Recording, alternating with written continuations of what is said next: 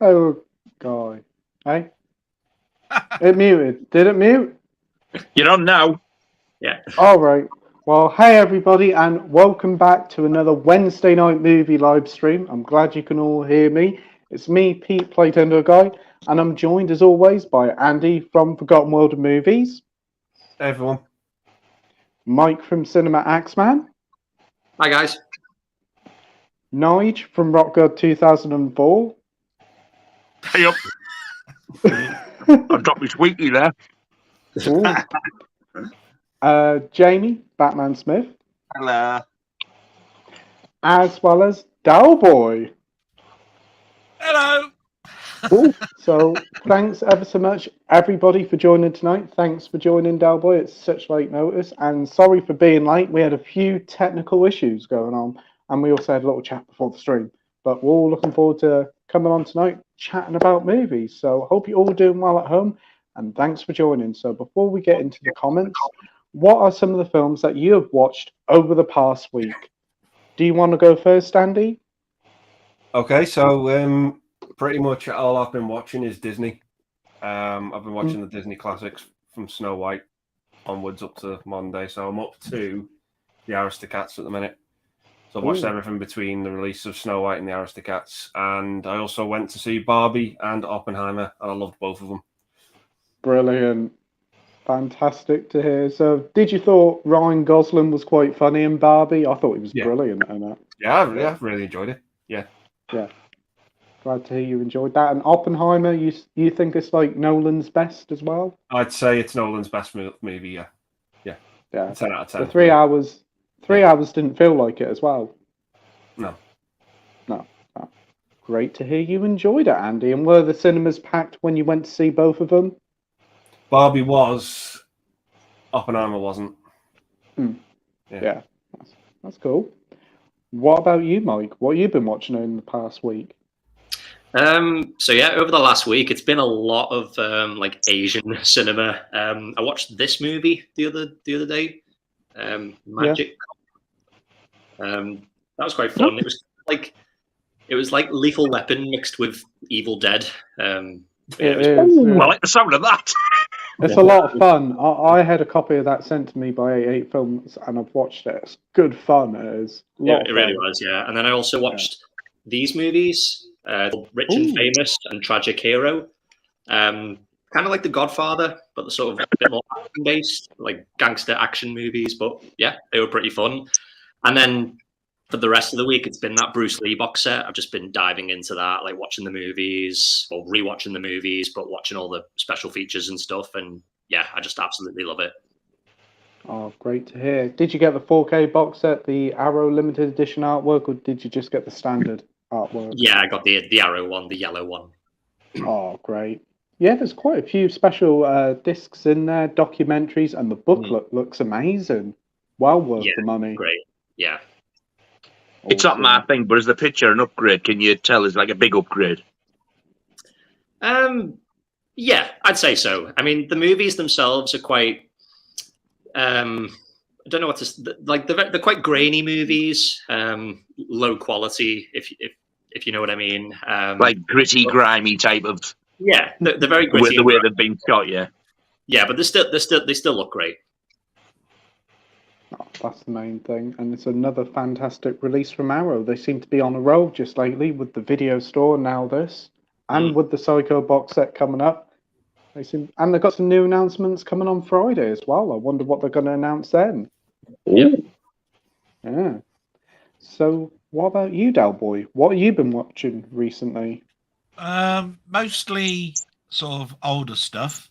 I did go and see Oppenheimer at the IMAX theatre. And that was packed because IMAX generally, you have to book your tickets in advance, and basically, unless you've got the whole cinema to yourself, they're not going to show it. So that was great. Very nice on a huge screen. So on that bombshell, I I had to throw that one in. I've been mostly watching old stuff. Talking pictures and everything is growing on me. You know, it's something that I can watch at night. I watched last night I think it's called Dr. Faustus. It was a Richard Burton and Liz Taylor horror type film. That was a bit of a surprise from 1967. But like I say, it's been. Oh, and I watched Babylon last night, even though I bought the 4K.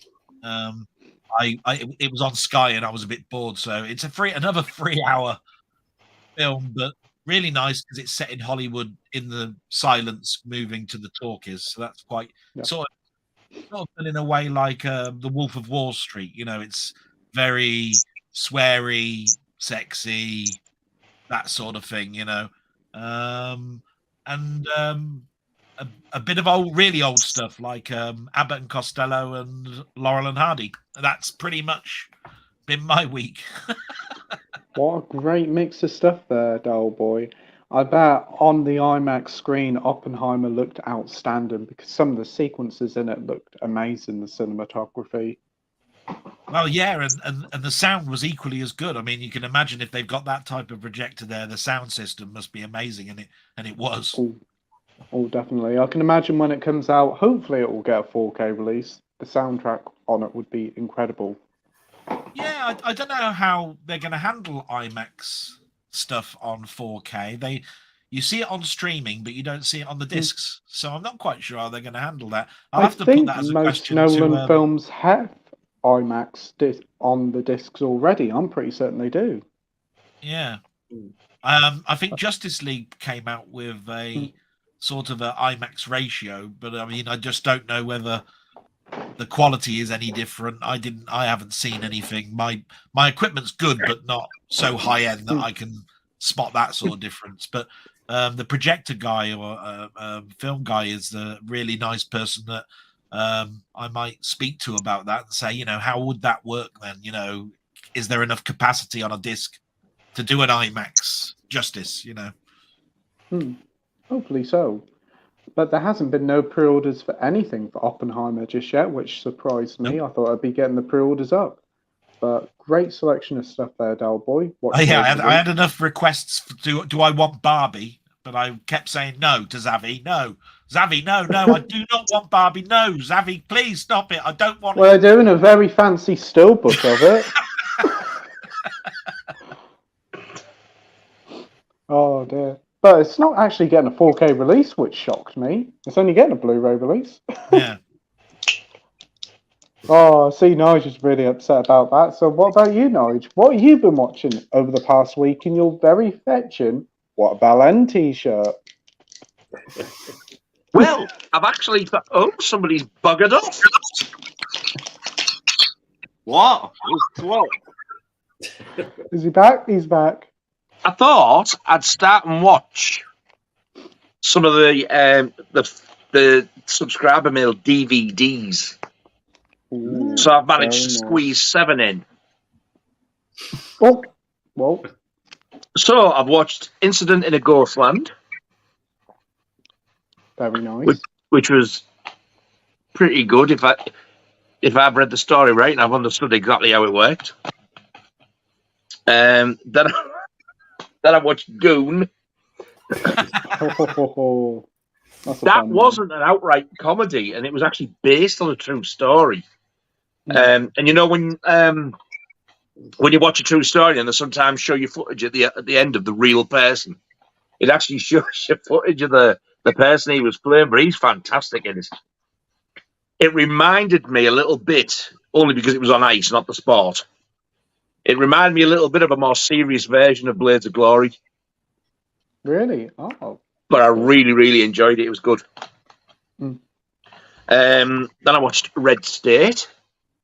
It was good. It wasn't brilliant, but it was good. Yep. Then I watched Theatre of Blood. Fantastic film. Yeah. I was disappointed. I enjoyed it.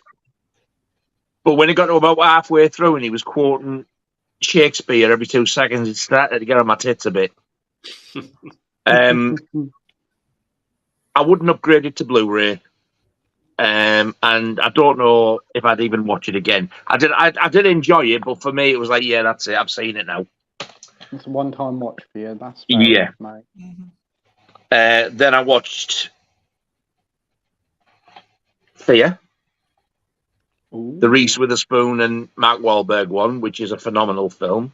However, it's still not as good as the other Fear with Ali Sheedy. Couldn't remember much about this. I couldn't remember the ending.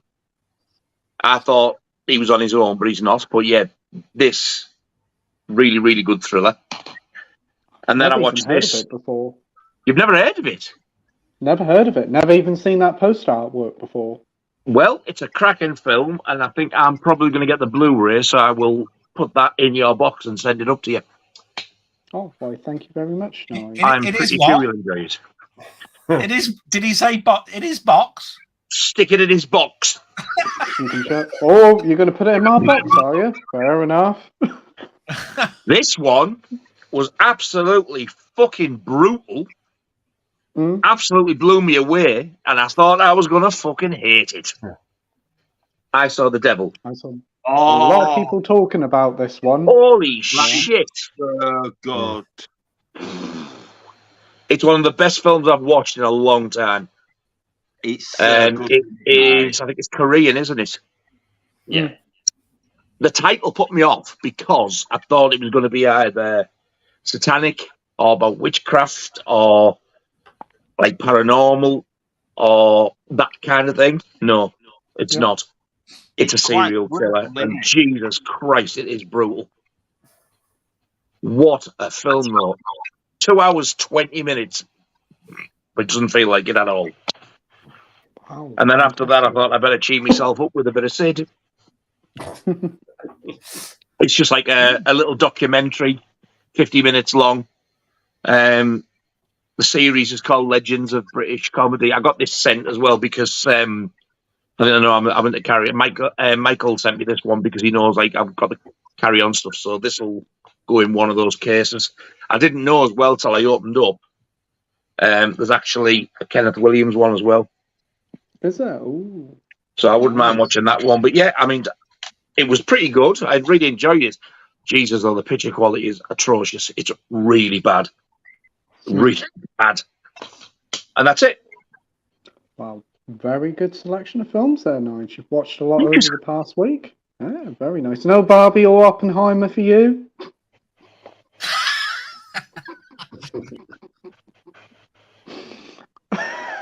Are you trying to get me to cuss? I try and behave myself. And then it comes out with shite like that. A film about a fucking doll and some cunt who can blow the earth up. No, I'm not going to see them. Well, moving on then. What about you, Jamie? What have you been watching recently?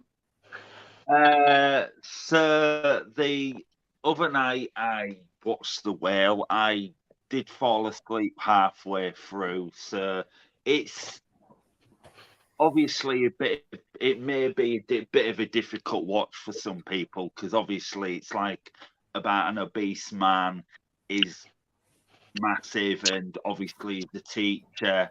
So it's not based on me, but I'm about the same size. He teaches people online, but obviously he has his camera off so they never see his face, and he's trying to reconnect with his daughter again, and it's more or less set in one location. But I can understand why Brendan Fraser won the Oscar, and I was like, wow. I watched Mission Impossible: Death Reckoning again. Last Friday, my friend messaged me and he just says, "Oh, do you want to go and watch Dead Reckoning Part 1?" And I was like, yeah. Wow. For a 3-hour film, nearly, obviously it is wow. But as I said, I'm not going to spoil it. The thing is, you've got Fallout, which is your action, and then Dead Reckoning's like your character development, the characters and the story. But the action doesn't disappoint. And last night I watched Evil Dead 2013, which I absolutely love. And tonight, as soon as we've finished, I'm going to be watching Evil Dead Rise because I want to see if that's any good. Very good. Are you sure you're going to be able to switch off and go and watch it? Yeah, I will. I'm trying to get into a better routine with my films because I've not really been watching much lately. So I want to get back into a better routine. And on Friday, I'm off to watch Oppenheimer. Oh, brilliant. Hope you enjoy it, Jamie. I'm looking forward to it. I think it's going to be a masterpiece or best film. I was just going to say, I think it's going to be one of Jamie's world-famous masterpieces. I think it's going to be the best film of the year. Actually, it may be my favourite film of the year. Is that Rise in 4K for you? Oh, no, it's just Blu-ray. But I might get the 4K, actually. Because I hear you got a TV, you see, that'll allow you to play it in 4K. Oh, you motherfucker. Oh, yeah, I totally forgot to mention it. Couldn't help yourself, could you? Well, it has been rumoured he's got a 4K, so it doesn't surprise me. It's been rumoured that I've got a 10-inch penis, but there's no proof of it. Yeah, look, 4K, look. Well, I'm so glad you picked up that pile and not your 4K TV and showed us. Yeah. Because I'm not picking that he does have a few piles. You're on the TV. Because I wish I had a 12-inch dick, because it's terrible having this big thing. Yes. Right, so great selection of stuff there. What you watched, Jamie? Right. I'm not folding it in. I'm not folding it in half for anybody. So anyway, go on. Wait, what?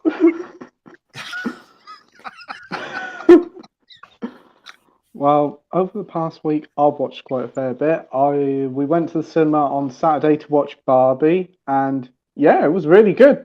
I was surprised by it. I didn't have much hope for it, but thought it was really entertaining and probably the funniest film I've seen in a long while. Easily a good 4 out of 5 film. Look at Nige's reaction. So is this Barbie What's girl? fucking well coming to? Is this Barbie girl in a Barbie world or what? That song does feature in it, I think. No chance. No, it doesn't, does it? Did he actually play the Barbie Girl song? Because I don't know if it's true. Because that's what I'm fucking asking. I couldn't use it because of copyright. It's a remix. It's in the movie, but it's like they've done a remix to it. Yeah. Yeah. Jesus fucking wept. What is wrong with you people? It's a good movie. It is really good. Good movie. Are you going to pick it up, Andy, on Blu-ray when it comes out? Yeah. I enjoyed it. I thought it was a good, solid film. If you'd gone to see it when you were at school, you'd have been fucking bullied. Well, you just wouldn't have dared tell anybody, would you? Let's be honest. Well, the pictures of everyone say Barbie. Don't knock it till you've seen it. Don't knock it till you try it. I'll never see the fucking thing. Oh, and just one more thing before we get going. Yeah, I'm going to that way. Finally, I'm not. This is for Batman fans, but finally, Batman: Mask of the Phantasm, or Phantasm, or whatever. It's getting a 4K, isn't it? Finally getting the UK 4K. Yes. Oh yes. The cover and you get fucking amazing. And you get an art book with it. I see at H&D. I like Mask of the Phantasm. Phasma. It's got a lot of. It's really popular. My favorite one. That's my last Laserdisc that I haven't got opened. I've still got that sealed from when I bought it from Laserdisc Enterprises. I've never opened it. It's just there. I've only watched it once, and I love it. It's a good film. I remember watching it when it came out. Very good film. It's great to see that's getting a 4K release. That's coming out later this year, then September, October time, I imagine. But so that's that Oppenheimer and Barbie I've got to get pre-ordered. Yeah. Oh well, you're gonna have a stacked schedule then, Nige, of looking forward to films to watch. Got some great reviews to do. Yeah. Two-word review. It's shite. I don't know why he sings that every time. I get into the groove of I it. can see Nige doing that though. You know, he says, "Here's my review of Rocky 3. It's Rocky 2 with another boxer. Next." I loved it. Apart from the white speckles where the lazy bastards haven't cleaned it up properly. Yeah. Oh, technically, could just be Nige and his boxers. You know, we've got another boxer. Well, Rocky 4 is the best value for money out of that whole set because at least you get 2 versions. Yeah, you do. Yeah, So, you know, that's the best one of the, just from value for money. But, you know. It's worth it for the director's cut alone. I've heard a lot of people moan about the director's cut. I like it because the thing is, you know, the robot, it took the No, because I can't robot remember it, so please don't spoil it. It took the robot out. Please spoil it. Oh, okay. That happened, and then at the end, the credits roll up. I don't know why I waste my fucking breath. Well, this doesn't spoil it, but it's one of those down points, which is, if I remember rightly, when I did watch the director's cut, they've changed the training montage music. Oh. It's more of a serious film. It's less fun than the original, but it's a decent accompaniment. I still prefer the original cut, but it's still interesting, and the new bits of footage are quite good to look at. When I get it, I'll probably watch both, either the same day or one day after the other, and I'll sort of see which one I like best. Great stuff. Also, I watched The Naked Gun for the first time, the first one. Quite enjoyed that one. Thought it was really fun.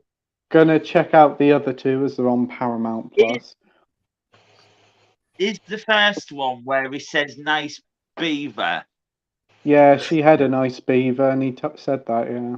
Yeah, it's Ricardo. Yeah, that Ricardo Montalban. Nice beaver. Thanks, I've just had it stuffed. Yeah, that's the scene. Yeah, it's funny. And straight after that, I watched Airplane because I'd never seen that before, and I really enjoyed that one. I thought it was really funny, and definitely want to pick up the HMV premium of it. Very funny film. Don't call me Jeremy. No, I'll call you Jamie instead. Also, I went to cinema last night. We watched Oppenheimer and absolutely loved it. Thought it was a fantastic film. 3 hours. Poor old Nige. He wish he come too. How do you know I didn't? He did, different reasons. But not in the cinema. But really good film. Really good film. Found out I'm allergic to popcorn because I seem to nearly choke every time I eat popcorn. So that's one thing I found out.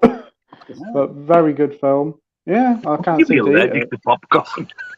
I don't know. I was eating popcorn and all my throat just got really swollen up and I couldn't breathe. I had to drink loads and loads of drink. So holy shit!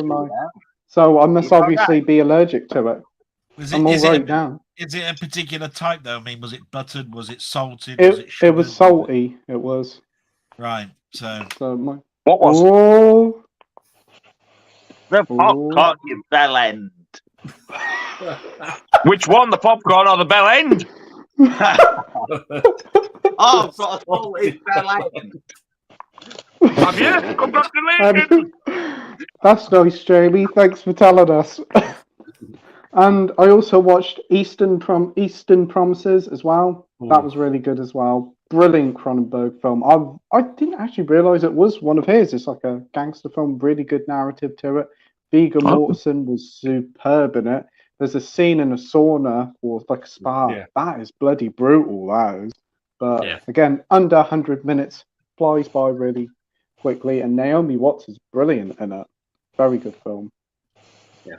So on to my different recommendations. So 3 different films this week. I think they've all been said before, but I'm bringing them all back because they're all on Paramount Plus, so I can watch them on there. So we have... I bastard! So by default... Wow. This week's is sponsored by Paramount Plus. Thank you for the free trial. Fucking sponsored.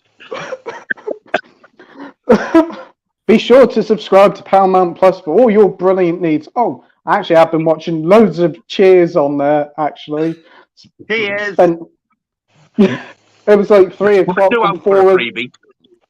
Monday morning. I stayed up till about 4 o'clock watching Cheers.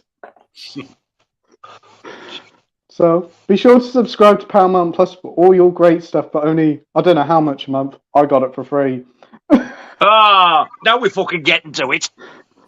Oh wow, can't say no to a free month, can I? So the 3 films are The Warriors, Nige's favourite, Smile, Oh, fuck. or Saturday Night Fever. Oh. Oh, you can't beat So- him. Bit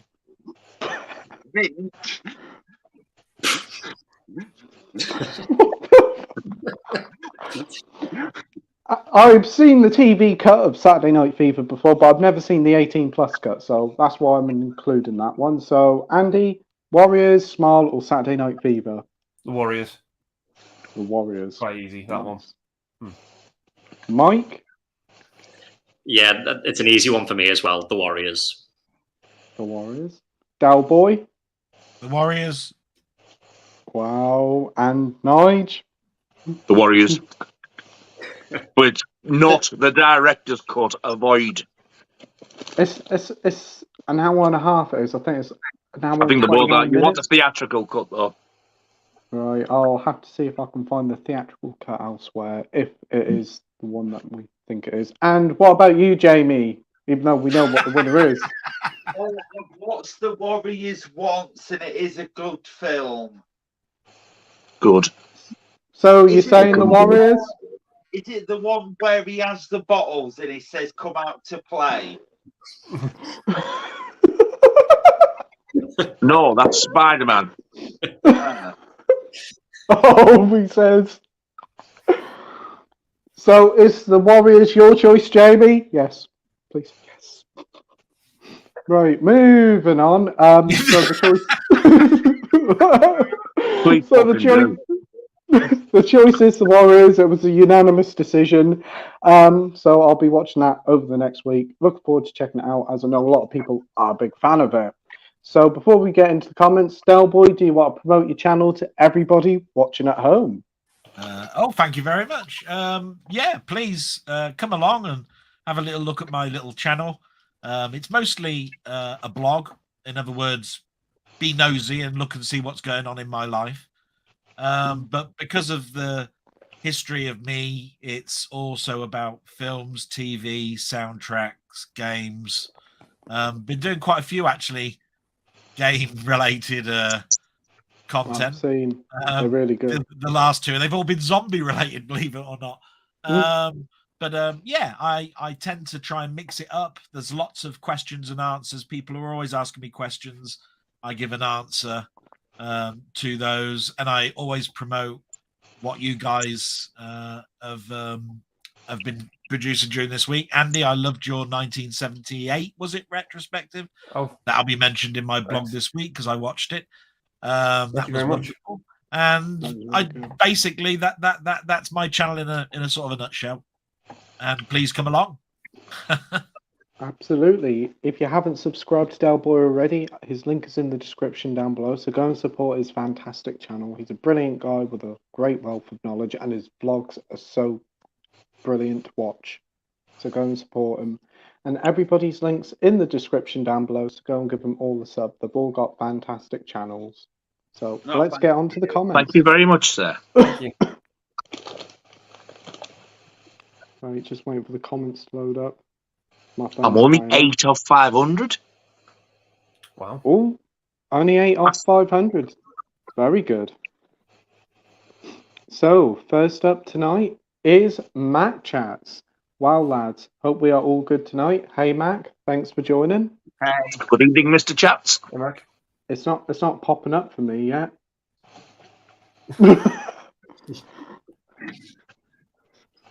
Well, hopefully it's popping up on your guys' end, because it ain't popping up for me. Right, I'll try it again. Is it going to work? It isn't working. But next up, we've got Mac Chat saying, sad news about Sinead O'Connor. Yes, just heard the news. She passed away at like the really young age of Christ. 56. Very sad news to hear. Wow. Ah, yeah, very sad stuff. Yeah. Right. Next up, we have Edward here saying, "Evening, everyone. Hope you're all well. Some sad news here that Sinead O'Connor has died." Yeah, very sad news. Literally just broke before we went live. It was on the news. Aren't the comments popping up for you? Because they're not popping up for me. Yeah. For me. I've just noticed every time we do a live stream, someone seems to die. Yeah. Yeah, I've It's noticed that. always when we're live. Yeah, it always seems to be a singer as well, don't it? Yeah, Tina Thanks Turner. for pointing that out. I could do with a bit of cheering up. Yeah, it was Tina Turner and oh god, what's her name from Fleetwood Mac? Yeah, Fleetwood Mac. The other few. Christine weeks ago, McVie. Yeah. Christine McVie, yeah. Mm. Yeah. Oh dear. Oh, they finally popped up for me. Brilliant. Congratulations. I feel so happy. Next up, we've got Edward here, and this is a question I think I'll let you answer first, Jamie. Who picked up the Mario Brothers movie? Did you, Jamie? So yeah, I got some CX vouchers, and basically, I think it was about 50 quid's worth of CX vouchers, and basically, I was stalking the CX website. I kept searching for it to see if it had come on, and I was being on the chalet this week with my sister and family, and I took my vouchers with me to the beach. Yes, I'm sad because I thought if there's something I wanted, I could just whip them out and put all the codes and the numbers in, and so I checked and it was on there. They had one in, and I ordered it, and yeah, I'm getting it hopefully in a few days. But I'm a little bit kind of disappointed that it's just the 4K only and not the Blu-ray and 4K. Yeah, it is a shame, but Because you got a 4K TV, so you want something to show it off, and what better than a bit of Mario? Yeah, but the thing is, they're charging 25 quid for a 4K disc on certain, but normally it's like you pay 25 and you get the 4K and the Blu-ray. I prefer that, best of both worlds. Yeah, but they're greedy bastards, aren't they, Jamie? I know, they want money. Yeah, but I thought I'd get the 4K because I thought it'd be beautiful in 4K. Sounds good to me, Jamie. Sounds good. What about you, Andy? I think you picked it up as well, didn't you? Yep. Is it in a slim case or a standard 4K? It is. Yeah, no, it's in a slim. Oh, Cool. Cool, that's a thin one. Power up editions. Fuck all power up. Oh no, it's a weakling edition. Slim case, no Blu-ray. Come on, Universal, fucking hell.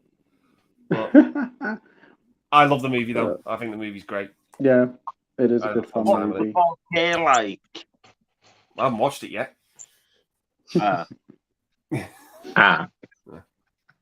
What about you, Mike? Have you? It probably might not because it's from CEX. They normally chuck them, don't they? They chuck the sets away. That's the thing is, when there's a new film out and you order it quick off the CX website, more or less when they get it in, my mind's like, oh, it's got a potential to be really good nick. If there's a new film that's out and it's been out like a few days and CX get it in, I try and order it really quick because obviously you've got more chance of it being in good condition. Yeah, well, hopefully you can report to us your findings when it arrives later this week. Yeah, I hope so. That's good to hear. So, Mike, did you pick up the Super Mario Brothers movie? Not yet. I'll wait until it goes a bit cheaper. I'm not in a rush to get it. No worries. Nige, did you purchase it?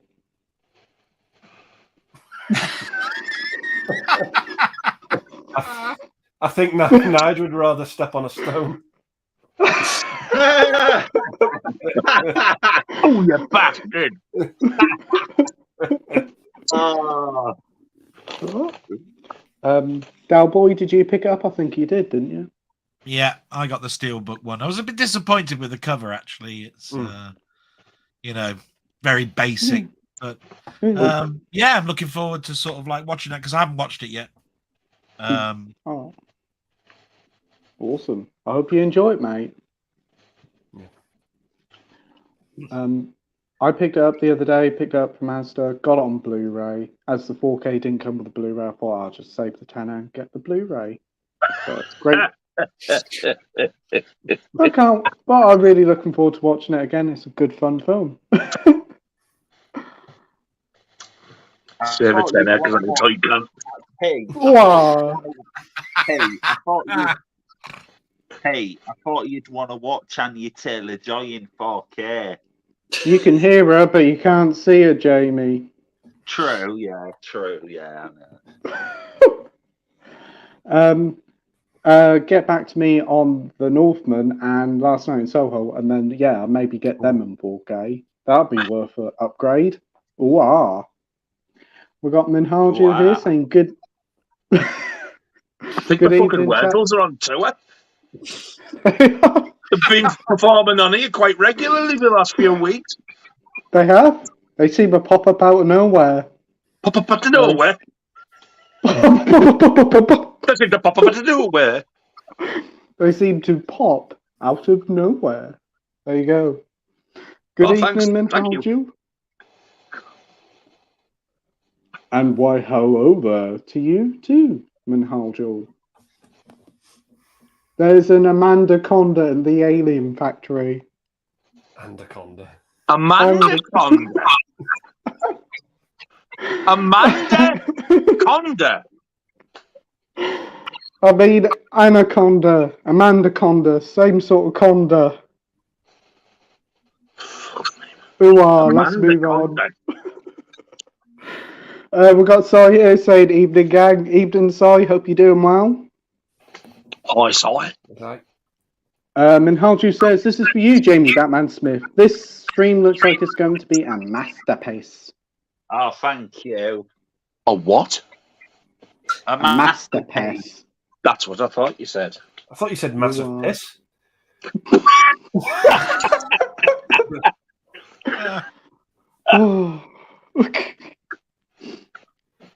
Right, we've got Si here saying, how many minutes late will they be? I'm going to say 5. I think we were 10 or maybe even 15 hours. So just a little bit. Just a little bit.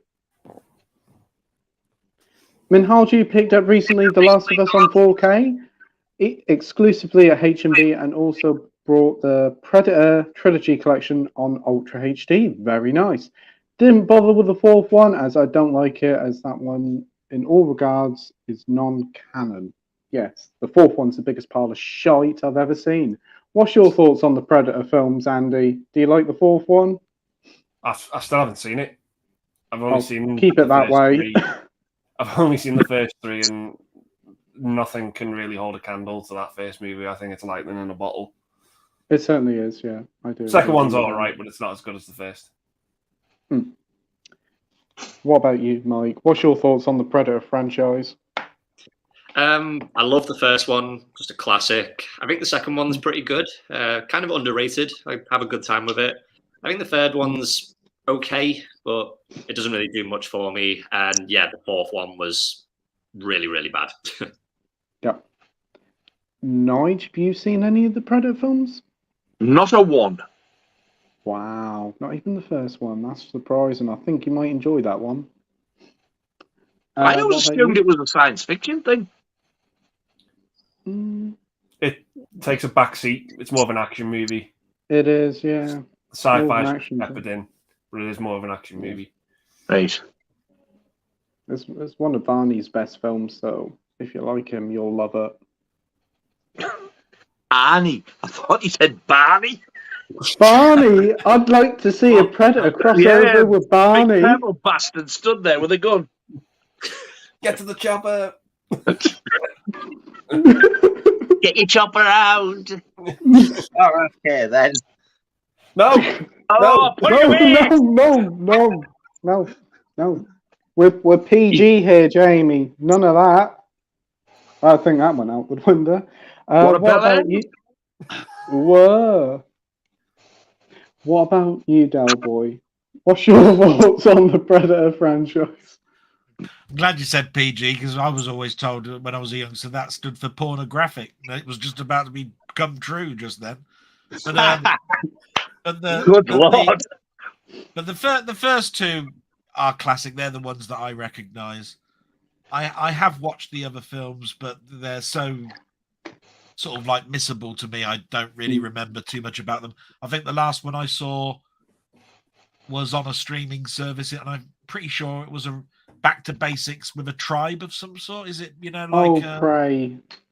Yeah. Oh, yeah. I think that was pretty that good. was the I didn't last mind one I that. saw, which, to be quite honest, wasn't bad, but it's just no. The first two for me are Predator films. The rest are. Yeah. I get that, mate. And what about you, Jamie? Right, as you know, I'm going to be completely controversial here. Oh, here we go. I'm not a massive fan of Predator like everyone else. I personally think Predator 2 is better, and obviously Predators. Controversial again. I think it's the best Predator film ever made, and I think it's the most underrated film ever made. It gets so much hate, and I just absolutely love it. And if any film needs a sequel, it's that. And as for The Predator, yes, it's not very good, but the 4K steelbook of where it's got all the Predator face with the skulls, that is stunning. Yeah. The 4K steelbook is beautiful. And as for Prey, I think Prey is amazing. And I'm going to be honest, I'd actually say Prey is better than Predator. Wow. So I'd probably say the best two Predator films is Predators and Prey. That is high praise indeed there, Jamie. Did you hear that Prey might actually be getting a 4K release later this year as well? Yes. Will you be getting that day one, Jamie? I will do actually, yeah. But Prey does have some Easter eggs. It does have some Easter eggs, but it's getting a sequel, innit? What, the Easter Bunny's in it? No, it got was some the Predator Easter after eggs. the bunny? Was it out for fun? Eggs. The Predator has Easter eggs. Wait, what? No, Prey has Easter eggs. All right. Right, I thought for a minute you said the Predator carries Easter eggs. I thought, what the fuck have you been watching? Oh dear. Moving on. We have Manhalju here also saying, what's the latest you guys have picked up? The Mario movie for me, Jamie. I was in CX this morning, and I got Matilda on Blu-ray. I've not seen Matilda in years, but I've never watched it on Blu-ray. And obviously, I call CX Kex, but I call it the sex shop as well. And I got Hook on Blu-ray, and I was like, yeah, I've got a hooker in a sex shop. That's nice. What about you, Andy? Yeah, because Hook. So yeah, I got Matilda and Hook on Blu-ray. I haven't watched Hook in. God, I don't think I've watched it in years. Hook, yeah. You haven't seen Hooking in years. Just look out the window. There's probably loads of women around doing all sorts of stuff. I've not watched Hook in over a decade, probably longer. And I'm getting the Super Mario Brothers movie in crispy 4K. Crispy 4K now. Wow, I didn't know it was a bit of meat. That's because he's been chucking his muck over it so much.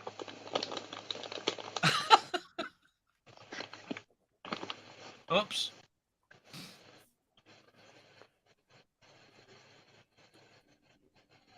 Well, isn't this fucking wonderful? Yeah. Hello? Yes? Hello there? Welcome back. Yes. When you're ready. I just popped out and popped back in again. I don't know what happened there. I don't know. Well, I'm back, and I see they haven't kicked me off again. But what about you, Andy? What have you picked up recently? So today I got these two from Second Sight. Oh, very nice. Oh. Two blind bars. I haven't got a clue what either of them is about. I'm just going to go in completely blind. And this arrived today as well. Oh, well done. Yeah. That's the back. Very nice. Oh, well done. Little song for you there.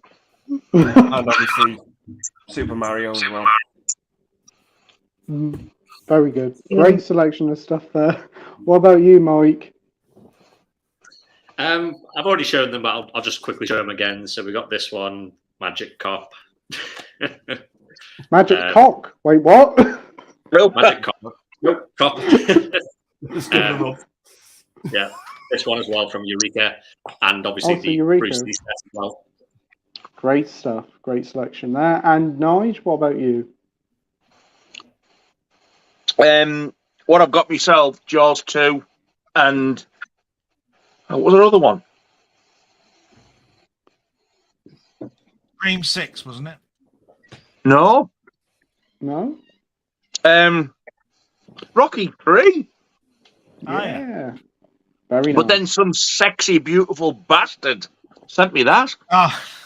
Oh, what a very nice box set that is of Laurel and Hardy. Yeah. Nice. A nice thick one. Just how I like it.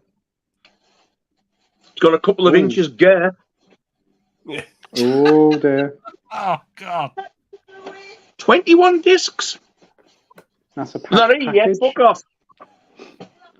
And what about you, Dalboy? What you picked up recently? I've got 3 discs that are 6 stops away, so I've still got stuff coming today. But, believe it or not, look, I've been looking. I don't know if you can see. Look, there's the map, and it says it's 6 stops away. But no, you won't get that tonight. Surely it's 8:30. Yeah. No, and so basically it's because these Mission Impossibles. So 1, 2, and 3.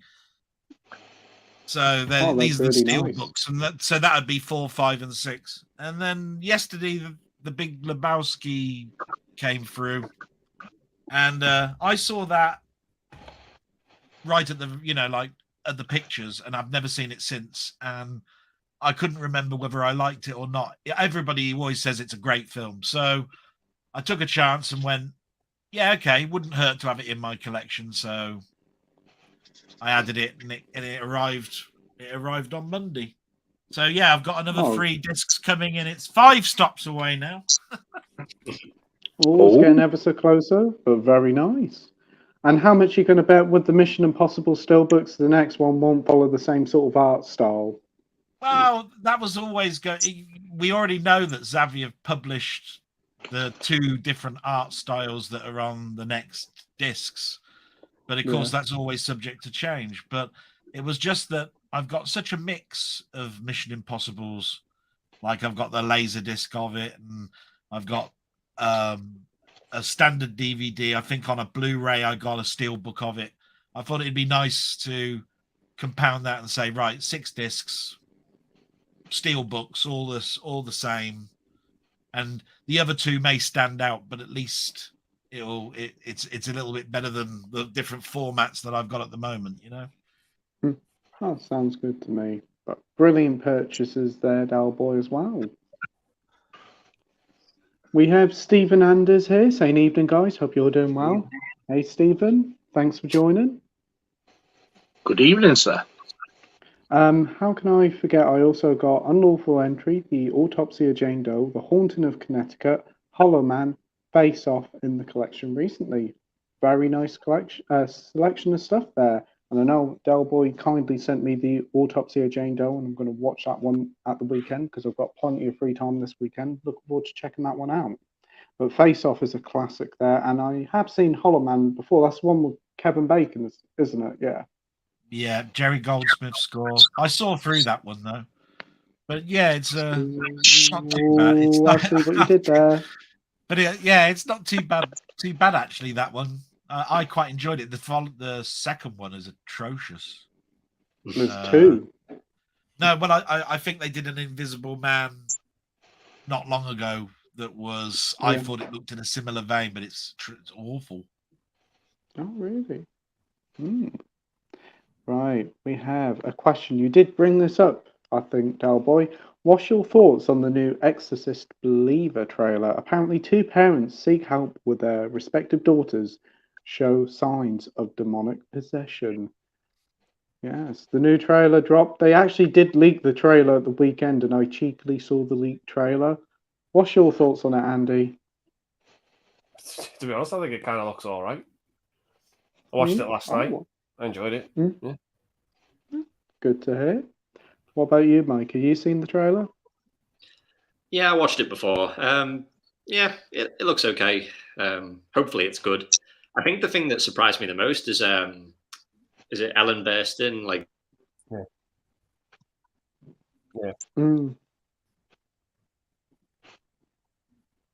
Yeah, I was surprised to see her in it. She was like, wow, she's getting on, but she doesn't look it. Good. What about you, Nige? Have you seen the trailer? No. No. What about you, Doll Boy? I've seen the trailer, but I must admit I can't remember the last time I saw a trailer that really excited me. Anyway, it looks all right, but how it'll turn out, anybody's guess, you know. Yeah, that's true. What about you, Jamie? Have you seen the trailer? No. But is it a remake, a reboot, or what? It's a reboot, sequel, a requel, like Halloween 2018. It's a continuation later From on. the original? Yeah, it's like a sort of sequel to it, but it's set years afterwards. Hopefully, if it's done right, yeah. Well, it's going to be a trilogy, Jamie. It's going to be a trilogy. Oh, that's good then. That's good, he says. Yeah, I saw the trailer. I've seen both the trailers, seen the leaked one and this one that came out officially, and it looks all right, I suppose. I don't know what to make of it. It's coming from the guy who done the Halloween films. I don't really think a trilogy's needed, but we'll see what happens when it comes out. Hopefully it does surprise. And starring the Bow Selector, Mel C.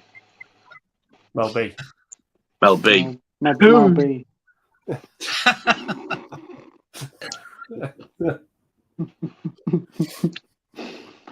We got Bad Lieutenant here. Ahoy there, mateys. Master Bates of the good ship Venus had docked on dry land again. Nice. Nice. Yeah, speaking of, I am the master. That's good to hear. Nice to see you can corroborate that, Jamie. We really need to know. We got Manhalju here, and he saw a breakdown starring Kurt Russell. Andy and I thought it was similar to The Hitcher, but let's be honest, The Hitcher is way better in terms of other elements. Hitcher is a better movie. He really likes The Hitcher. There's just something about that film I can pinpoint exactly, and I need the second sight release when it comes out. Yeah, Breakdown's actually on Paramount Plus, so thank you to when Paramount. It comes out? Where it is. Where it is? Yeah. He means I Where need that is second... it? Where is it? Oh, I need that second sight release. Where is it? Sounds just like when it comes out. Similar sort of thing. I think we all need it. Yeah. We've been needing it for over a year, haven't we? We've been talking about it. Yeah. We've got that shaped hole in our collections waiting for it. Ooh. But Breakdown's on Paramount Plus, so thank you to the kind team at Paramount for giving me a free trial, so I'll be giving that one a go over the same month. I suppose when you turn up in America and banging on the gates begging, they can't say no, can they? Paramount's the new network. So, for the people who don't know, Pete's got a subscription to Paramount Plus. So get your recommendations and in the comments. Why, thank you, Jamie. Why, thank you. Yes. And don't And forget, thank you, Paramount. Do they don't broadcast? forget, you can subscribe to Paramount Plus and be treated to all the Mission Impossible films and Top Gun Maverick. Do they broadcast in 4K? 'Cause I know somebody who's just got a 4K TV that could actually have that. Oh, yeah, I Well- forgot to mention. Yeah, I have a 4K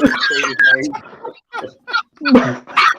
Well, I don't actually know, but the quality of the picture is super clear on my 4K TV, so be sure to check out that free subscription to Paramount Plus to find out. And I I'm got a struggling here, message. boys and girls. As I say this, I've just had an email from Paramount Plus saying, "How are you enjoying your free trial?"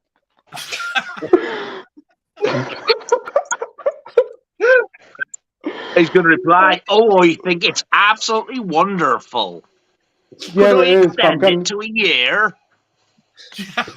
It would be nice, yes. I'm going to cancel it at the end of the month, or and get another free one. I've gone and done it now.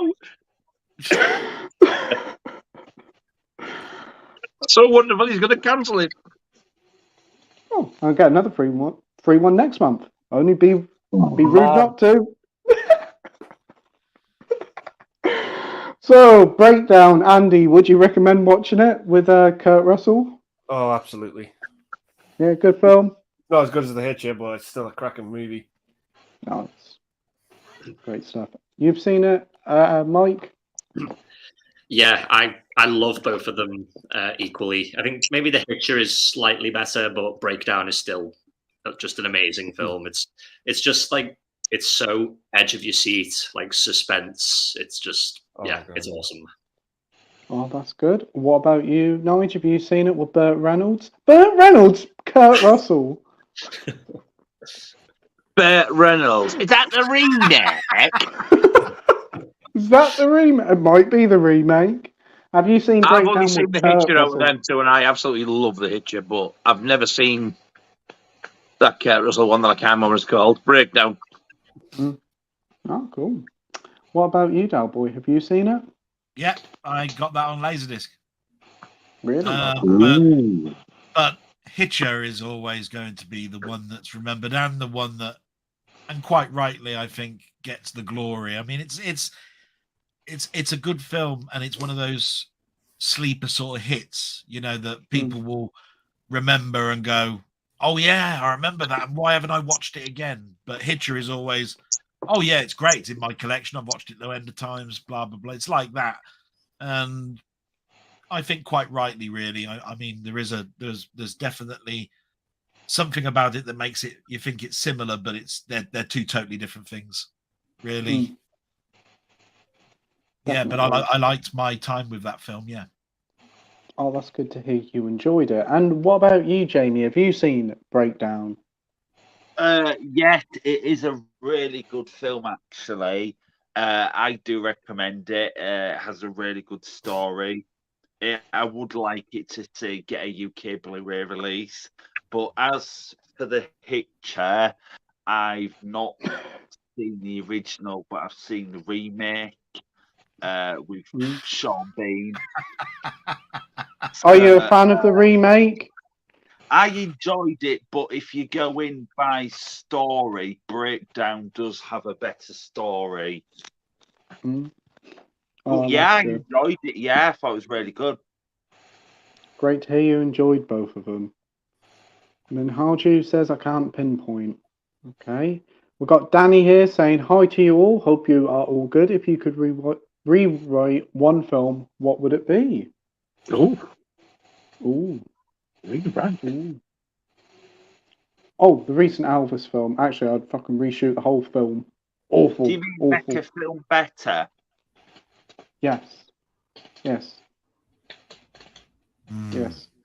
I would say for me it would be the new Elvis film. Did not get on with it. Did not like the script. Did not like the direction of the whole film. So, yeah, give us a better biopic of Elvis than that absolute pile of trope we got last year. What about you, Andy? Last Jedi. Oh, that's yeah, and Rise of Skywalker as well. Hey, Very good. Do you think it's a masterpiece, Jamie? Rise of Skywalker. yeah, I love Rise of the Skywalker. I absolutely love it. Oh, I'm glad you enjoyed it, mate. What about you, Mike? What would you rewrite if you could? Maybe Alien 3. Yeah. I think there's like a good movie in there, but I think the finished film is not that great. I hate the beginning of that movie when they kill off literally everybody like off screen, and I just think that it could have worked so much better if they'd not done that. Yeah. What about you, Nige? Jason X. Ooh. And it would be Friday the 13th Part 10, and it certainly wouldn't be fucking taking place up there either. Oh, not in space, back down at Camp Crystal Lake for you. Yes. Nice. Doll Boy, what about you? Yeah, I was thinking along the lines of Alien, but I didn't choose Alien 3. I chose Alien 4. I thought actually when I saw Alien 3 that it actually was quite a good end. You know, without doing any spoilers or anything, even though it's 20, 30 years ago, that would have been an end. And you go, there you go. But this cloning nonsense and then continuing it on. In fact, I could actually turn around and say, just watch the first 3 and go off for the rest of them, to be quite honest. You know what I mean? And the 4th one is what caused that problem. So I'd choose 4 over 3. Yeah, sounds good to me. And what about you, Jamie? Technically, I personally think The Last Jedi. I thought he was going to say Batman and have you in it. No. Yeah, I'm surprised about that. Yeah. Or Batman v Superman or Justice League or something. I didn't think of that. But yeah, controversial again, but I'm going to get hate for this, but I've said it for years. I personally don't. Andy will probably be like, "What the fuck?"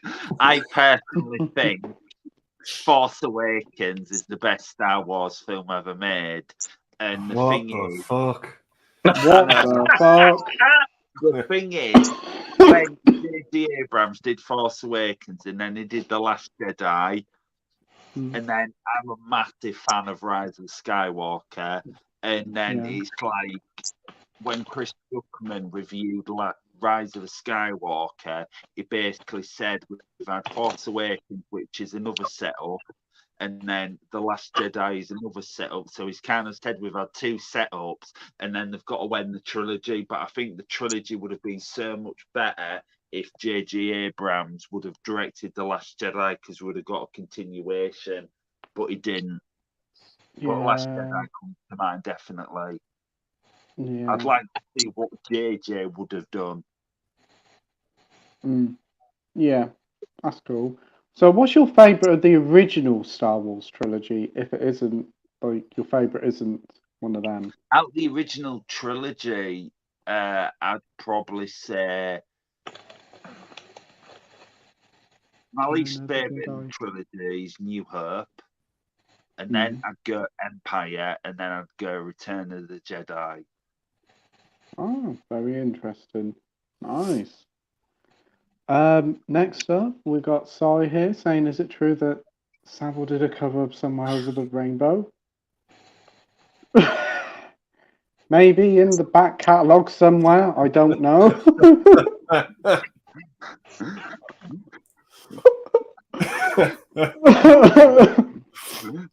don't know. You might find one in. Is he the one who goes now then, now then, now then?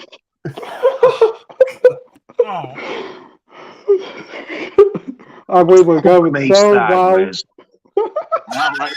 Now then. We were going so well. Fucking give up. Oh, sorry. We're not talking about the place.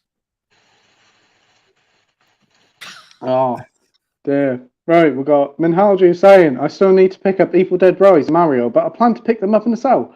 Hopefully 2 for 25, or was it 2 for 30? Now that would be a really good deal there, Minhalju. So I hope you find them soon. Oh, sorry. Yeah. Right, here we go. We've got Mac Chat saying, anybody picked up The Exercise on 4K yet? I was going to... The Exercise! With a living job. I've heard Fucking it's fit. Exercise! I've heard it's fit though. Oh, my brain itches. So, correction. Anyone gonna get The Exorcist on 4K? I thought I was gonna need a priest myself. I was like the Antichrist trying to find somewhere that wasn't sold out. Yeah, because the special edition is sold out. A lot of places I see that. But some good soul pointed me in the right direction of the Ultimate Limited Edition 2000 Global Edition.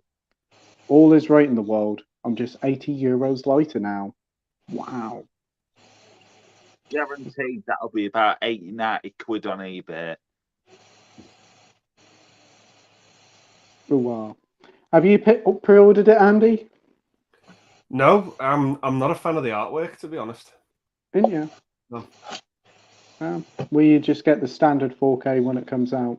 Maybe I'll see how I go with it. Yeah. What about you, Mike? Interested in picking up The Exorcist in 4K?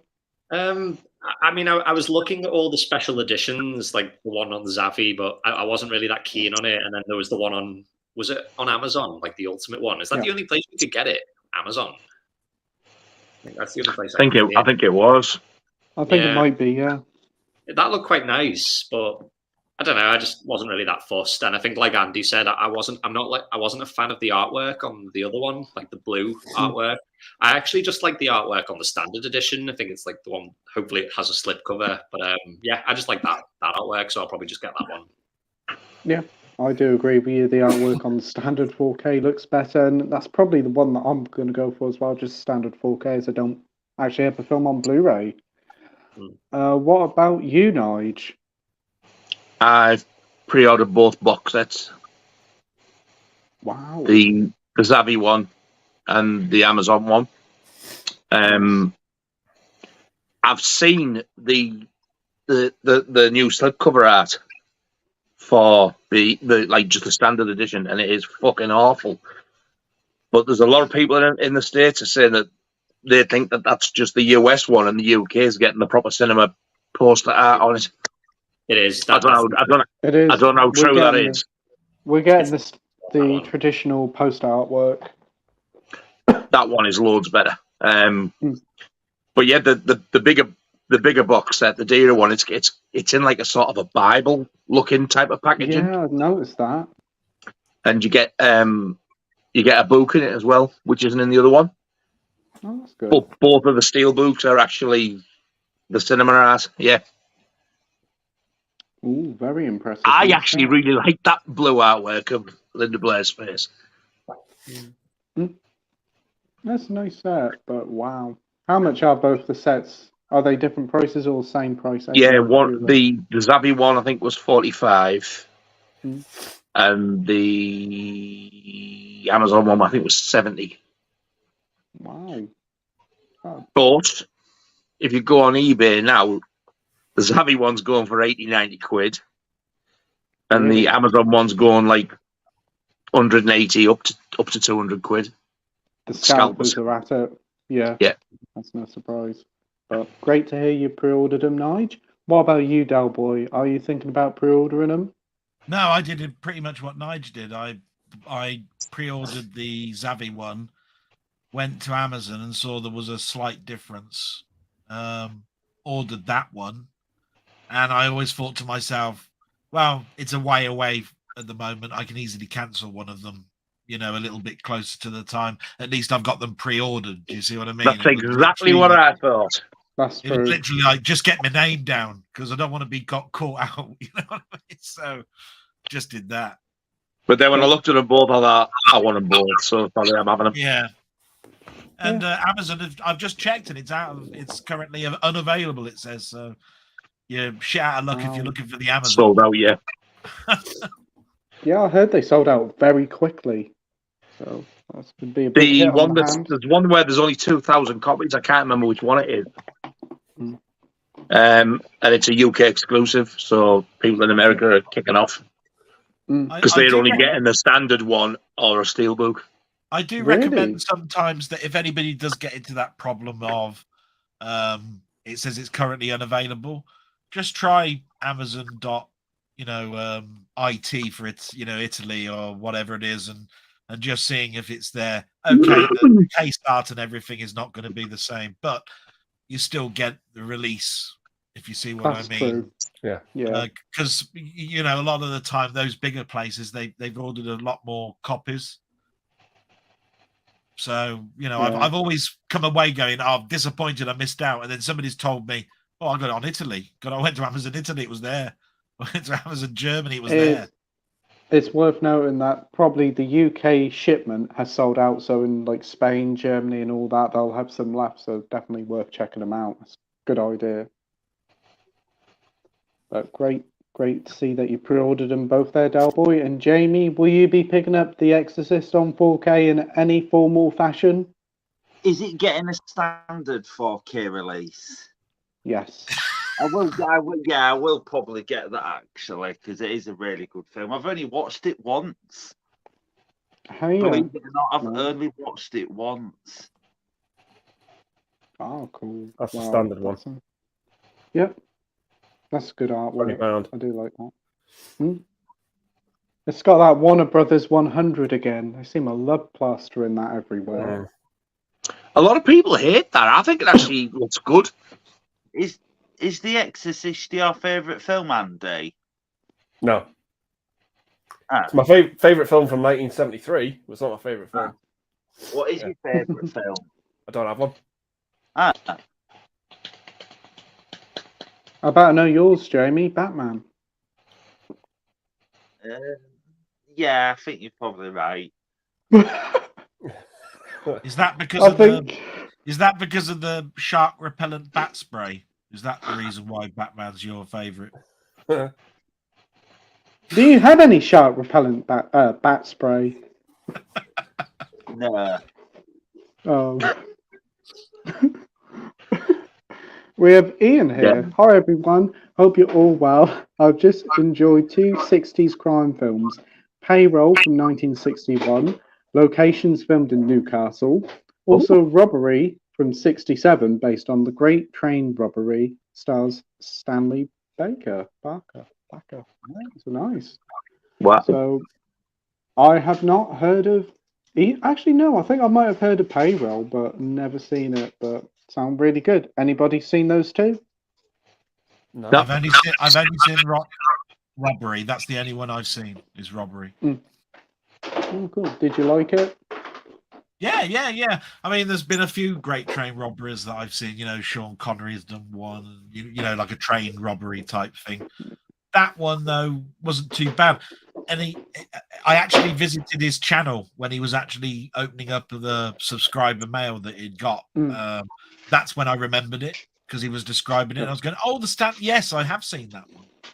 But I haven't seen it in many, many years. It's one of those ones where I must have seen that, probably on a Sunday at 7:00 sometime, where my mum didn't want to watch, I don't know, Songs of Praise or something. That was on one of the channels or something. I can't. It's that sort of film where it's a bit muddled for me. I haven't bought it in my collection. It's not one that I think would sit well with my collection of films. Really, I don't think where I could really put it, but it's a good film. Yeah, that's good to hear. We have Minhaljul here saying, is anyone going to pre-order Rumble in the Bronx with the legendary one and only Jackie Chan, as it's getting a cine edition from HMV? I think there's two of them. They look really nice. They're 25 quid each, but they're only Blu-ray. A little bit expensive, but I do kind of want them. What about you, Andy? Have you seen those editions? I've not seen them, but I won't be picking them up because I wasn't that big of a fan of the film, to be honest. No worries, mate. What about you, Mike? Probably not, because I think those releases are basically just repackages of the already previously released Blu-rays, and Yeah. I think if I'm right, those versions don't have the Hong Kong versions of the movie. It just has the American Don't they? ones, which for me are inferior. So I'd rather wait until we get a proper release of like the original version. Now you said that, I probably will wait now. It doesn't sound like a very good deal. For 25 quid each, that's a lot of money. Yeah. I'm going to gather Nige's going to skip it. Yes. Doll Boy, what about you? It'll probably be a skip for me as well, but it's only because other than sort of like Bruce Lee martial arts, so forth, films have sort of like passed me by a little bit. My friends were well into them, but I was never that into them that, that I bought a lot of martial arts films and know an awful lot about them. So Rumble in the Bronx and all the Jackie Chan's, I've seen that film once and I've gone, yeah, all right, I had a fun time with it, but never really thought about, I want it in my collection as well. It's never been one, no. Yep, I can get that, mate. And what about you, Jamie? Would you pick it up? Nah. What a brilliant answer. Couldn't have put it better myself, But Jamie. to be fair, speaking of Jackie Chan, there is one film that I would like to have Jackie Chan as a Blu-ray release. Have you heard of a film called The Foreigner? Oh, the one on Netflix with Wow. Yeah, that's a good film. It's a really good film. Right? No good. Yeah. I'd love that to get that a UK Blu-ray released. Yeah, I agree there. That's a really underrated film. I like that one a lot. It is.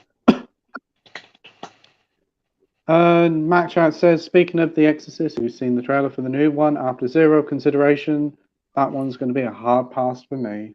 Yeah, a lot of people aren't too happy about this new one. I guess we'll have to wait and see what it's like when it comes out in October. But apparently they've already lined up the sequel for spring 2025. We have Matt H here saying, great lineup tonight, Pete. Well, thank you, Matt, and thanks for joining. We've got Minhaju here saying, Pete, have you pre-ordered Spider-Man 2?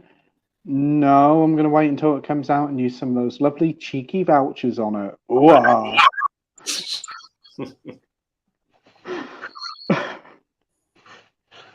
Sorry, watched Caligula this afternoon. Sounds like a delight. I can imagine exactly why you watched Caligula this afternoon. I haven't watched it yet. Sounds like a delight. Has anyone... Filthy beast.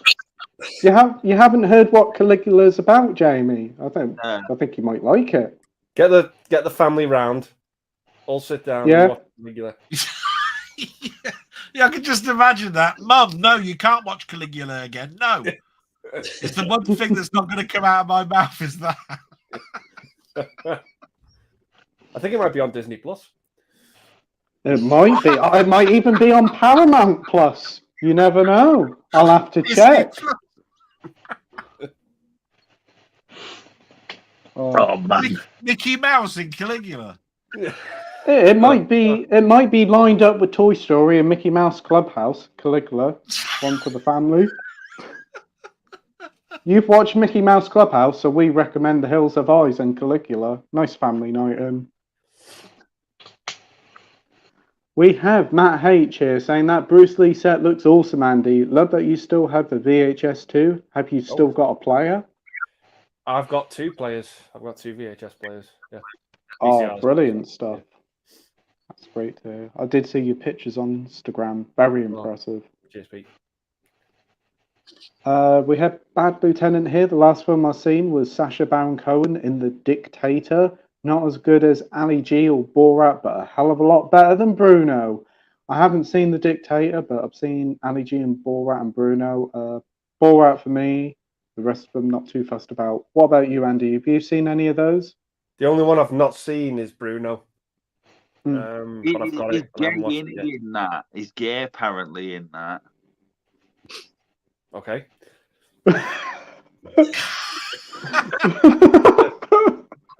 Is that all you took out of that film, Jamie? I've not watched it. Well, how do you know?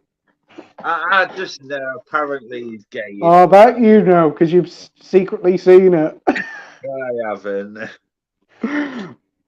Yeah, likely story. But what you were saying, Andy, the only one you haven't seen is Bruno. Yeah, The Dictator's all right, but Ali G and Borat are probably the two best ones. Yeah, awesome. What about you, Mike? Have you seen them? The only two that I've seen are Ali G and Borat. The last time I saw Borat was in the cinema, but I just remember it was just hysterical, like that movie. I don't know if it still holds up, but yeah, I just remember I thought it was hilarious. It is. It's a very fun film. What about you, Nige? Have you seen any of them? No, I can't stand the fucker. Okay. Doll Boy, what about you? Yeah, I'm not a big fan of Sacha Baron Cohen. Yep. Ali G, yes. Borat, yes. Bruno, no. The Dictator, is that the one that was in the news a couple of years ago where it nearly started off a war? It was those two comedians that wrote it. Is that The Dictator? It might be The Interview, because I know that upset. That was it. Yeah. So, yeah. I haven't seen The Dictator and I haven't seen Bruno. No worries. And Jamie, what about you? Which ones have you seen? I've seen The Dictator. I've not seen Bruno, but I do like Borat, and I've not seen Ali G. But I will tell you what is a good Sacha Baron Cohen film, that Grimsby. Oh, I've heard they do something with an elephant in that, don't they? Yeah. Yeah. Yeah. It's Yeah. worse. It's worse than what they do with the Cohen. elephant in Ace Ventura. It's worse than what they do with the elephant and Freddy Got Fingered. So like Freddy wasn't the only one. It's basically the elephant's doing another elephant, and Sacha Baron Cohen and Mark Strong are both inside. Sacha Baron. And, Sacha Wilbauer Cohen. What the fuck? Having banging her, so another elephant. So basically, one of them has to tickle the balls, and one of them has to do the shaft to make him, shoot. Your description was absolutely delightful, Jamie. Listen, you should take thank over. you very much for that eloquent description. Don't they? You really should take over from David Attenborough now for all the film documentaries. For whatever reason, they have to hide in the elephant's vagina, and then the male elephant comes over and it's humping them while they're inside. Yeah, exactly. Yeah. And then they have to make him ejaculate to finish. So one of them's tickling the balls, and one of them's working on the shaft. I'm just shocked these words are coming out of your mouth, Jamie. So you're gonna be watching that one, Nige? Fuck. Doesn't that tickle your pickle? It doesn't tickle any fucking thing. Ooh. Who said that? Was that you, Jamie? Yeah. Ooh. Ooh.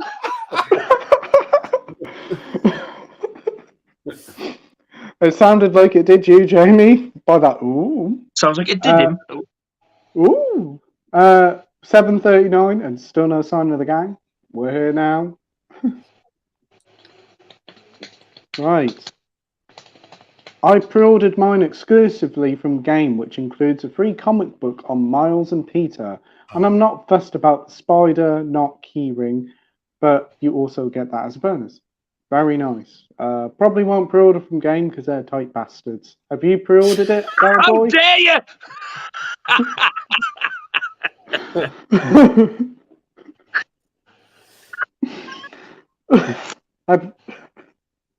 Have you pre-ordered it, Doll Boy? Because I know you're a Spider-Man fan. Oh, this is the game, yeah.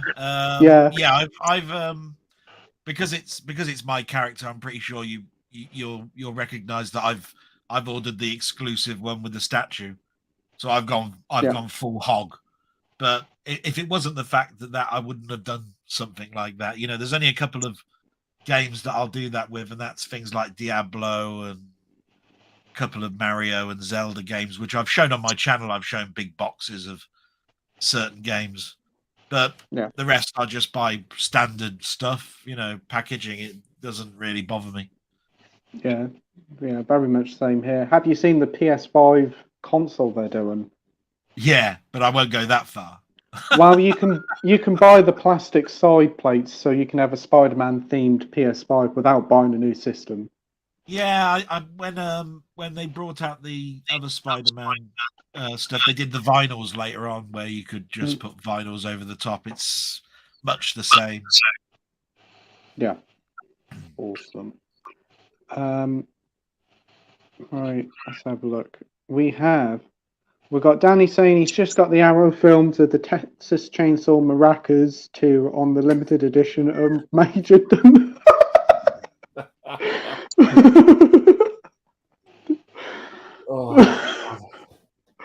Texas Chainsaw Medaka? I think he means massacre. Texas Chainsaw Rebecca. It looked like maracas. Maracas? But he said Rebecca after that, didn't he? No, Medakra, because it looked like it. Medakra. He means massacre, but it looked like maracas. No, I'm glad you told me that. I had no idea. And the limited edition of Major Dundee. Oh, the Major Dundee Arrow set is fantastic. The artwork looks incredible there. Very nice releases. Is that Crocodile, brother? Is it a Crocodile spin-off? Might be. Wow. What? We have Playtendoguy. I don't know why I'm reading that out. Danny is now on mod. I'm a punk. Nice. We've got Mac Chats here saying new Arrow announcements on Friday. Any titles you'd like to be announced? What would you like to be announced? Nige, I see you're getting ready. What would you like to be announced? Bright Night 2, but I know it's not going to happen. Very good pick there. That's a good pick. What about you, Andy? Just anything from the 80s that hasn't got a Blu-ray release. Films like Lucas, early 90s as well. Films like Lucas, Stand and Deliver, Pacific Heights, Clean and Sober. Pacific Heights. Yeah, just anything that hasn't got a Blu-ray release from the early 90s or 80s. Monster Squad. Oh, that's a good pick. Yeah. Very good picks there, Andy. That's coming out, that Monster Squad. I can't remember who's releasing it. Might be Kino Lorber in the States, actually. Isn't it getting a 4K? Mm. Oh, that's not too bad. Hopefully we'll get 4K because it's a fucking ace movie. Can you imagine, Andy, if the announcements come out that said we're bringing out a 4K of Pacific Heights? I think we're just going fucking insane. Yeah. I think he would. What about there isn't a UK release of Pacific Heights, is there? Nope, not even a DVD. No. Really not. That's the one with Michael Keaton, the one that you talk about a lot, isn't it? Like something to do with rental accommodation? Yeah. Yeah. Not even a DVD. That in itself is fucking criminal, and it's never had an upgrade from VHS. I got the German Blu-ray of that one a couple of weeks ago. Yeah. Wow. I think I remember you showed us on the stream or something, or you at least brought it up in the group chat. And it's got to be a right thing, surely. It was a digibook edition. Oh yeah, and I'd still probably buy it if it was released as 4K as well, because it's just one of those ones where I said, "Oh yeah, I've got the DVD, but I haven't got a Blu-ray of that. I'd like that as Blu-ray actually." So I bought it. As soon as somebody said you can get it in Germany, I went, "All right, I'll take a punt. I'll get that." So if Arrow did do a 4K, I'd still buy it. You know what I mean? Yeah. But I don't know what the issue is, because it's just a Warner Brothers film. I don't know why they don't release it on the archive ones they do. Be a good idea if they could, yeah. But then it wouldn't get. even then they wouldn't get a lavish release. It'll just be a crappy little eco case, but at least Even they'll the get a ones release. The ones they did for like Quick Change and Straight Time, they were just got standard Blu-ray releases. Just put it out on that. Yeah, I'll be happy with that. It does Better deserve than a that. decent 4K release, though. Yeah. Yeah. That's a good pick there, Andy. What about you, Mike? Well, they teased this movie probably about 2 years ago now, but The Frighteners, still waiting for that. Oh yeah. I'd love like a nice 4K box set of that. Yeah, I don't know, like, because I remember I got like a postcard for it. Yeah, like so did I. about 2 years ago or something, and like just no sign of it. Isn't Inglourious Bastards supposed to have been coming out on Arrow as well? You mean that one? Oh, that's a nice set. Whoa, that artwork. Yeah. I love that film. That's the 6-disc version from Wow. 6-disc. How many cuts of the film? Oh. Director's cut, theatrical cut, oh bloody hell. 4. Wow. Yeah. Four versions. Oh, it's numbered as well. I didn't realise that. Oh, that's good. Brilliant. Nice release there, Doll Boy. Yeah. Awesome. I've only ever seen it once, and I can't remember a single thing about it. But I do remember being very, very disappointed because it's not the film I thought it was going to be. So I do need to give it a rewatch. Yeah, I've never seen it before. It's not for everybody because he's a sort of like talks to the dead, so he sets up his own agency. Is it like a comedy horror thing? Yeah, it's somewhat. Yeah, it has a dark undertone because there are sort of like deaths and things in it that go on in the film, but Right. It is a comedy, you know. Probably why I didn't like it. I think I was expecting a horror film. Comedy in the long side that Gremlins is a comedy. Oh, right. Yeah. Sounds good to me. Any other titles you'd like to see come out, Mike, or not? I think it's probably just things that have been teased, because I think another one was Desperado with Antonio Banderas. Antonio Banderas, yes, I can remember that one. I think I even got a card for that one as well. Yeah, I got that as well. Yeah, but I think it was quite recent, that tease, so hopefully we'll still get that one soon. Argento's Inferno on 4K. That would be another one. That would be a good announcement. I'd love that. I agree. And that'd be pretty much all the Arrow released Argentos on 4K then, wouldn't it? I think. As near as damn it, I would have thought, if not all of them, yeah. Be nice if they got the Blu-ray rights, the 4K rights. So some of the other ones that are out as well, like what's that one? Mother of Tears. That would be another good one. Yeah. Yep. It'd be nice if they could do a 4K release for the UK of Suspiria and a nice big Arrow box set. That'd be nice. What about you, Doll Boy? Anything you'd like to see be released by Arrow, this announcement? No, I think you've all come up with the best answers, really, which is anything that hasn't been produced in the 80s at the moment. I think that was probably about the best answer you could actually ever give. Because there are so many films. And Arrow, I don't think is really tied down to any one type of genre. You know, they do comedies and horrors and so forth. So, yeah, I'd just look at that list and go, yeah, I haven't got that. I want it.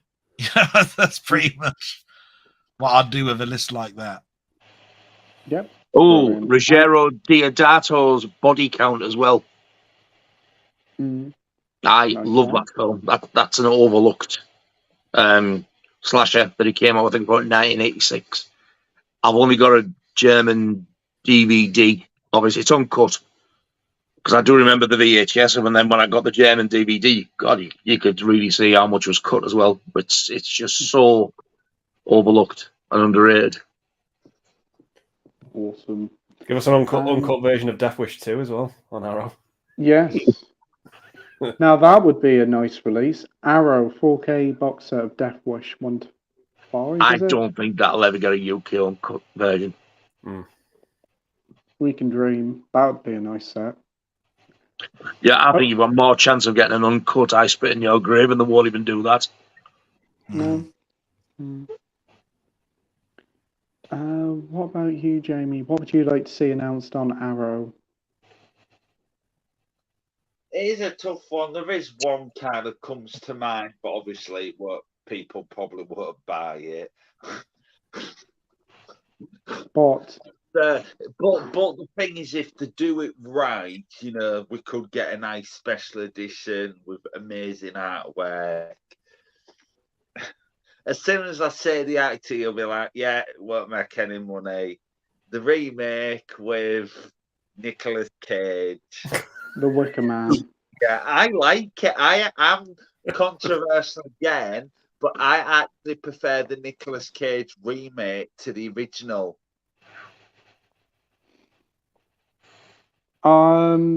That's a really good answer, Jamie. I doubt that will ever be announced, but it'd be cool to see it one day so you could get a nice limited edition for it.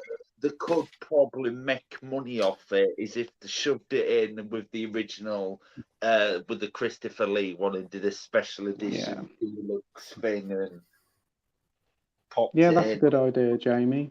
Really good idea. That could Do you know work. what?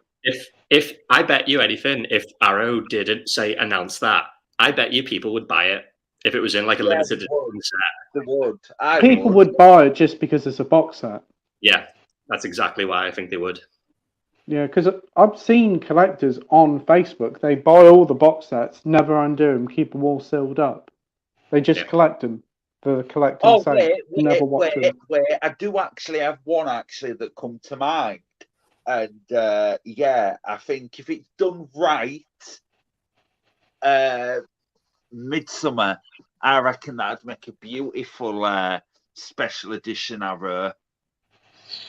Nice. Very good idea there. I was thinking of, as they do like to do their modern films, just lately with The Lighthouse and The Wolf of Wall Street, a little bit too early for it, but give it a couple of years. I'd like to see a really nice, lavish box set for Last Night in Soho. I think that'd be a really good set. Elsewhere, I'd like to see some of their martial arts stuff actually come over here, but I think most of that stuff's already available over here on 88 Films. But you see, on their advertisements for America, they're getting this, that, and the other. And I'd like to see the UK release on 4K of Mallrats. That'd be good as well. UK Mallrats has got a UK release. On 4K, it hasn't. Yeah, I still only have the Laserdisc of that because I bought that at the same time as Clerks and what's that other one? It was a trilogy, so it was Chasing Amy, is it? That's the one, yeah. Yeah. Oh, Pete likes that film, don't you? Yes, I do. I see what you did there, JB.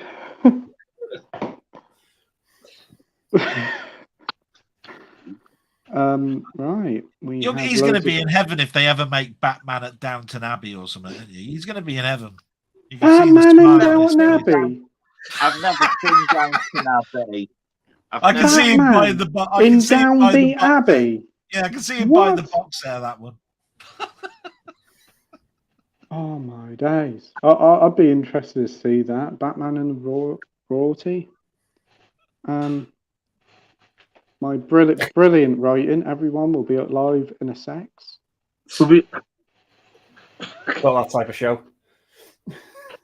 Now, Matt Chat says Danny is a mod. Nige won't like that. He's a rocker. He's a rocker. Well, fucking old rocker in me rocking chair. Not again. I think my comments have been deleted by the popping up here, mate. We're getting plenty of yours popping up. Inner sex? Oh. Inner sax?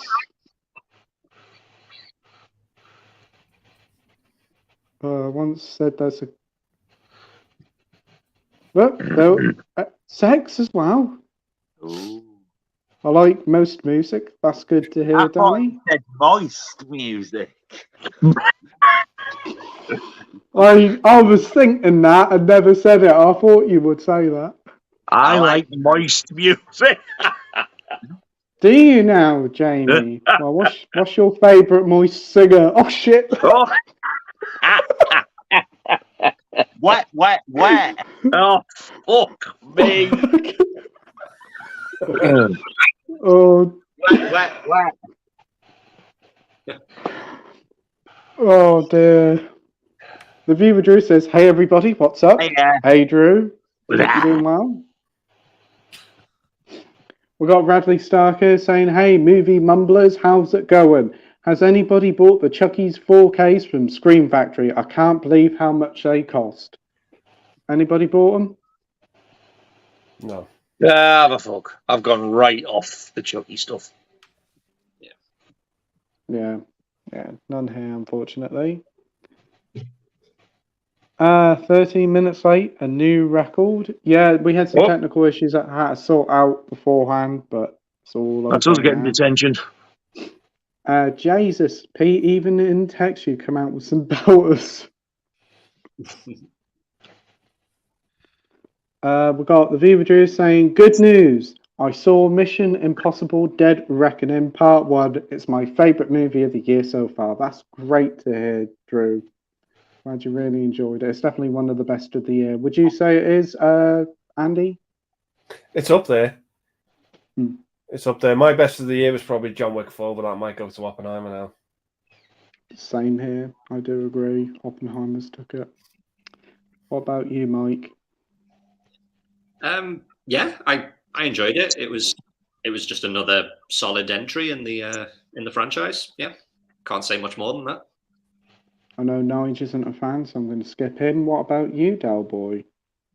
Yeah, I mean, I thought it was a good film. I didn't think it would stay at the top of like saying that's the best film of the year because I knew there were other stuff coming out. It was just one of those ones where I thought, how long will that stay at number one in July with these other two films coming out at the end of July? That's all I was thinking of when that film came out. Oh, cool. You're right there. Apparently, it received a massive drop in like ticket sales the week after. Hugest drop for the franchise. What about you, Jamie? Well, he's disappeared anyway. Oh, he's back. What's your thoughts on Mission Impossible? Yeah, Dead Reckoning. Wow, but this isn't the spot. But the only question I have, because obviously we've got, and obviously Dead Reckoning Part 1 and Dead Reckoning Part 2. I thought there was going to end it on after like Dead Reckoning Part 2, but the thing is, Tom Cruise instead or something he wants to do until he's 80. Now that will be Mission Impossible. Yeah. So another 2 years then. But the thing is, it's going to be like this. It's like Mission Impossible, like John Wick. It's profitable, it makes money, but the thing is, they'll keep going and going, and I just don't want them to milk it. Yeah, Mission Impossible 12 is going to. Mission Impossible 12 is going to see the film scene Tom Cruise get out of bed. That's going to take 3 hours. Next up, I haven't seen Oppenheimer yet. Well, I hope you enjoy it, Drew, when you get round to watching it. Good news. Neither have I, nor will I. I'm off Friday. You're going to go and see him? I hope you enjoy it, Jamie. We've got Nige here. We've got Mike here. Thank you. We've got Mike here from Did You See That? Hey, guys. Hope you're all doing well. Hey, Mike. Hope you're doing well, mate. And, hey, Mike.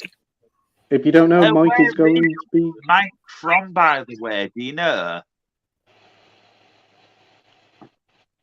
No, he lives Northeast, up north somewhere. Not too far away from Nige, I don't think. Yeah, I think he lives close to Nige, yeah. That were 20, 25 minute, if that, drive from here. And I on one of his videos, he went to York Maze, didn't he? I only live about an hour from York.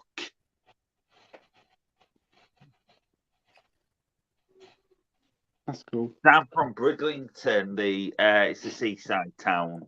So from Brid to York, it's technically about an hour or just under. Now, what were you going to say, Pete, about that comment? I was going to say, Mike is live tomorrow night, and he's going to have a whole host of guests on. Me, Andy, Nige, and Scott will all be on there tomorrow night at 9, I think, till 10. And I think his stream starts at either 7 or 8. So be sure to go over to Mike and give him some support tomorrow, because it's going to be another fun night. And Scott's going to be live as well on Friday night at 8 o'clock. And I should be on there, Andy, Nige. I don't know if Jamie is as well. And I think his special guest will be T Shizzle. So it's going to be another fun one there. I'll watch Oppenheimer Friday night or afternoon, but yeah. Well, hopefully you can make it, mate. We've got Steve-O here saying, hey guys. Hey Steve-O, thanks for joining. Hey up. Question. Ding, ding, ding. Question. Steve-O watched Blue Thunder last night and he loved that film. I have not seen it. Anybody else seen Blue Thunder? Andy? Yeah. What do I think it's about a helicopter? Yeah. It's Roy Scheider, Daniel Stern, and Malcolm McDowell as the villain.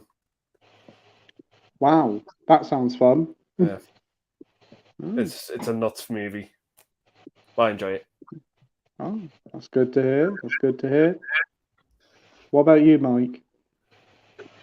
Yeah, it's been a while since I've seen it, but I remember it being pretty good.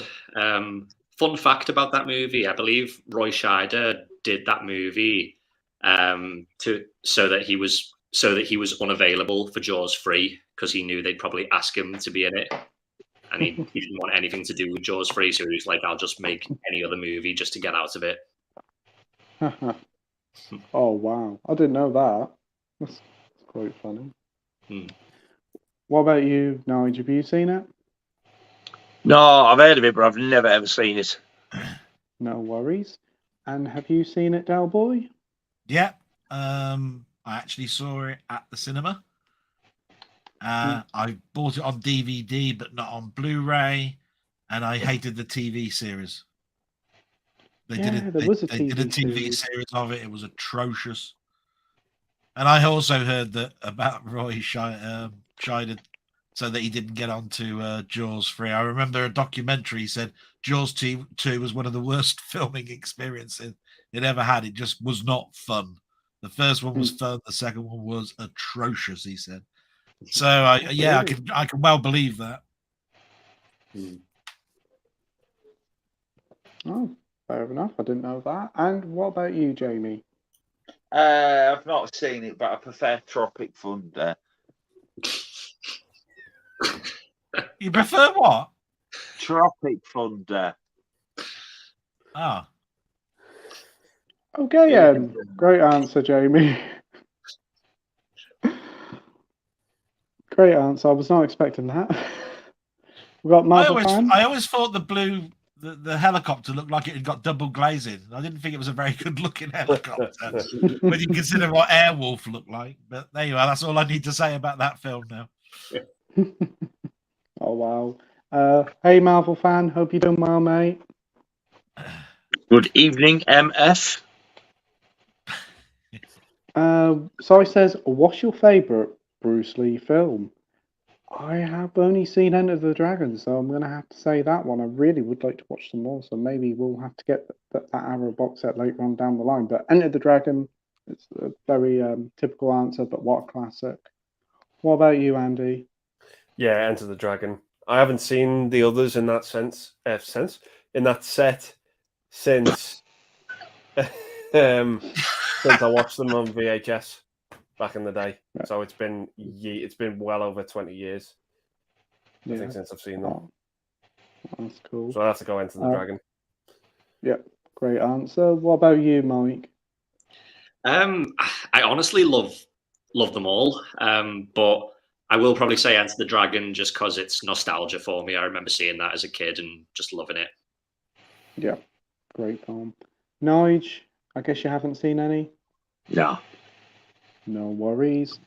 Doll Boy, what about you? Yeah, it's as I said before, it's not a genre that I've got an awful lot of. Enter the Dragon will always be the one that I've seen, love the soundtrack of because it's Lalo Schifrin.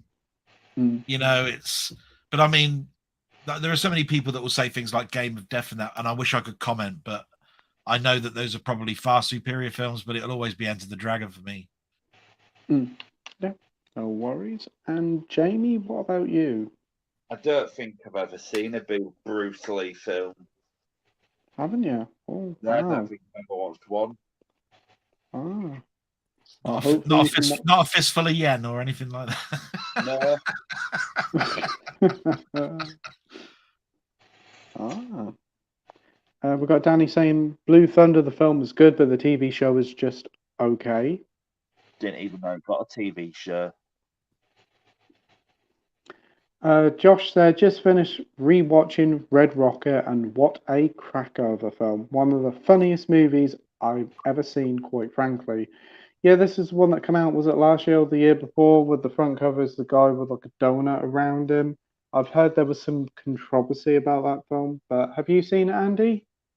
Yeah, I wasn't a fan, if I'm honest. No? It wasn't for me. I did not like the subject matter. I thought it was a bit too near the mark.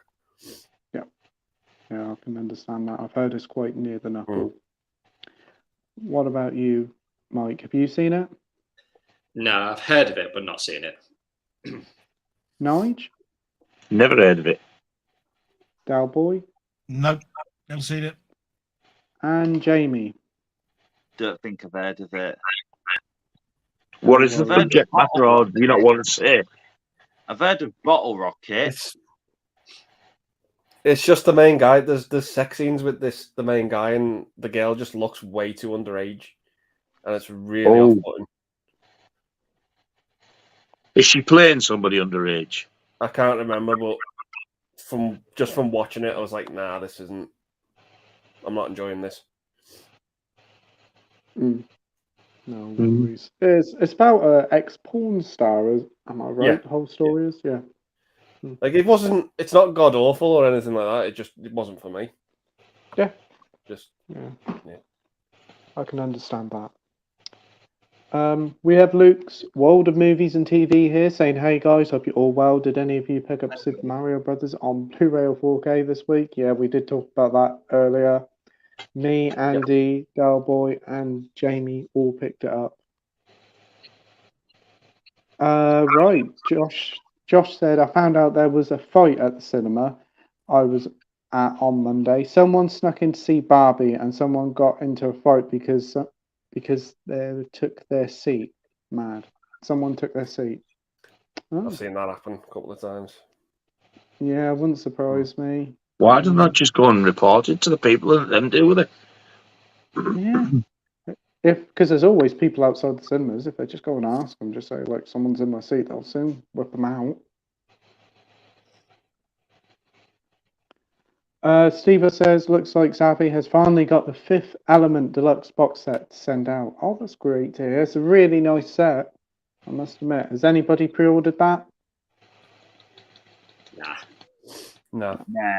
I pre-ordered that and it's been in my pending for God knows how long. Hopefully now it'll be coming very soon. But I know Xavi takes ages to send out, even when something's released. Well, they haven't been very they haven't been very sort of like happy with me, I should think, because I cancelled all of my Mission Impossibles because you could get them on Amazon and there was none that was coming. My Xavi had been this is delayed, this is delayed, this is delayed. The same happened with Saw 6. So as you saw, I got that last week. That still was in my pending, hasn't come yet. So I just went down the list going, right, cancel, cancel, cancel. Went over to Amazon just to see if it was there. And if it was, I ordered it, got it the next day and cancelled the Xavi one. So they've lost probably about £200 from me in the last week and a half. Can't blame you. It's bad. It's bad, definitely. We have comments have gone strange. Just reloading. We have Marvel fans saying Sinead O'Connor has passed away. Yeah, we did talk about that a little bit earlier, mate. Luke. Right, here we go. We've got Mike here saying, hello everyone in the chat, hope you're all doing well. If you haven't done so already, smash the like button on the stream.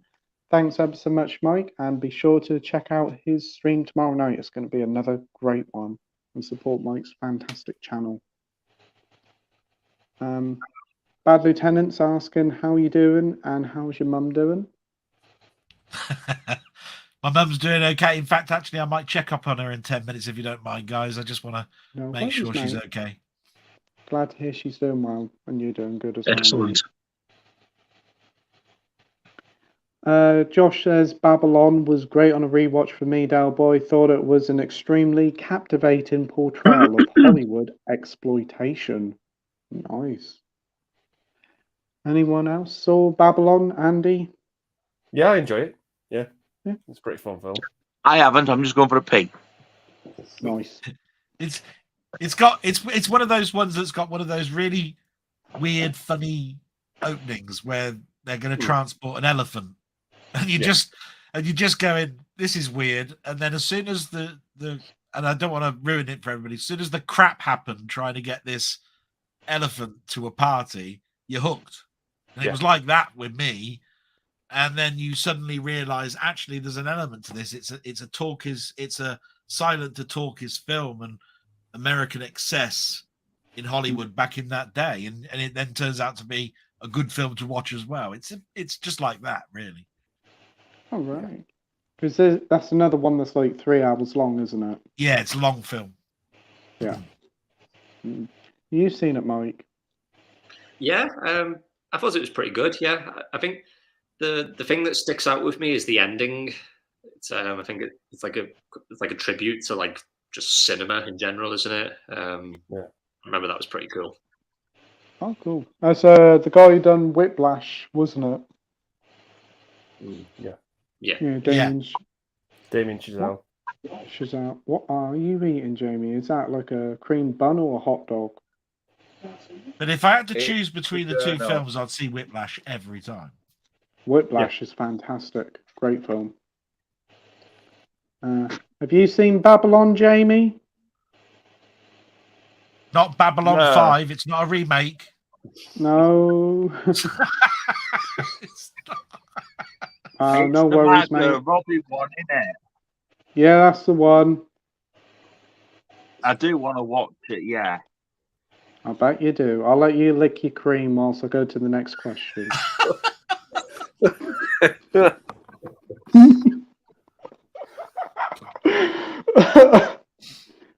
Backchat says, "Ooh, new zombie film being shot in North Lincolnshire. They're looking for people to be zombies in it. For anyone near that location interested, I actually don't live too far from Lincolnshire myself, so you've actually quite tempted me there, Mac Chats. Oh, I don't know what the film's called, but that's cool." Josh says Oppenheimer has a 100-day theatrical window, so pre-orders won't be up for a while. Wow. That's like some of the Disney Marvel films. They've got that 100-day. So it's a bit like Top Gun Maverick as well, because that didn't release for a long while on physical. So that's hopefully I'll do well at the box office, and I see that it's not coming to stream until like nearly November time, so that's another good thing. I can see that actually being delayed until after the Oscars, to be quite honest. Really? Wow. Because it's obviously got a nod to the Oscars, and then they'll be able to change all of the artwork to show 5-time winner or something like this. You know what I mean? Yeah. Yeah. I mean, Cillian Murphy and Robert Downey Jr. really deserve like an Oscar. Robert Downey Jr. I thought was outstanding, to be quite honest. Oh, he was brilliant. What are you laughing at? Fucking Cillian Murphy. That's famous. Well, you missed Italian. you missed Jamie licking out the cream. Yeah, I know. I was emptying my own cream. Oh, Jamie was going down on that donut like a porn star. yeah. He was certainly giving that some action. Did it come out like Brill cream? Oh, dear. Hair today, gone tomorrow. I like that Sorry, cream. says It's brill. So I've seen Oppenheimer 3 times now. Thank goodness for Odin Limited. Nice. 9 I hours. watched it. Wow. Fuck's sake. Wow. That is dedication. So I guess you liked it, Si. I guess you're a big fan of it. That's good to... I know I can't wait until the physical to watch it again. Yeah. Perfect Christmas Day viewing. So deadpan when he does that. You know what? Yeah, If it comes out at Christmas, I'll send you a copy as well, Nige, with Barbie as well. I'll personally drive down on Christmas night and insert them into your anal pipe. can I just say something? I know it's not No. going to happen. No. I know they're never going to do it. What would you like to happen, Jamie? Tell us all. So, you know this whole thing called Barbieheimer or whatever it is? Yes. Yeah. How amazing would it be if they released a box set and put Barbie and Oppenheimer in and they called it Barbieheimer and they put the artwork with a poster because they've done a poster artwork of Barbie, Oppenheimer and Barbie and merged the two together. How funny would that be if they released a Well, I box don't know about set? you lot, but to me that would be a dream come true. I I'd get it. actually buy that. For actually. Christmas, I've pre-ordered Barbie for Nige with a Ken slipcover. A Ken slipcover. Wow. What? It's not the Wow. only thing Ken will be slipping. Mm. Oh. Limited edition Ken slipcover. You can see it coming though, can't you? Hey, there you are. Ken coming. Yeah, you can see that. I know they won't do this, but they need to I know they won't do it, but I hope and pray they release Barbie in a pink case. That'd be too much to get that and Oppenheimer and a pink case. I don't think I could handle that. I know. The world's gone mad. As well. Yeah. Cool, Jamie, Barbie that to and me is Oppenheimer better in than lottery 4K. wins. Jeez, don't go too far there, mate. God, I don't think we could handle it. There's no 4K release My because pulse is racing at the thought of it. there's no 4K release because I've heard that proves Calm that down, Robbie's mate. made Calm plastic. down. We can only dream. Mm. Calm down. Calm down. It's only a film. Well, you get me excited about these amazing pipe dreams. You get I know. I can see you're very ecstatic there, Nige. You're trying to keep it all in. You get me excited as well, Nige. Well, that's natural. I just keep Give everybody soggy saddlebags. Oh, I just keep thinking of all the films that Nigel will hate, like Barbie meets Alien on ice or something like that. You know what I mean? You can imagine Barbie meets Alien on a soccer field. meets Jesus Christ Superstar on ice or something. You know. Jeez.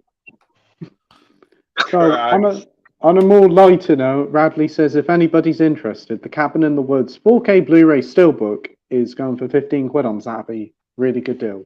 Nice. I wouldn't give you 15 pence. Not a fan. Wasn't a fan of that film. I seen it once. I thought, oh, it's all right. This. Then when it got to the end, and I was like, "Fuck off! What a crock of shit!" I haven't seen it myself. Totally ruined it. Oh my god, far-fetched, isn't it? Is the 4K transfer good on Cabin in the Woods? I don't know. Maybe It's if you all buy it, you'll find out. I don't think it's a particularly great looking steelbook, but I remember that the image was all right. It's got a I think I've slip got it. cover, hasn't it? And it's like different images, I think. We need a 4K of Tucker and Dale versus Evil, because that was a much better film Yeah. Yeah, of a horror film set in a cabin. it's nothing stellar. It's I've never heard of that one. Cabin in the Woods. Tucker and Dale was brilliant. Tucker and Dale versus Really it's underrated. brilliant. Yeah. Ducker I'm and trying to do Tail. it without no reflection, but I can't do it very well. There we go. There's a different artwork underneath, doesn't it? Yeah, it's got a sort of plastic coating around the It's outside. like similar to the Reservoir Dogs steelbook, if I'm not mistaken. Yeah, an American Psycho. Yeah. Right. Simba's dreaming, making strange noises. Josh said, have you heard that Mattel has 18 films in production based on their toys? Going a bit God. overboard. Get in. I can't wait for Action Man. Get in. I can't wait for Buckaroo the movie. That would be amazing. Wouldn't it be good if they did Buckaroo and Monopoly on a double viewing? I know. I know. Gonna happen. Operation the Mad Doctor's film. Did you see the things that was going round for the Gimme Gimme Gimme movie? Apparently it was fake.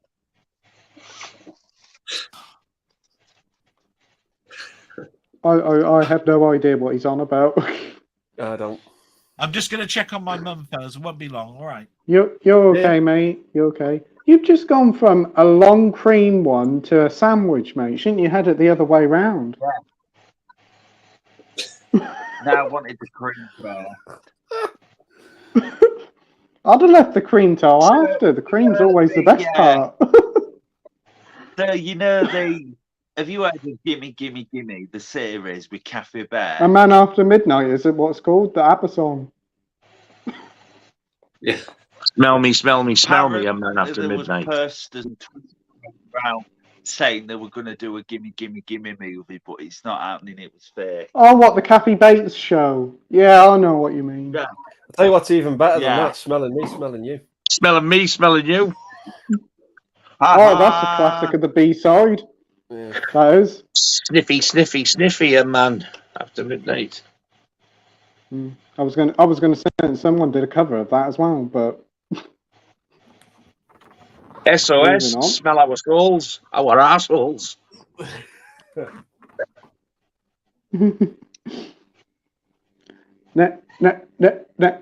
Next up we have 19. I don't know what happened there, Paul but my... Castle had walked in then. Paul Castle. I don't know what happened there. I 19. was just saying next up is Minhalju, but it went weird on my end. Next up is Minhalju. Fear is phenomenal movie. Wow, Pete, you definitely need to watch that one. I've got the one on Blu-ray. Oh, cool. Looking forward to watching it. I didn't even know. That is the one that I will send you. Wasn't it? Thank you ever so much. It wasn't it, wasn't it? The one with Yeah. Mark Wahlberg. That's a cracking film, man. Yeah, looking forward to seeing that. We've got Sai saying, who's reserving judgment for the Exorcist believer? Well, I'm not much of a believer in this film, to be honest. I don't know. I've not even seen the trailer, so... We got Danny saying 80s TV was so good. It certainly Yeah, was. I still can't remember that bloody theme tune to that programme. Well, I can remember the music, I just can't remember what the programme is. I'll never find out. It's one of the biggest mysteries, isn't it? Well, I remember me and Andy was with you one night searching for the whole song, weren't we? For the TV show. Right, we have Bradley saying, have any of you bought any movie without knowing anything about it because it was on a certain label? If so, why? I do it all the time. Yeah, if it's on Arrow, hundreds. if it's on Arrow, I'll give it a All go the time. because it's Arrow. And it's always nice to buy a film not knowing nothing about it and then being pleasantly surprised. You said you do it as well, Andy? All the time. Arrow, Second Sight, 88, all the time. Mike, what about you? Yeah, same. I always do it. Sometimes it works out, sometimes it doesn't. I've bought some trash over the years, but I've discovered some amazing movies at the same time. Yeah. What about you, Nige? Yeah, I've done it loads of times. I did it quite a few with Scream Factory as well. Thankfully, I've been lucky with them because they ain't the cheapest. But yeah, like Mike and Andy as well, I've done it with Arrow 88. And the other fucker that I can't remember. Eureka? Who's the other one? Arrow 88, and there's another big Indicator. Second Sight. Second Sight. Right. Oh, and 101. 101, yeah. What about you, Doll Boy? Well, not because of it's about a certain label, but I remember buying films without knowing much about it all the time back in the day. Because I mean, if I was buying a laser disc, you'd be buying it virtually before it was even shown in the cinema over here because of the time difference in how long it took for you. I remember that. For it to come out on sell-through. So, you know, there might be something that's released on a piece of paper that says "Babe, Pig in the City," and you sort of like what I'm trying to get at. You know that's going to be a crap film, right? You know it's going to be a children's film, but you'd be ordering that, and nobody would know anything about a cinema release called "Babe, Pig in the City." Rest assured, no one would know nothing, and you'd be ordering it. You don't know why, you just be ordering it. Like, oh, it's a new film, I'll have it. I remember I had the Region 1 DVD of Deep Blue Sea, and it was still on the cinema over here. Really? We used to be that far behind them. Yeah, there was one. Yeah. There was one release that sticks out, and that was The Big Blue. One of Luc Besson's first films that I bought. That was definitely I know nothing about it. I don't really know much about this director. I know Rosanna Arquette. That's about as much as I could tell you, and I ordered it. And when I actually watched it, it was a good film. Oh, nice. That's good to hear. And what about you, Jamie? Do you buy randomly without knowing about the film? Yeah, actually. I think the last film I did that with was Men. With what? I went in complete Men. Men. But you said men. I went in completely blind. You went into a man completely blind. Wait, what? Oh. No, greedy. It was some men. I watched the film Men. I could have said I watched the Men. So yeah, the film Men, the year 24 Men. Yes. I watched that and I went in completely blind, and I just bought it, watched it, and I was like, wow. Did you like it? Yeah. Yeah. Is it a masterpiece or close to? Far from. I don't think he says. So would you say it's a masterpiece? Is it a masterpiece, Jamie? No. I don't know. I might be on it might be on a rewatch, so we'll take that one. Nige is like, what a crock of shite. Talking of you, Nige, when are you going to do your live stream, says Manhalju? Oh. I don't know. I do have another Q&A thing up if you want to go and put a question. That's the nearest I've got to it so far. I thought, do you know, I wouldn't mind doing one of them. So depending on how many questions I get asked, I'll do one of them. But I don't know. I mean, I did say I was going to do one, but then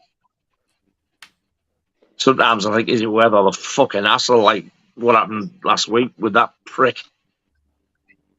But then part of me thinks, well, playing into their hands, isn't it? I should do it, really. Yeah, do stream, have fun. It'll be great to watch you do Yeah, a stream, that's and what I'm I mean. sure It's it's going to be like- brilliant. But I will need a streams, wee bit of help to start with, I think. Oh, I'll show you the ropes. Give you an extra hand. Ooh, ooh, ooh. I'm doing one tomorrow now. He said that. Speaking of streams, I want to do my first solo live stream at some point. You have been saying you have been doing it solo for a little while. I do. I think you'd be quite. One, yeah. I think you'll be good doing it solo, Jamie. Look forward to watching it. Yeah. You filthy beast. I'm clean and tasteful. And then I might have guests on. Then I might have objective socks. You might have different colour socks on. What? He has to get his ass on. Does he? I'm off to get guests on. Oh, I thought you were going to I'm just off to about get say Jets on. George Jets on. you're going to have one off. Wait, what? Guests on. Oh, Guests yes. on. I can hear him. Even I can I hear it through my can't. end. No. Objective socks. Objective socks. I'm going to have objective socks. His feet are going to be fucking arguing with each other. You know what Well- my guest's gonna be? Who? The guest.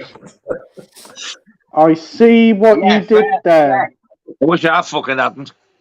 So you're going to have Dan Walker on, or whatever his name is, Dan Stevens. Dan Stevens, yeah. And his brother Cat. It's the idol. He's going to have Cat Stevens on. Oh, we can ask him about Matthew and Son. Ask him about his pussy. Ooh. Well, it was great chatting to you on Saturday night, Jamie. You're a real natural at the streams, and I'm appreciate you having me on. Yeah, it was nice to chat to you. We've been wanting to chat to you for a little while on the stream for a while, so that's good. Yeah. Rivers Radley Stark says, "What's the River most Star?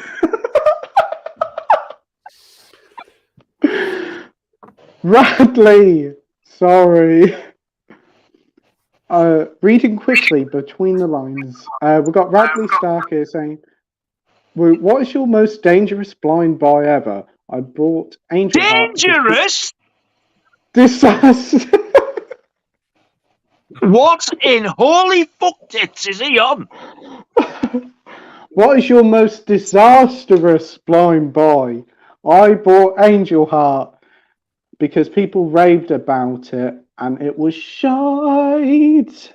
Oh, fuck. So what was a disastrous blind buy for you, Andy? I don't know. I can't really think of one. There was a film by Jean-Claude Van Damme called Knockoff. I really didn't like that film. Did it not go on? What? Wait, what? Did it not go on? I wish they'd do a Probably. sequel. Fuck off. It should have been called Toss Off, not Yeah, Knockoff. okay, bye.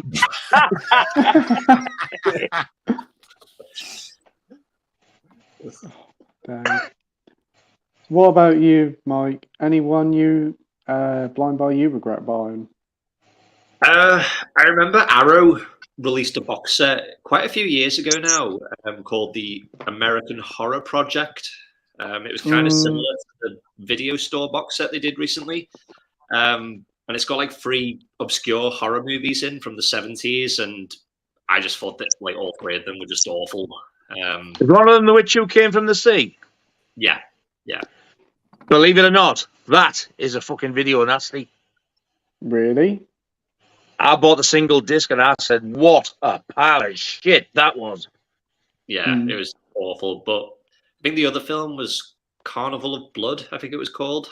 Yeah, I think I can remember that box set in H&V really cheap, and I looked at it and checked the reviews online and heard all the films were dreadful, so I put it back where it was. The box set. Witch Who the box Came from the Sea. Yeah. the box set's lovely, but yeah, the films were just awful. And then they did a volume 2, but I just stayed away from it. I was just like, nah, I'm done with that.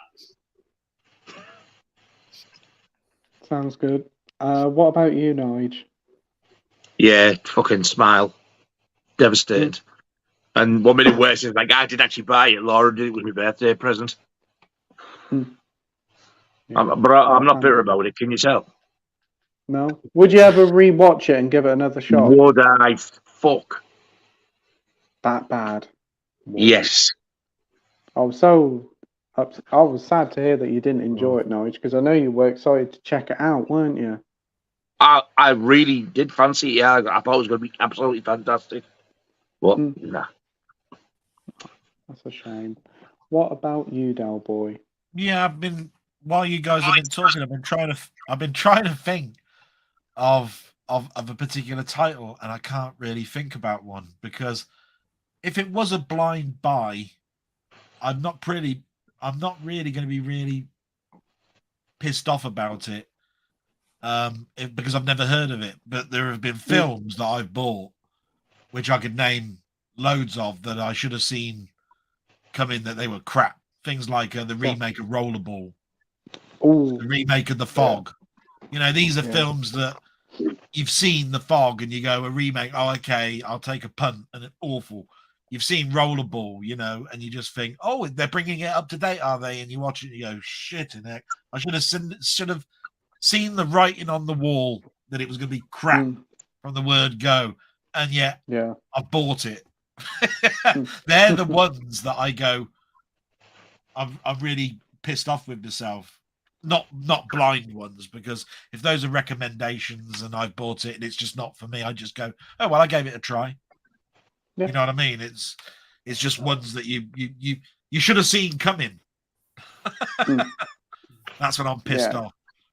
I'm curious, does anybody, and if you do, comment, let us know, does anybody anywhere actually like the remake of The Fog?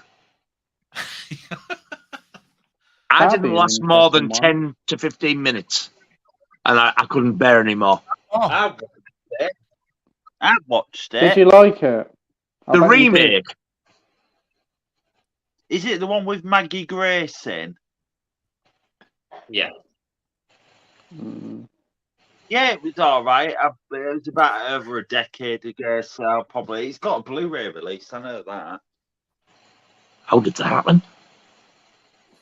Yeah, it's got a Blu-ray release. What it's about. That piece of shit gets a Blu-ray release, yet Pacific Heights gets fuck all. Yeah. I ain't got the foggiest what it's about. Fucking hell. He said it again. Oh. So, Jamie, have you ever had a disastrous blind buy? Yeah.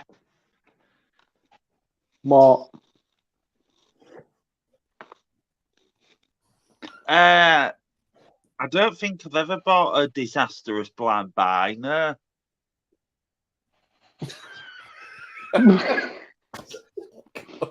Have you ever bought a film and regretted buying it? Yeah. What? I don't think I've ever regretted it. No, I don't think I have. That's good to hear, Jamie. I'm glad to hear. There must be one that you regret getting. No, I don't think there is. No. The Shining. Oh. Or maybe not. Anything, Jamie? Anything? Now comes to mind. No worries. Well, for me, I'd say Irreversible. Yeah. That soon went to CX. You even bought the big one, didn't you? Yeah, I went all out on that. Wish I didn't. Well, it actually wasn't too bad. It was like only a tenner. So I made my money back on it when I traded it into CX. Got a decent amount for it, so it wasn't too bad. I experienced the film, though. That was more bad enough. Minhalju says your streams would be awesome, Nige, and I do agree. Oh, thank you, sir. We have Bristolian Dave saying, "All right, me babbers." All right, me Big babbers. Hamilton. Hey, All Dave. right, my Hey, babbers. Dave. We got Bad Lieutenant on about some classic TV shows like The Sweeney and The Professionals. I do agree. We have Jamie. You're a masterpiece. Minhaju is correct there. Oh, thank you. I appreciate that. I agree. Bad Lieutenant's on about Legend of Zelda. Bad The Legend of Lieutenant- what? Please go back and read that again. The Legend of Zelda. Zorro. Oh, The Legend of Zelda. Sorry.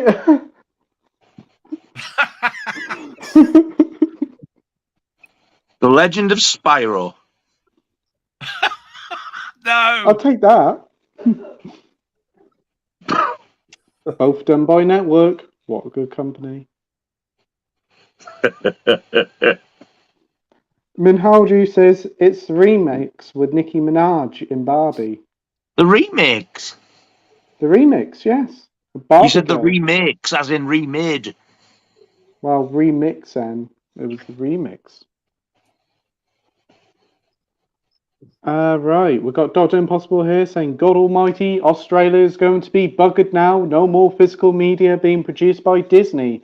Paramount are also considering options if Paramount bail out. Good night, Vienna. Still digesting.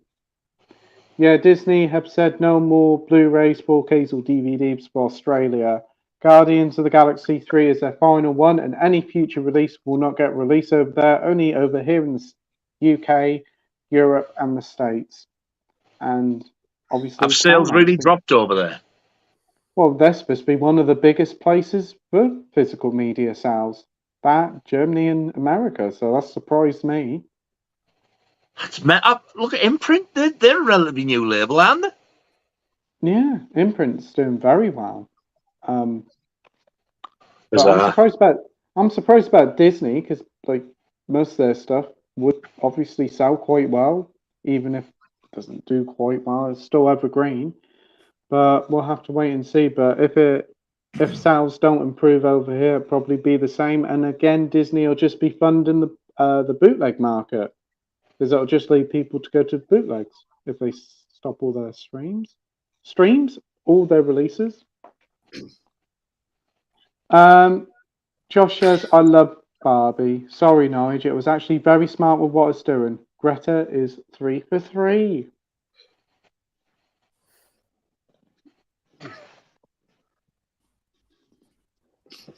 Can't wait for the next comment to load up. It's loading in the background. Yeah, they did. Network did a fabulous job there.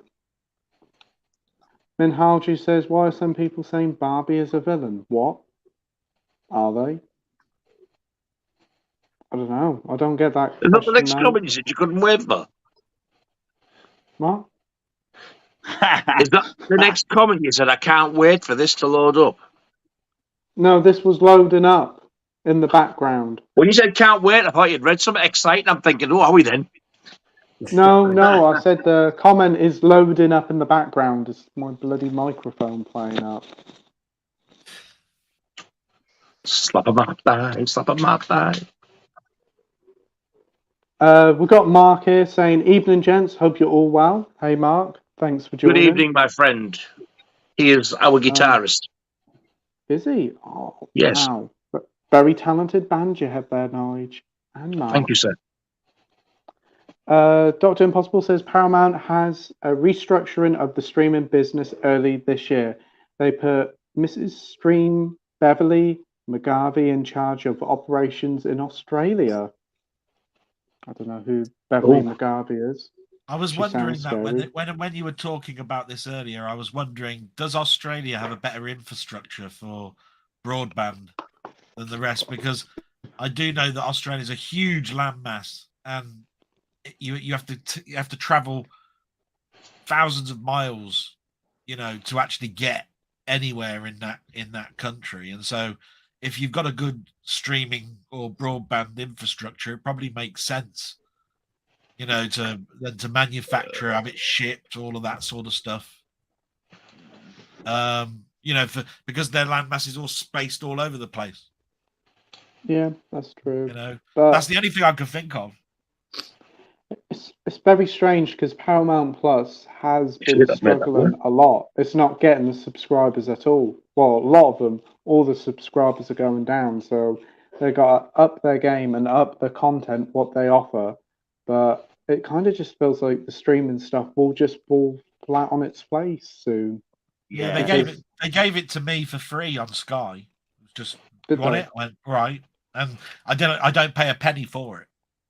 No. Just there. Paramount's losing people, you mean, streaming Yeah, wise? Paramount hasn't done anything. I mean, the service for free is worth it, but there's nothing on there. Doesn't stream in 4K. The operating system is horrendous. There's no real description of the actual films or trailers or even special features. At least with Amazon and Disney Plus, there are behind the scenes added to it and a proper description. It feels very basic and it hasn't changed since it started. Yet they're on about stopping releasing 4Ks and stuff as well. Yeah, baffling. What are they going to sell? Toffee apples?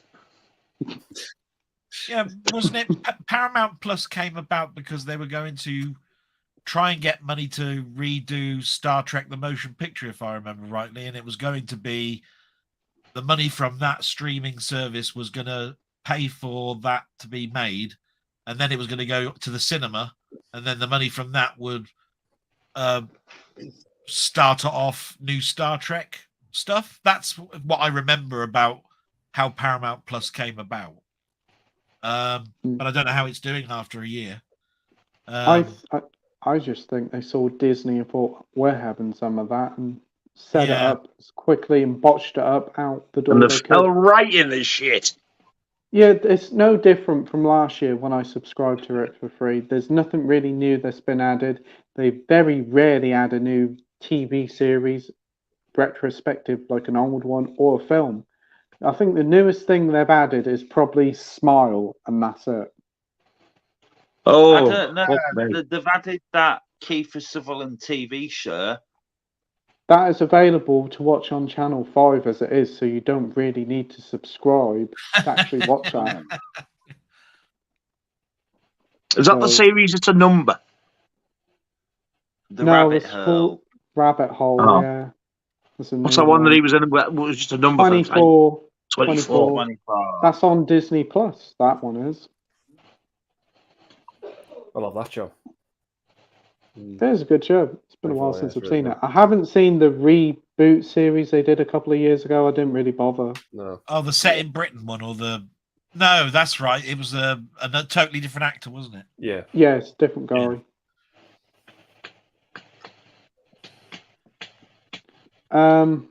Peter sold his soul to shield Paramount Plus. Well, I pretty much just pushed it under the bus a couple of minutes ago, dissing it. Yeah, I'm cancelling at the end of the month. Still love you, Paramount Plus. It's a bit late now. I love my It's bullshit. I think that sweetened the deal a bit. That just done it. They still love me now. Thank you, Paramount Plus. Radley says, here's a scenario. You're walking into H&B and someone you hate comes in and asks you to pick a movie for them to buy to watch that night. What cinematic catastrophe would you choose?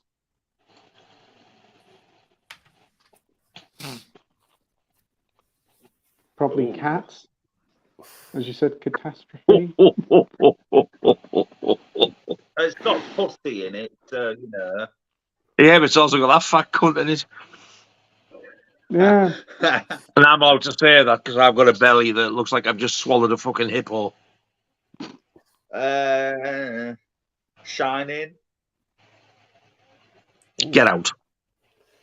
Wow, Jamie. Very controversial pick, but nice. What about you, Andy? I would say someone walked in I hated and asked for a recommendation. I'd say you've got to watch back to back Pink Flamingos and the Garbage Pail Kids movie. It will. I'll say it wouldn't. You've got to watch it back to back because it will make sense by the end of it. Yeah. I'd say that to them. Poor bugger. What about you, Mike? Probably just something like Starship Troopers 2 or Return to Salem's Lot. Yeah, that's good picks. Nige? I've got Return to Salem's Lot on Blu-ray. I liked it. Wow. I would say probably Cannibal Holocaust or Smile. And Doll Boy, what about you? Yeah, I've been trying to think of all the shit. I was thinking Total Recall remake and all that sort of stuff. I'll probably go along the lines of, something that beats Bond. You've got to watch Condor Man or something like that. And take this, the action sequences just blow James Bond out of this world. It's there's cars that fly and everything in it. And then when they get it home, they see a piece of shit like Condor Man. It's like something like that. I'd be doing. Yeah, because I can see myself doing that. Yeah. A piece of shit. He doesn't swear much. When he does, he says it with venom. All the Warriors. The Warriors. And they're all saying theatrical cut as well. We have Matt saying one of them Smile. Oh. We have Dr. Impossible saying, I wonder who owns the restorations Network did. The cost alone was expensive, the Baron wasn't far behind, and the Sweeney was touted as a possible HD. ITV still shows these in SD. Yes, I wonder who did them. Hopefully we'll see some more Network releases coming out in the future. I'm surprised Studio Canal hasn't bought them. I think that'd be a good partner. I thought somebody had bought them out because it was said ages ago, but was it just a stupid false rumour? I think it was a false rumour. Nothing really came out about it. I heard it was a false rumour. But I also thought that Network was chosen by ITV. And I always thought that the deal was once they'd transferred the images to digital in high definition, that ITV retained the rights. So I'm surprised if ITV is still showing stuff in SD, if Network got round to restoring them at all, because I think that was what the deal was. That Hammer House of Horror series looks stunning. Yeah, on Blu-ray. It seems like a waste for ITV just to leave them on the doorstep, so to speak, the HD transfers, and not show them off, or at least license them out to different streaming platforms to get some money in. And maybe ITV could self-publish these films and old TV shows. I think it could work. But with ITV having several fingers in streaming services, it wouldn't surprise me that they just went, we'll have this stuff after the liquidation, and we'll just stream it on our streaming services. What is it? Shitbox? Britbox? Oh, what yeah. It is awful. Dreadful. I regret not getting that Where Is Lucy series now. They've only just released it with that limited slip as well. Do you think you could find it on eBay for a decent price, or do you think that's long gone? I don't know, because it hadn't been out long. I don't know if it was a good seller or what, but there's got to be copies of it still in existence somewhere. Yeah, hopefully you'll find one. May even be worth checking out HMV, because my local one's still got hordes of Network titles available. We've got Matt Chat says, I'm going to pull the trigger on Evil Dead Rise. 4K or Blu-ray, there's 10 quid a difference. Is the 4K worth the extra 10 quid? Anybody? You know Evil Dead Rise on 4K, is it Blu-ray and 4K? Yes. Yes. I thought you only got the 4K. I think in America you just get the 4K. Oh. Because it's a Warner Brothers release over in America. Over here it's a Studio Canal release. Well, no, that's a horse of a different colour. So would you say it's worth an extra £10? I mean, if you are a 4K connoisseur, Mac Chats, then yeah. But if you're not too fussed, I should imagine the Blu-ray will suffice. And use that cheeky £10 to get yourself a little bottle of wine. I love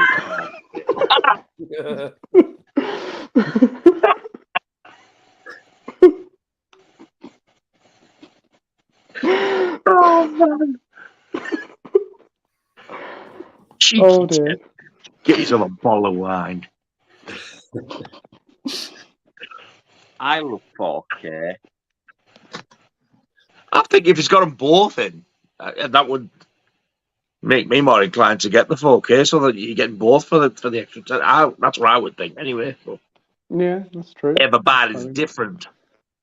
It is. I mean, it's not too bad for 25 quid if you do get the Blu-ray with it. What about you, Andy? You got the 4K, didn't you? I think you got the Steelbook, didn't you? Yeah, that comes with both. Yeah. But I can't comment on the quality yet because I've not watched it on 4K yet. No. What about you, Mike? I mean, I think personally, like, I think most modern films, they look great as they are on Blu-ray anyway. So I guess it all just depends on how much you like the movie. I'm sure the 4K is definitely better, but if you're not too bothered, I think the Blu-ray should be more than enough. And if you've got the previous Evil Dead films all on Blu-ray, that's what I have it on Blu-ray as well. That's what I was just going to say as well. If you've only got the others on Blu-ray, just stick with it and get the Blu-ray. And with the extra 10, get yourself that cheeky bottle of wine that Pete was on about. A nice cheeky little tipple, a cheeky little number from Lidl or Aldi. Then buy a bottle of wine. Or maybe splash out the boat a bit and go to M&S and get a nice little trinket of tipples. What about you, Del Boy?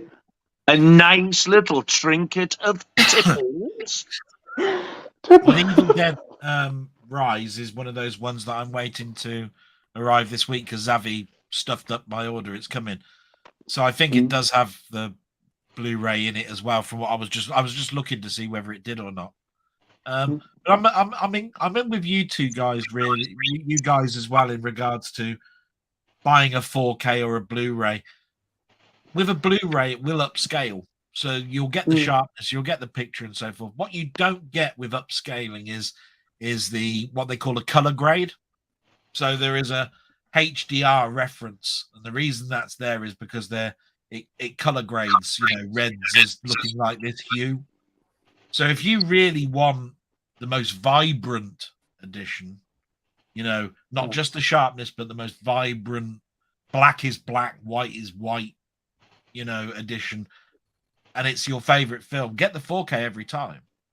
If you're not worried about it, then you can get your Blu-ray upscaled and it won't be too bad, and from that point of view, you save yourself a couple of quid. So it swings and roundabouts. It depends on how much of a collector and how much of a connoisseur and a snob.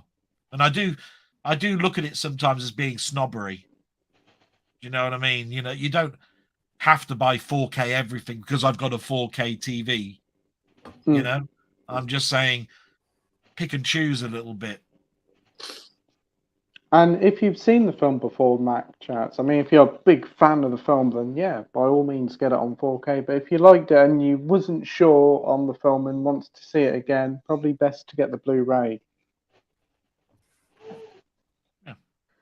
We do have Cy and Josh subscribe to your Del Boy. Boy, he said I just stabbed Del Boy there when I read that. Fuck me, it's a bit of ash. What? Just stabbed Del Boy. Why the fuck's he done to you?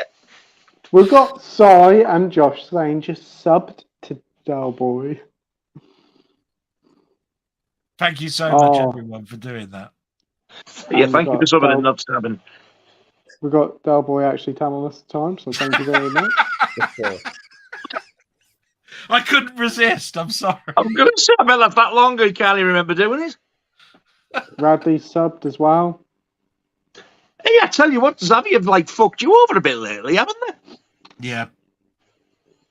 They've lost an awful lot of money from me. I've been able to switch over across and not have it worry me, but You know, I mean, there could have been something that I totally relied Zavi was going to get me, and then they stuffed me up, and that's when I go, "You're pissing me off." Really big time. It's because of them that I still to this day didn't get the Arrow Blu-ray box set of The Thing. Ah, yeah. You know, where the artwork's like the hood of the coat. Yeah. I ordered that and the steelbook. I got the steelbook, but I didn't get the box set. And it was the box set I was more bothered about. I've never forgiven for that, the bastards. We've got Bradley here saying, what is the Super Mario movie even like? Some twat jumping up and down on platforms for 90 minutes? Well, you're kind of not wrong there. And it's a little bit of everything it is, mate. But we have got a brilliant comment coming up from your wife, Nige. Hi, folks. And she changed her name to Movie Mad. Oh. No, it's coming up. It's coming up. We've got Movie Mad here saying hi, folks. We've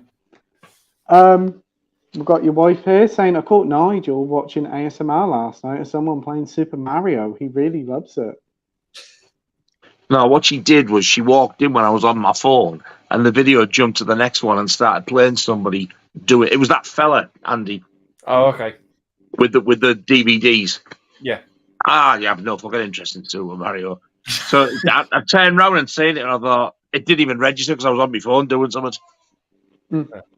If I liked the little tacky cunt, I'd own up to it. Super Mario Problem. Oh.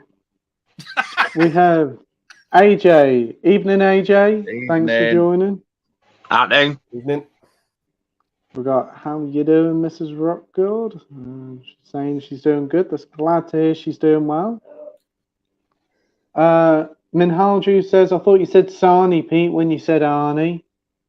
Thought you were going to shout, I'm all right there. I was going to say half the fucking country would have heard her. Good job you're not watching anything by Woody Allen, you know. Oh, I'm going to watch Arnie Hall.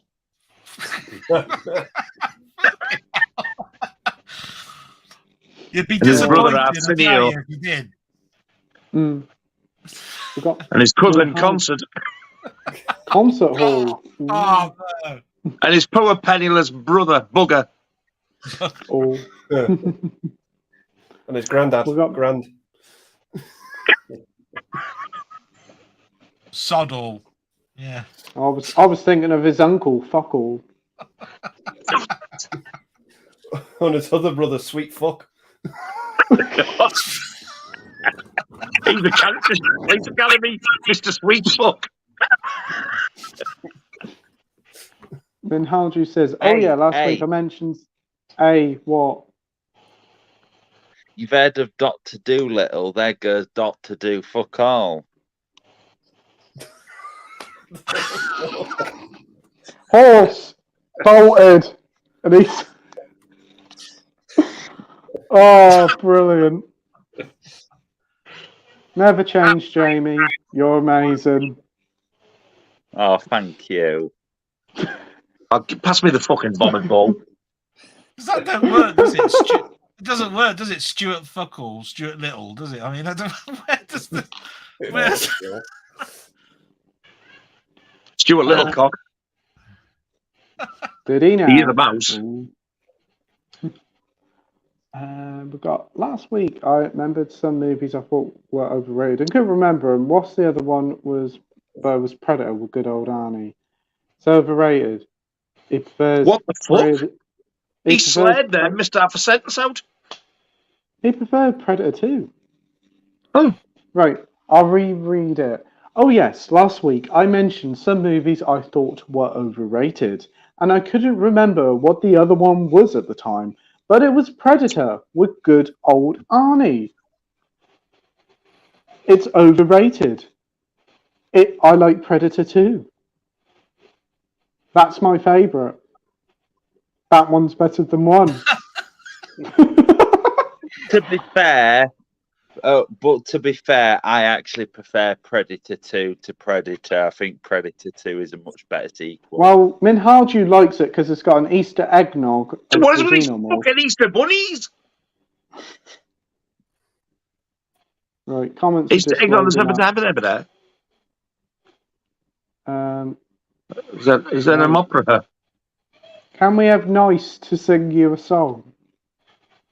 Can we get you to nice? Can we get you to sing?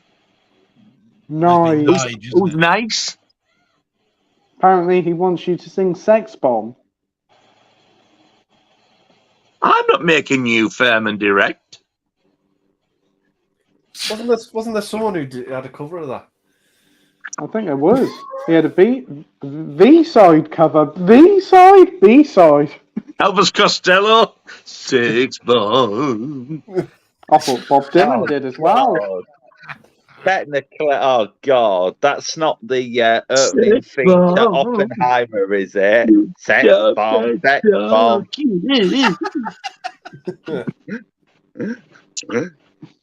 What did you just say, Jamie? Fuck no. Yeah, sex bomb. It's not the opening. It's not the opening song to Oppenheimer, is it? Sex bomb. No. I don't think so, Jamie. It's what I sang when I was a stunt double in Infinity Pool. He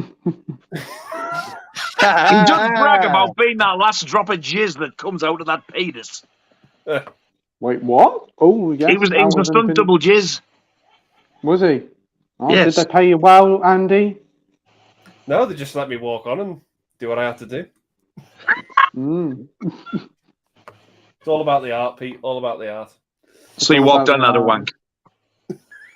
Wow. All this swearing, you know, I'm an altar boy, you know.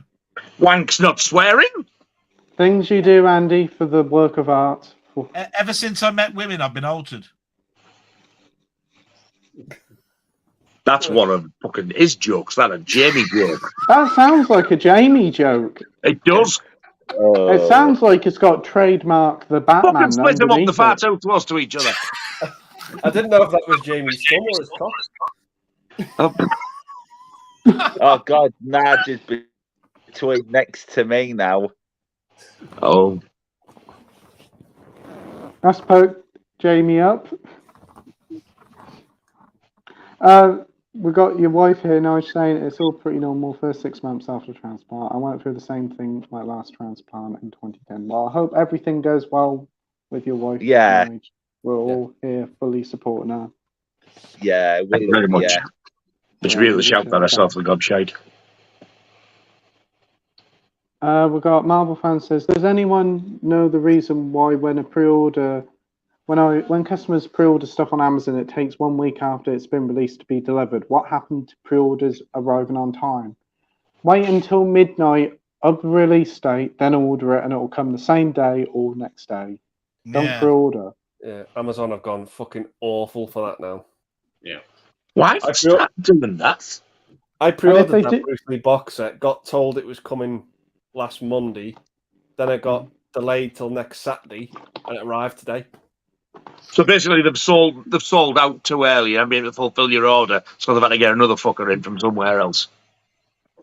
Ever since they let me down a couple of months ago when I pre-ordered Terrifier Duo and Ghost Watch, and they let me down on both counts. Ever since then, they've been shit with pre-orders. Sometimes, I mean, like the Exorcist box, like I had no choice. It's already saying I pre-ordered them both. Whether I get them or not, fuck knows. One's Zappy, one's Amazon.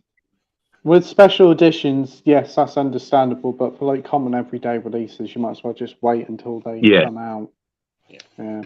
And if you do pre-order them and they don't arrive, complain about it. Say, well, I'll pre-order it and I should get it day of release, or at least within the first couple of days. And you should get a voucher. Especially if you pay for the Prime membership. Yes, yeah. Yeah, exactly. So always complain. It's worth doing it.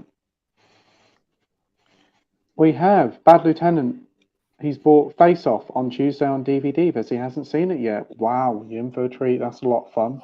Love that film. Right. John Travolta. The thing is that surprises me about Face Off that John Travolta and Nicolas Cage have both got the same penis. I knew you were going to say that. And you'd have to be the only one that noticed that, Jamie. Well, it's only the faces that get swapped.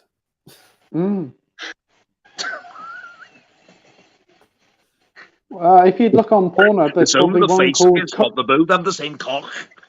If you look on Pornhub, there's probably a spin-off called Cock Off. Oh wait. Get your camera ready, Nige. Let's get filming. Bell end off. Oh dear. Am I covered in pheromone or something? I think he's on fucking heat. Who, Jamie? Yeah. He's certainly very randy tonight, isn't he? Cool. He wants me bell end. He's had a lot of aphrodisiacs tonight. What was in that cream pie you had? Ooh. Oh. Oh. Fucking cream pie. Wow. This is a competition of who'll get the highest. Oh. Oh dear. God. Danny's not had no issue with his pre-ordered stuff, so that's good to hear. Dr. Impossible says, give me a film that deals with the consequences of surveillance on society. This could be any film from the last 40 years. Surveillance? 1984. Well, yeah. Yeah, that's a really good one. That was the one that I was going to say. Yeah, that's a bleak one. Good pick there, Nige. And would Enemy of the State be like surveillance of society? Yeah, I'd say so. I'd say that one. I remember that one was. I think A Clockwork Orange would be a good one. Definitely agree there, Doll Boy. Andy? I was going to say The Conversation with Gene Hackman. Oh, Christ, yeah. Yeah. Mike? I'm not like a massive fan of the film, but I love the concept with Minority Report, where they can kind of they can like see into the future of when someone's going to commit a crime. Don't know if you'd like to say that's surveillance, but that's the film that sort of comes to mind for me. Good pick there. And what about you, Jamie? Ooh. I don't know what comes to mind. Ooh. Your reaction was... I think the biggest one that's been done a number of times would probably be the Watergate scandal, Nixon. There's been a number of films that's about surveillance. That would be a big one. Yeah. The Purge. Yeah. Yes, that's a good one there. We have Mac Chats also saying, Alien Romulus just wrapped up shooting. Fede Alvarez did a great job on Evil Dead, so interesting what he's done here. Anybody's up for it. Not that fussed, to be honest. Where Andy? does the new Alien film take place? That's the question. I don't know. I thought the question was to be or not to be. Because the only sequel I want to an Alien film is the sequel to Alien Covenant. This. I've got it in 4K as well. Wait, back off. There. Is that a still book, Jamie? Yeah. Oh, it looks very nice. I see. I've got the standard Blu-ray in a black case, so it looks stunning. But the thing is, I got this when I didn't even have 4K, and now I have. I can watch it. No. Wow, are you going to watch it in 4K soon? I will do. I need the best Alien film ever made, though, in 4K as well. Prometheus? Yeah. E.T. Oh, fuck me, yeah, E.T. I've got Prometheus. I've got Prometheus on Blu-ray, 3D Steelbook. Well, there you go, ladies and gentlemen. That ends our Alien segment for tonight. What about you, Mike? You looking forward to it, Mike? Oh, not really, no. as long as it's not a prequel, as long as it's a sequel, I'd much rather see like a sequel than a prequel to the Alien franchise. Yeah, we've already had the prequel, and it was Prometheus. Okay. Yeah. And it was awful. Andy excited or Hey. not? Hey. I'm not too fussed. The only two good Alien films are the first one and the second one for me. Yeah. They're really the only ones I enjoy. No, That's not Nige. Prometheus and Covenant. No, I didn't say them because they're shit. I like him. Alien Covenant's the biggest pile of shite ever. Nah, fair play to you, Jamie, if you like them. Yeah, I'm glad you enjoy it, mate. And it's nice to see that you're passionate about each of the films that you've got because you've got multiple editions of them. Are you going to get the 4K with the slip, though, of Alien Covenant? I think I probably will because I do. I think I probably will because I want Prometheus in 4K as well. That'd be a nice double up. That's good to hear. I know Nige is definitely going to be skipping Romulus when it comes out. What about you, Del Boy? Are you excited for it? Not really. I should be, shouldn't I? When you consider that I've talked about Ridley Scott, Alien, in the past, and when you consider that, just like Jamie said, Prometheus and Covenant were parts 1 and 2 of a trilogy. You have to ask yourself: is this Romulus the third part, and that's the end? Or is it something totally different? And if it's something totally different, I'm not interested. I just want to finish off Alien and say, that's it now. Can we just end it? Yeah. But there isn't that film that does that. No. And if this is a continuation or a start in some other part of the galaxy this was going on, then they can go away. I'm not interested. Yeah, I agree. We have Mike here saying Exorcist trilogy is The Exorcist Believer, Exorcist Believers, and Exorcist Believer. Exorcist Bellender. Ooh. That's the secret fourth cut of the film. The secret foreskin of the film. Ooh, Edward says apparently. Edward Scissorhands. Edward Scissorhands. No. Wait. Teddy Edward. Comment on this. So apparently, what they're doing is WandaVision is getting a release. It's just getting a release without a disc. It's getting a steelbook release, but with no disc. So you're just basically paying for a steelbook only with no disc. That's what they're doing.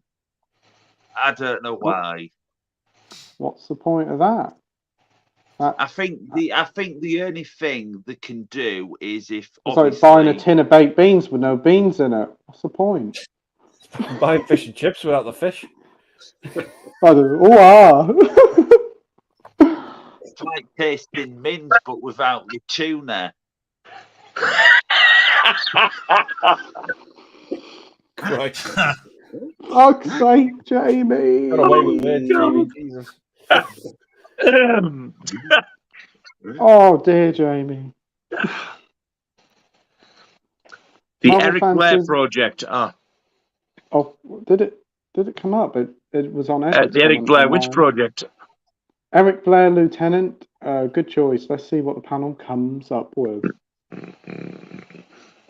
We had Marvel fans saying, even though I have Prime, the pre-order delivery dates is 1 week after the original release date. That always seems to be the case. The Exercise, I can't fucking believe it. The Exorcist.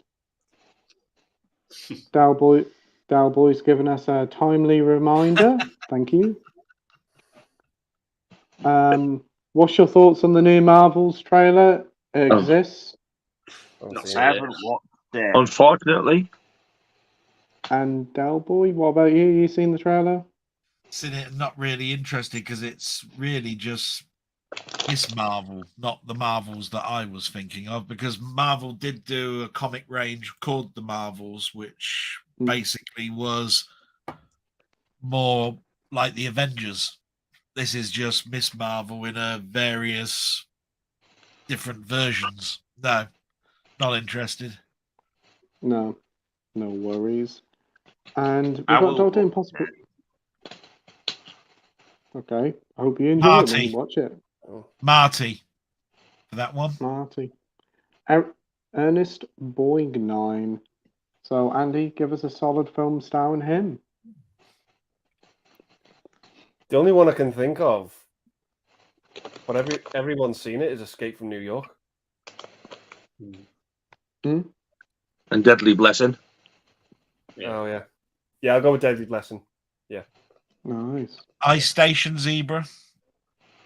Oh, that's a good film. That's a good film. I didn't mind watching that. Have you got any thoughts, Nige or Andy or Jamie? Deadly Blessing. Yeah. Oh, good one there, Nige. He's in a really good episode of The Simpsons. Yeah. Fuck me. He is. Yeah. Boy Scouts in the Hood. Oh, that episode. Yeah. Yeah. Dr. Impossible said, Pete, what's the most extraordinary moment in a film that made you feel euphoric? And don't say airplane. Seeing Florence Pugh's tits last night on the cinema. I'd have to second that. I nearly choked on my jelly teddy. Did you know? Euphoric. It's like an almost orgasmic state of pleasure. You are so elated. Jamie, you will be. Channel.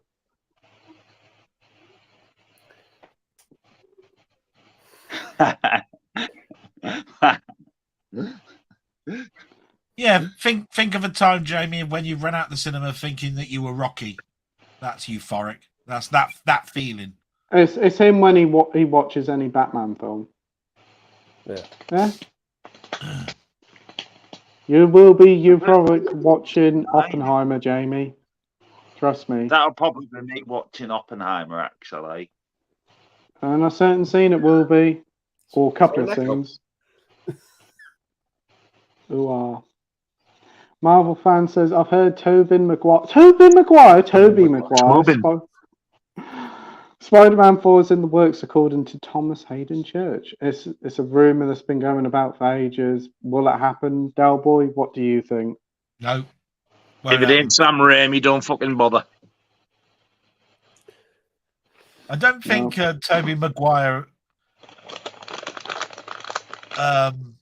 would be upset about having some sort of like production value to it, like being an executive producer or something like that. He did,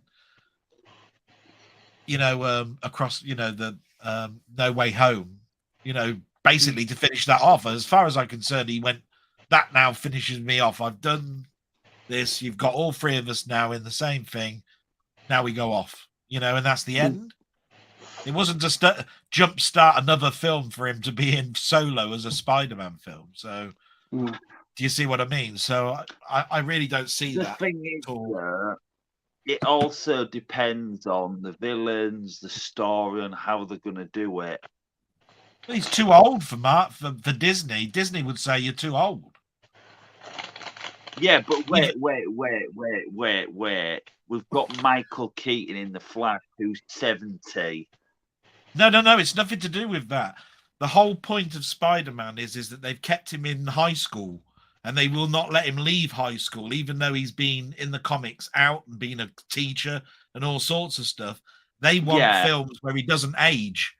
So you ain't going to have Tobey Maguire, here's Spider-Man in his 60s. Could do an older Spider-Man. They want Spider-Boy, not Spider-Man, Jamie. That's what they want. Yeah. It's all down to Sony. If they want it, they'll do it. But I think there's too much Spider-Man, shall I say? I'd like, because we have the Tom Holland ones, and we've got the what is it now? The Across the Spider-Verse films, and they're doing all these spin-offs like the Venom ones, and they're doing Craven. So It was a little bit too much, and I think if they did another load of Spider-Man films, like with Tobey Maguire or Andrew Garfield, it'd just be too much. Well, that's on. the thing that pisses me off about Sony is that there isn't too much Spider-Man. There's too much crap around Spider-Man where you actually want to see Spider-Man. Please, I don't want to see Morbius. No, I don't want to see that. No, I don't want to see all this other shit. I want the Spider-Man. That's the bit.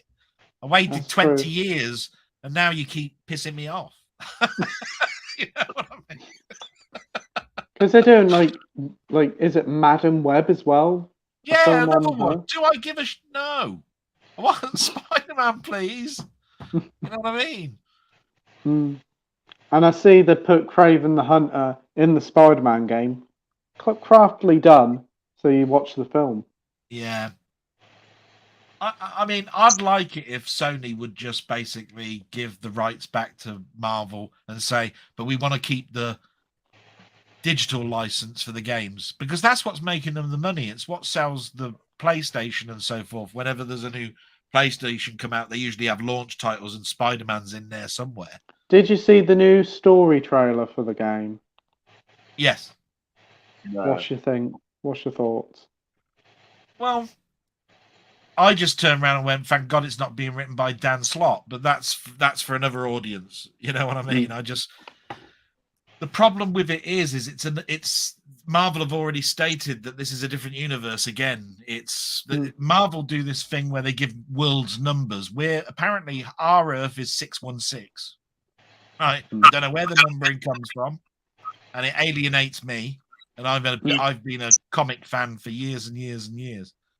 But the gaming world, it's called Gaming World, is another world where Spider-Man looks like this. That's why his costume's different and all of this sort of stuff. And Miles Morales was in another world, or the Ultimate World, and so forth and so forth. I lost my way with Marvel, really. Must be 15, 20 years ago. I buy the stuff because I'm a collector, and I've collected Spider-Man for years. And just like Doctor Who, there are times where it's a real stinker of a product, but you know it will turn around. But at the moment, I don't see a turnaround. I see at the moment that if Disney ever went bust, they'd sell the IP at a shop. Say, we want $2 billion, and you can have the likelihood of Spider-Man, everything, the likeness, everything. Take it away, give us $2 billion. You know what I mean? And that to me is sad, because that's not what Stan Lee wanted when he created the Marvel comic group, you know, with the other publishers. Because I mean, it went through several name changes, Atlas and all sorts. But anyway, that's the end of that bit. We want to talk about films, I'm sure. You're okay, mate. You're okay. I was very interested in listening to your thoughts on it. Wow, that's wet out there, isn't it? Chucking it down. Yeah, that's what I can hear in mine. Yeah, down at the moment. You can hear it banging on the window. We've got Matt Chats here saying, working my way through the Carry On box sets. Got Carry On Cruising, and the disc is Banjaxed. Looks like some filthy trap. Cleaned their rusty sheriff's badge with a fuming here. Oh, just gee. Oh dear. That's bad. Sorry to hear that, mate. Marvel fan says Jaws turns 50 in 2 years. Very good. Another release for Nige. They need to fucking bother themselves. We all know there's going to be a 50th anniversary edition. This one comes with a tin of tuna or something like that, you know. Comes off with a genuine great white fin. It comes with a real little scrape of the shark from the original film. Edward says, who will be picking up the new Camberwick Green and Trumpton and Chigley on Blu-ray? Also, there'll be a complete Trumptonshire collection box set on Blu-ray soon. I used to love Trumpton and Camberwick Green. Can you remember Trumpton? I can when I was about 6. Yeah, I remember Trumpton. Is that the one that they used to advertise like the oatmeal or something on the adverts? Which one had Windy Miller? It was always a BBC production. and it was always stop motion. Yeah, I think it was Camberwick Green. Yeah. My sister and I used to piss ourselves laughing when the butler went to answer the phone, because there'd be this like 3-minute montage of him walking along with this music going, just to get to the phone and say, yeah, we'll be on the train in a minute. And then all of these fires that went on, and then they have to do a roll call first, Pew, Pew, Barley McGrew, Really. Yeah, Winter Miller. Right. Oh, yeah, Pew, Pew. They'd have Barley burnt the whole McGrew. town down by the Yeah. time they actually get the fire engine out and got to where it was. We're only talking about a model village. Our thing would have been just like destroyed. So, would anybody be purchasing that on Blu-ray when it comes out? Would actually. Like fuckers, Would like. you? Would you purchase it on Blu-ray, Mum? She says no. It's a little bit far back for me, to be quite honest. Like I've never heard of them. I thought they were set, characters from I'd buy a Rock. box set of Finger Bobs or something like that. You know what I mean? It's just a little bit. I wouldn't mind the Wurzel Gummidge one, but I ain't paying like fucking 70, 80 quid for it. Yeah, it's quite expensive, the Wurzel Yeah, Gummidge the second part of that is supposed to come out, but I don't know what will happen now. I thought it was a complete thing. No, there's Wurzel Gummidge in Australia, where he went over for 3 seasons. Just give us a sec, I'll be back in a minute.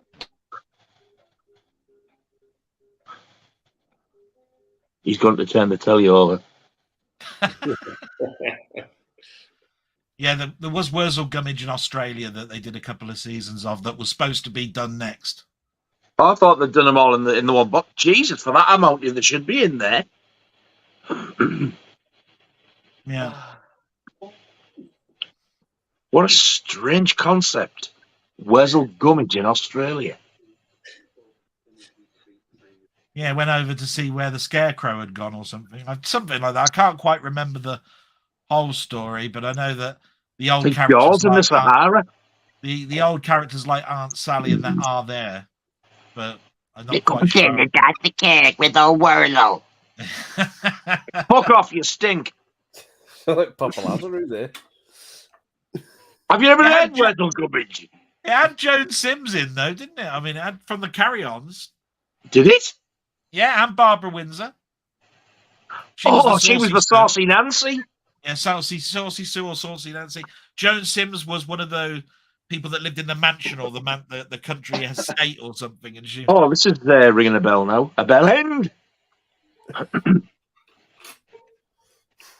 Yeah. And Una Stubbs was Aunt Sally. Yeah. So it was quite a big production, really.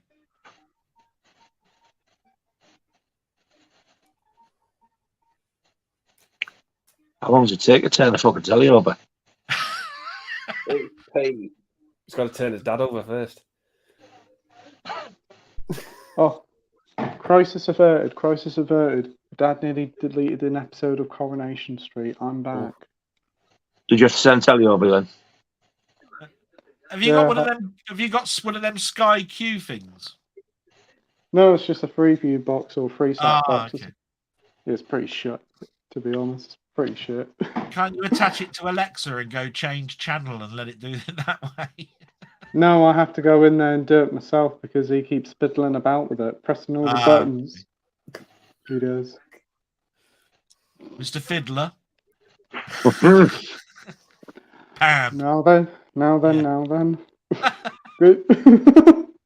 Gary's here, so good evening. Good evening, Gary. Hope you're doing well, my friend. Thank you ever so much for joining us. Matt says, what are the most violentest films that you've ever seen? What really good question. Violentest? Violent films. What's the most violent film you've ever seen? Yes. You nearly said it again there as well, before you deny it.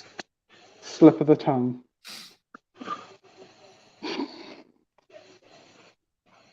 So, Andy, what would be a film that shocked you with its violence? Bastard Out of Carolina. Yes. Yes, I do agree. Henry, Portrait of a Serial Killer, that home invasion scene. Irreversible as well. that fire hydrant scene and that iconic scene for all the wrong reason. What about you, Mike? Probably Martyrs. That's a very that's a very bleak, mean-spirited movie. And also maybe Rambo 4, just in terms of like the bloodshed in that movie. It's just insane. Oh, Rambo 2000. The Nightingale as well. That's a pretty rough one. Oh yeah, Jesus. Yeah. Doll Boy. Well, yeah. I mean, they've come out with the best ones. I mean, I was going down the Rambo route because I was thinking, if you're talking about body bags, you know, they even had somebody counting the bodies when that film was coming out. And of course, you mentioned Henry, and I'd have said that you don't really talk about the Death Wish films anymore, even though there are some scenes in there that, at the time, you would quintessentially say that's a violent film. So, I mean, Assault on Precinct 13 is more shock, you know, like of what's going on. It's not violence of a sort. So, I think you mentioned them all. I'd go with Rambo for body bag, you know, stuff. Yeah, no worries. What about you, Nige? Terrifier. I Saw the Devil. Part of Goodfellas and Casino. Yeah. There was another one I can't think. What's violent? Do you remember in Basic Instinct when that where in the opening scene they cut away the ice pick through the eyes that went through the nose? I mean, that was a pretty horrific scene. I seen where it snapped, it goes like in the nose and out. Yeah, that was bad. Yeah. That's probably about it, really. Oh, and Cannibal Holocaust for mainly for the animal violence, because that's horrific. Yeah. Oh, cool. Might have to say RoboCop as well. Yeah, that's pretty violent as well. Yeah, some pretty brutal moments. What film that is? Yeah. Great film. Let's shoot away both his legs, both his arms. Yeah, you know, make it a PG. The toxic waste kill at the end as well. It's horrible. Oh, that's a rough one. Yeah. What about you, Jamie? Since you mentioned Rambo, the Rambo 2008 one, that's brutal as anything. What else is there? Evil Dead, quite brutal. The remake. Anything else? Don't know what else comes to mind. No worries. We've got Minhaju here, and he's asked us a question that we did talk about earlier. So if you rewind back, you can listen to our answers. We have Mike here saying, who's an actor or actress that hasn't got a huge filmography but has a solid array of movies they've been in?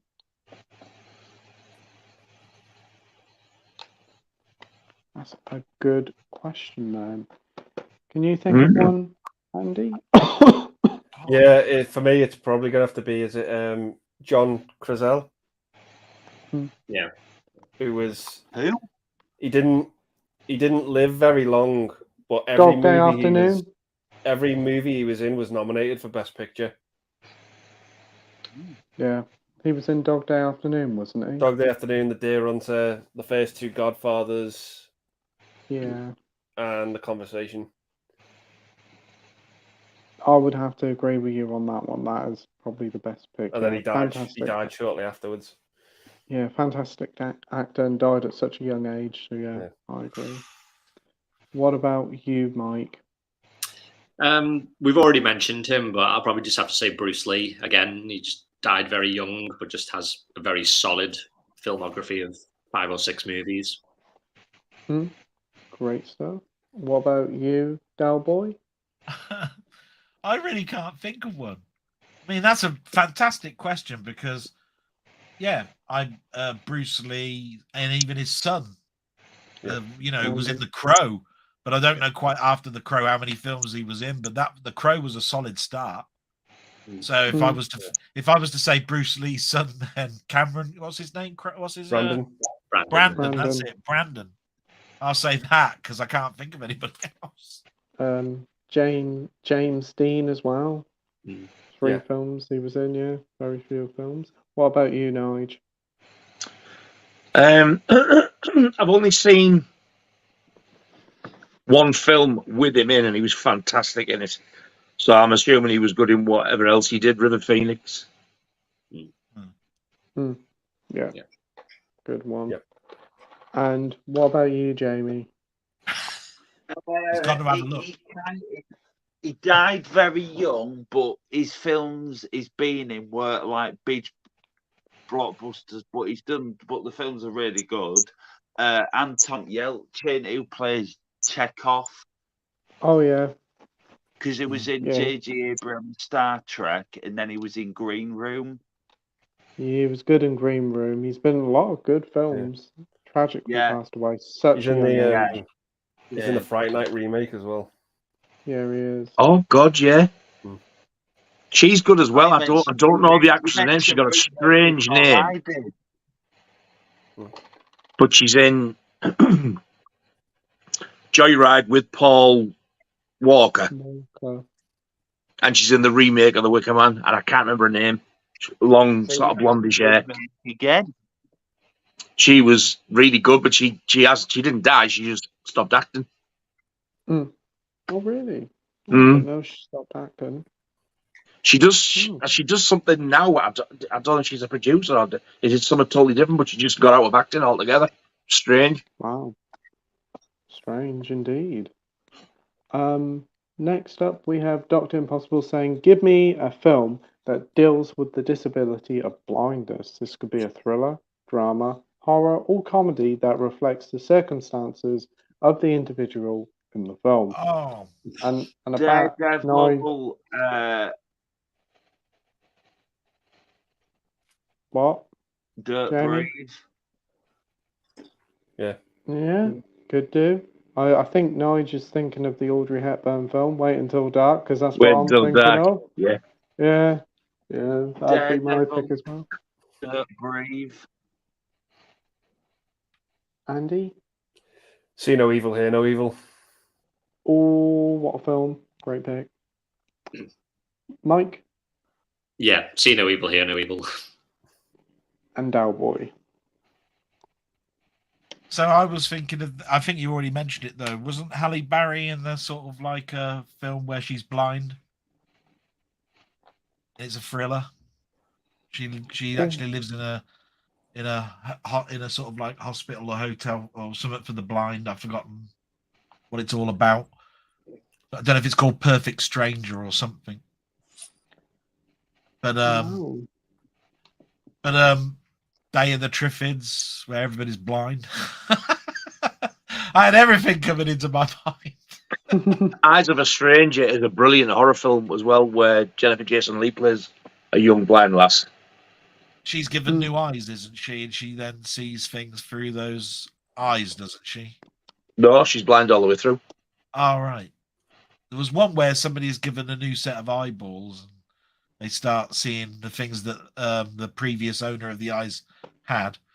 Oh, yeah. The Eye with Jessica Alba. Possibly. Yeah, that's it's an old tale anyway that's been done in, I don't know, Tales of the Unexpected and all sorts of stuff. It was done in Body Bags as well. Yes, it was. With Mark Hamill, when he gets the eye of the serial killer and he starts seeing. I can think of one, but I've not seen it. Bird Box, the one where the cat. Oh, the one with Sandra Bullock and yeah. And then you got Blind Fury that we've mentioned a load of times. Great. Yeah. And I'm thinking of one that Nige might recommend. Cat Nine Tails as well. Isn't one of the characters blind in that? Yeah. Other? Oh, Scent of a Woman with Al Pacino. Yeah. Who's blind? In Cat's Eye? I'm pretty. Cat of Nine Tails. Oh, Cat of Nine. I'm thinking Cat's Eye. Yeah, Cat of Nine Tails. I've never thought of that one. There's also the Who film, Tommy. Yeah. I definitely quite say good. "See No Evil, Hear No Evil" is the best answer of that one. Yeah. That's brilliant. John Wick 4, Donnie Yen. Yeah. Oh yeah. There's a blind character in the Beyond as well by Lucio Fulci, I think. Marvel's Daredevil. Mr. Yeah. Magoo. Mr. Mr. McGoo. There is a film as well. There is Leslie Nielsen in it. Yeah, Leslie Nielsen. Yeah, I see that. Mr. Magoo. Oh, But Daredevil's blind. Mm. You know, so. Yeah. We've got Edward on about the rumoured Spider-Man 4, which we did talk about earlier. Yeah. And yeah, Donnie Yen is blind in Rogue One as well, isn't he? Yeah. Yeah. He seems to play a lot of blind characters. Trying to get Nige back on here. He's I'm back on. That's good. We got Minhaju says, I love when HMV do exclusive that includes something else alongside the slip, except with Smile. That was a disappointing film with a disappointing release. Oh, well, disappointing physical release. When it comes to HMV exclusive, it's bare bones. Yeah, I kind of It was just a slip, wasn't it? Yeah. Yeah, it's a bit bland. We've got Red Romantic. Yeah. Apparently, Smile is getting a 4K or Blu-ray Steelbook. Yeah. Yeah, I think I heard that. 4K, yeah. Yeah, I see that. I don't think Nigel will be picking that one up. Oh, yeah, I'm getting two. Oh, splashing out, are you? Certainly that'll certainly make Paramount smile. Evening all, Red Romantics. Evening.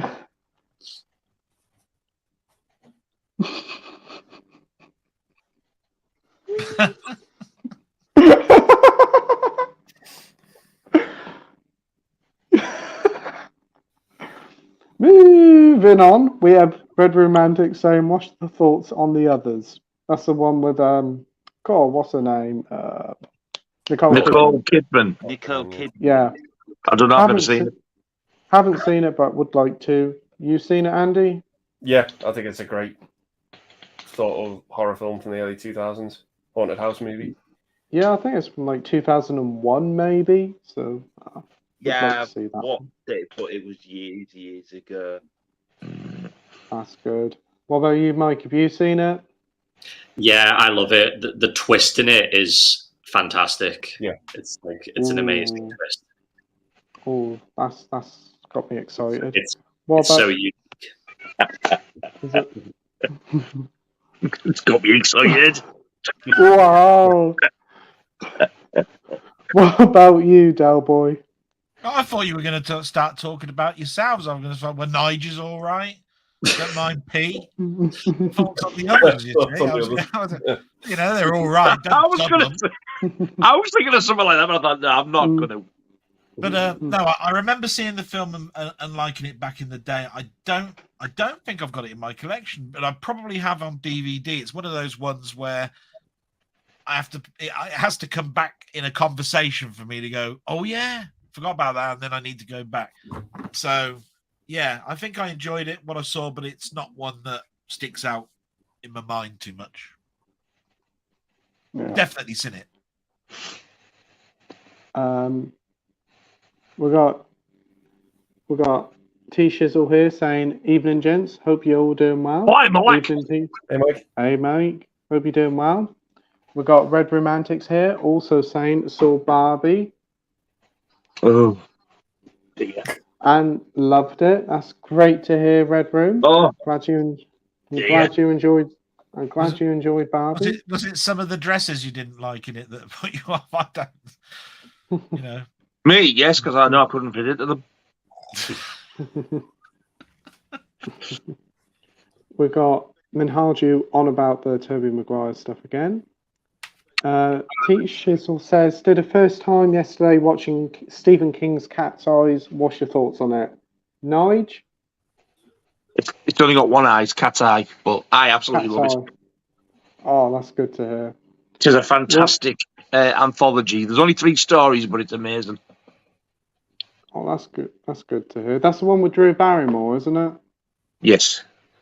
Oh, The first story is called Quitters Inc. about James Woods in it. James Woods wanting to stop smoking. Man. Oh, I might have to check that one out because that recently got a 4K release. Yeah, and it looks really, really good. Ah, cool. What about you, Andy? Yeah, I've seen it before. I've got it on 4K, but I haven't watched the 4K yet. But I really enjoyed it. It's got like loads of cameos from other Stephen King properties in it as well. Oh, that's in the main bit, isn't it? Where you see Christine pulls up. Yeah, then you see Cujo chasing after somebody. Yeah. What about you, Mike? Have you seen it? Yeah, I saw it probably about 10 years ago. I remember thinking it was okay, but I wasn't too keen on it. But I just remember the first story. There was a part in it that really bothered me where they put like the cat in that room with the electric floor. Yes. It just seems like so cruel. And like that scene just kind of rubbed me the wrong way a little bit. But I think the story I liked the best was the middle one, the one with the ledge. The ledge, yeah, and man. I love that one. Yeah, I remember that one was pretty good. I wasn't too keen on the other stories, but that one's pretty good. Oh, great stuff. And what about you, Doll Boy? Yeah, I've always liked Cat's Eye because I like anthology films. And I remember comparing it a little bit unfavorably, really, to Pet Sematary, because Cat's Eye, to me, works much better than Pet Sematary. Pet Sematary, I think, lost its way and was boring, and Cat's Eye, 3 different tales. Do you see what I mean? It's like it worked for me from that perspective. So yeah, I like Cat's Eye. Yeah, great stuff. And what about you, Jamie? Have you seen it? I've not watched it. No, was it any good?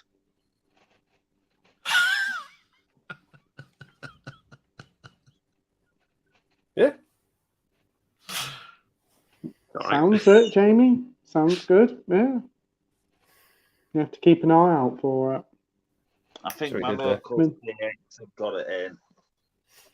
Okay. Minhaji says, then again, never say never whilst we're getting likes of Indiana Jones. It's possible, I guess. Well, multiverse trend and get this is on about Spider-Man again. Yeah, that's a continuation of Spider-Man 4.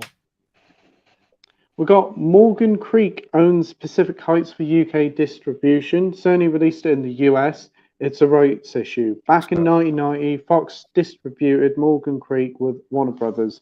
It was a split agreement. Right. Why do they do this when they know it causes problems? It's later on down the line, isn't it, really? You know, I'm sure it's when a company goes bust and who has international rights that it gets a problem. Yeah. Strange. Very strange what's going on there. Hopefully they can release it over here on a Blu-ray or at least something. We've got Marvel fan says, anyone has issue with Zabby? I have ordered Snowman Snow Dog Blu-ray box set, but I received it. I got an advent calendar instead of a Blu-ray box set. Oh, Jesus Christ. Bugger me. That's a weird one. That's ridiculous. We've got Red Room here saying, bit strange that the limited edition Steelbook for Barbie is Blu-ray only, but no Steelbook for the 4K. The 4K is also pre-ordered now, whereas it was just the Blu-ray before. Oh, thank fuck we're getting a Blu-ray. All my prayers have been answered. Actually, I'm glad to see us getting a 4K. Minhaju says, which do you prefer better, Scream 5 or Scream 6? My favourite is 6 since the first one came out. I would say 5 for me. What about you, Nige? I think mine's 5 out of the 2. That's fair. I would say the same. What about you, Doll Boy? Have you seen the 6th one and the 5th one? I've only just recently got the 6th one, and that one's in my mind more. So I think it probably will be a little bit unfair. But if I remember rightly, I think I'm a bit like Nige in the fact that I think the 5th one had a better story, bit of a better structure. The 6th one is more like, what are we going to do with from Friends? What's the name? Oh, God. Courtney Cox. Courtney Cox. What are we going to do about her? And from that point of view, it's nice because you get that out of the way. But the fifth one is to me is the story. The sixth one is just let's finish this bit off. Yeah, I do agree. What about you, Jamie? I'm going to be honest. I actually prefer Scream 6 because when I rewatched all the other Screams in preparation for Scream 6, Scream 5 didn't hold up on a rewatch at all. That's fair enough, mate. And what about you, Mike? I'd probably say 5. Yeah. Dr. Impossible says something similar happened with a company called Regency. Warner Brothers had a film deal with them on quite a few films. Then Fox bought the company, and now it's owned by Disney. Yeah, I've heard of Regency before. Yeah, the Regency symbol. I can even see it being written on the screen. Yeah, I remember that. Okay. Minhaji says we really do need a complete set with all the Scream films in Ultra HD, like a lovely limited edition set. They're doing the first 3 now on 4K in a box set, as the third one's coming out in October. But really, the whole lot of them should be already out on 4K. It's still a bit dodgy about 4, aren't they? Yeah, because it's a different company.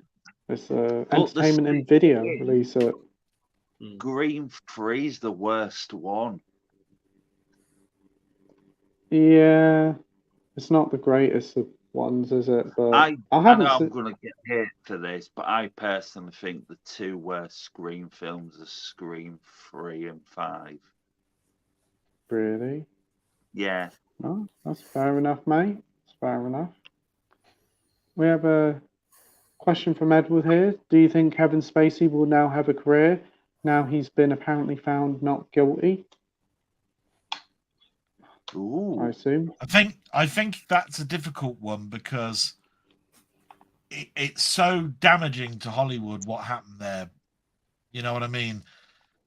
I think that he was in a Ridley Scott film. They had to actually redo the whole part that he was going to be in. It cost absolute millions, and that's the studio losing faith in someone and basically turning around and saying, "I'm going to take you out, even though it's you've not been convicted yet." Oh, and it's taken so long and drawn out that to the point now that when he's out the other side, what career has he got? Do you know what I mean? I find that one a really difficult one, but maybe in a couple of years' time, he might basically come back, you know, like a bit of lightning. It basically goes, yeah, that was a great actor. And then he'll play older parts and then he'll have a second sort of like coming to his acting abilities. But I find that the hardest one to answer. When I knew that was probably coming up when I saw the result this morning when it said everything's quashed in regards to these accusations. It's probably the hardest question to ask, especially as it's only just been confirmed, hasn't it?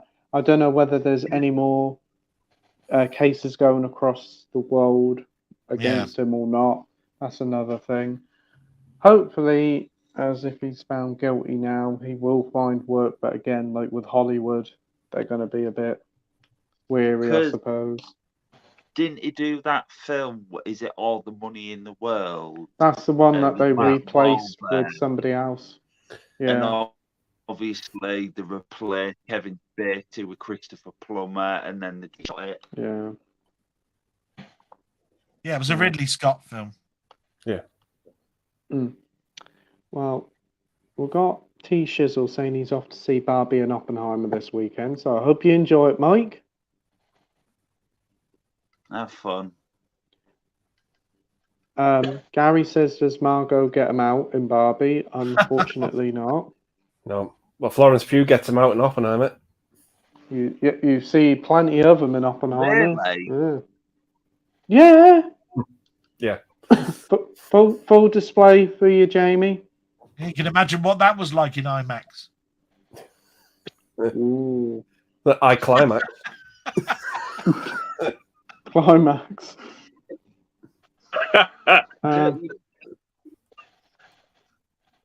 What's a physical release you guys love because it's got a nice slipcover? Ooh, that's a good one. Well, I can get my one out the way that everything I'm buying at the moment is a steelbook, so it really doesn't have slipcase. So, really, I haven't bought a release with a slipcase for a long time. Yeah. God, there's loads. One. I'd probably have to say the 4K of Pulp Fiction. Yes, I would agree as well. That is one of the best slip covers I've seen. It's so elegant and looks really nice. Yeah. Mike? Yeah, I'll say the same. Probably Pulp Fiction. Nige?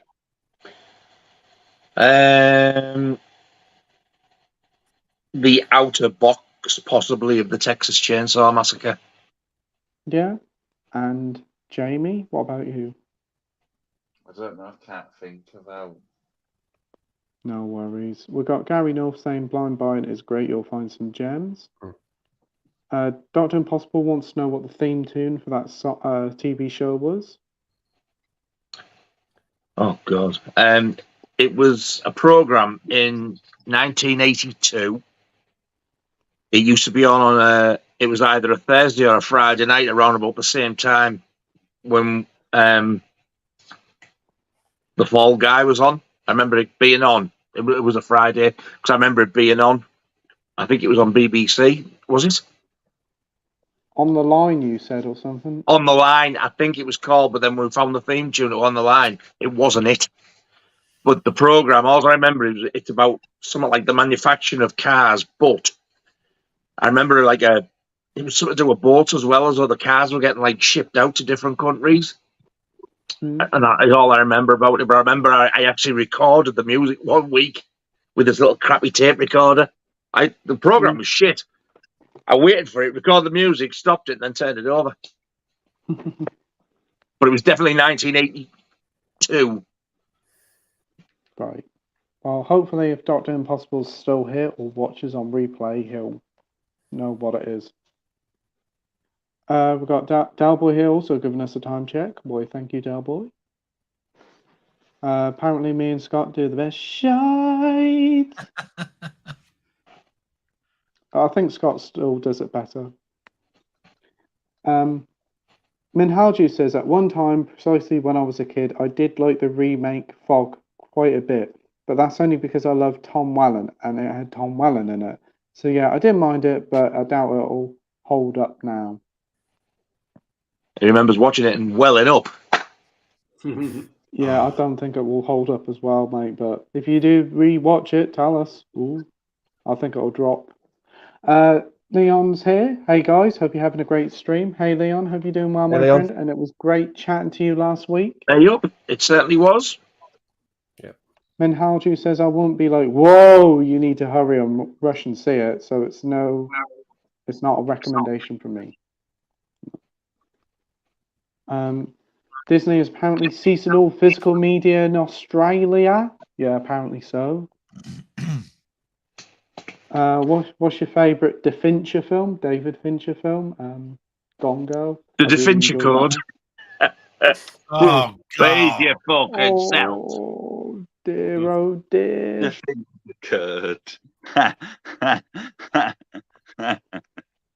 The Zodiac. Zodiac, very good. And Andy? Yeah, Zodiac, 7, and Gone Girl. Yeah, Mike? I like Zodiac and Gone Girl. Gone Girl, Jesus. Gun Girl, did he say? Or Gone Girl? Gone! Oh, I couldn't hear him for a bit. That's about an hour and 40 I'm going to get back. I think it was alright at the end. I can't remember what it was about. That's how memorable it was. What, Gone Girl? I really enjoyed it with Ben Affleck. That was great. Rosamund Pike as well. I think was Neil Patrick Harris in it as well? Yeah. Who the fuck's that? Doogie Howser. I'm no fucking wiser. He's the guy at the end who gets.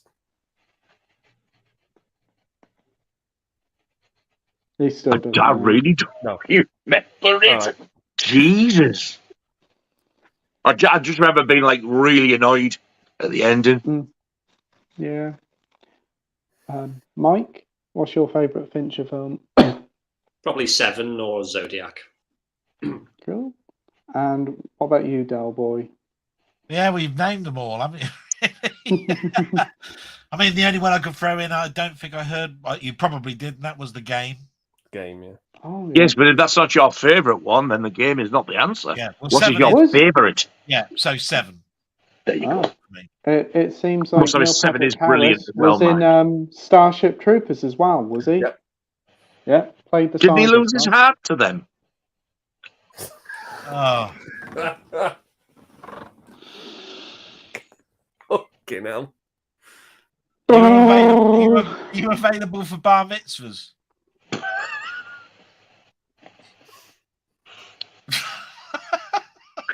I think he's available. I'm available for anything. Yeah. Oh, Yeah. Don't Except say with that. David Conrad. Yeah. I've don't heard say of that. the opening of Pete's Wallet is the next. Yeah, I'm getting the last of the plus put on my chocolate starfish. Let me just go and get my wallet. Oh, and you're going to pay me for it as well. No. What about it?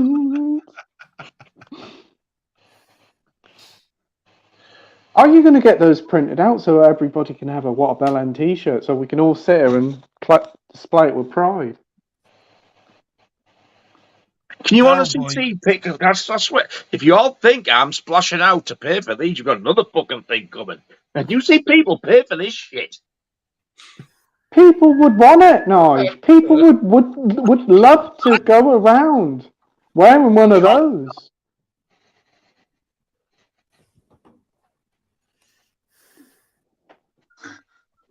People would love to pay for one of those, Nige, and I'd go to Tesco wearing one.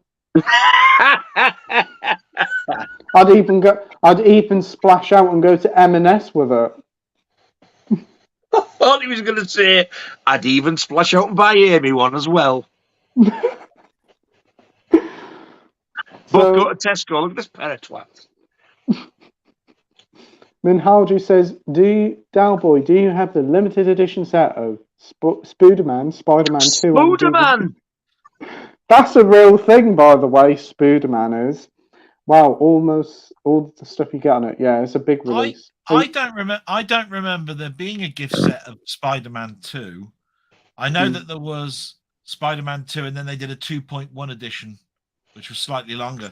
That's the gift set for Spider-Man 1, but not Spider-Man 2, and that was from America, if I remember rightly. That's the huge. I mean, it's a huge box, and it's got a comic in there and a film cell, and don't know if I can get these out. That's what she said. So you get a film cell. Oh, very nice. Oh, nice. You get a reproduction facsimile of the first appearance. This is my favorite bit. This is a personally signed John Romita signed drawing, and he died literally about 4 weeks ago now. So that's really nice. Wow. Oh, wow. But like I said, I don't remember there being a second one like this. No? Oh, wow. That's a very nice set, though, what you got there, Dalboy. Yeah, my pleasure of showing you that, though. That's a really nice set. Looking at it. So is that a DVD? Yeah, that's a DVD. Bloody Very hell. nice for a You DVD. didn't used to get DVD sets like that very much. And when you remember that the film came out, what was it, 2002? And DVDs came out about 1999, 2000. And that having a box set like that was probably quite a risk because that wouldn't have been cheap. And I remember because the film was such a big hit, so they did it. So, yeah. So, Dr. Impossible says network stock was bought up by a distribution company called Spirit Entertainment. They have no interest in the company's assets. Oh. So what are they going to do with the stock? That is a massive shame. ITV Global will never fund full restoration like Network did. ITV Global will often look for outside partners to fund restoration. Example, Oliver Twist was partly funded by the Lean Foundation. That's true. Shocking. That's shit, that, isn't it? That's why I was saying it was a no-brainer, really, because when they come across Network, they did all the work and they were able to, and ITV were able to keep the rights. So it's a no-brainer. So then when a company goes into liquidation, what exactly are you buying to keep the name? So there's no point keeping the name because it's not globally recognized like Warner Brothers would be. So as a distributor, it's like dead.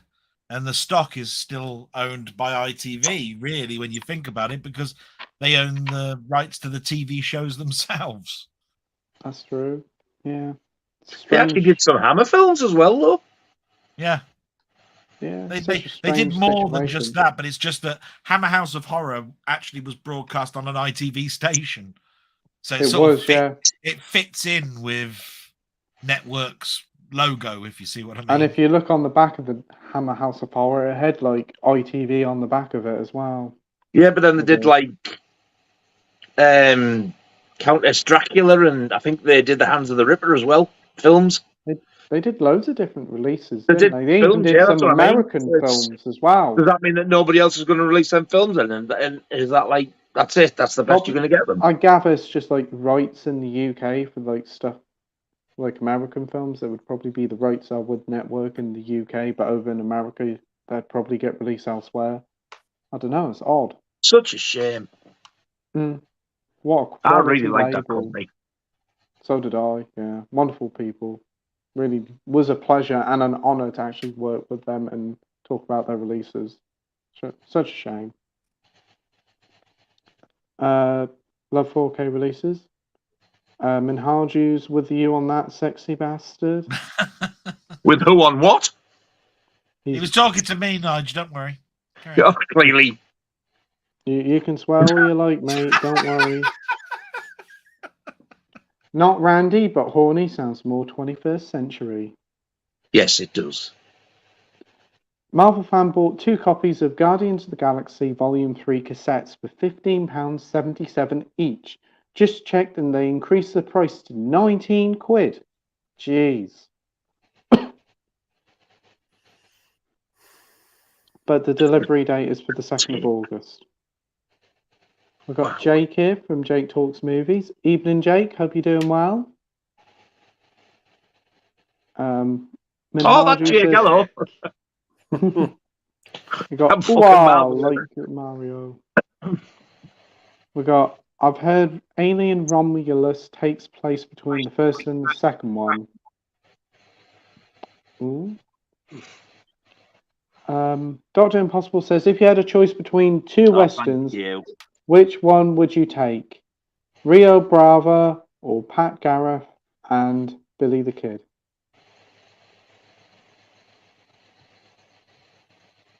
What would you choose? Peckinpah? Pat Gareth and Billy the Kid. Yeah, I'll probably say Billy the Kid as well. Mike? Probably Rio Bravo for me. That's cool. And Jamie, what about you? Not watched any. We've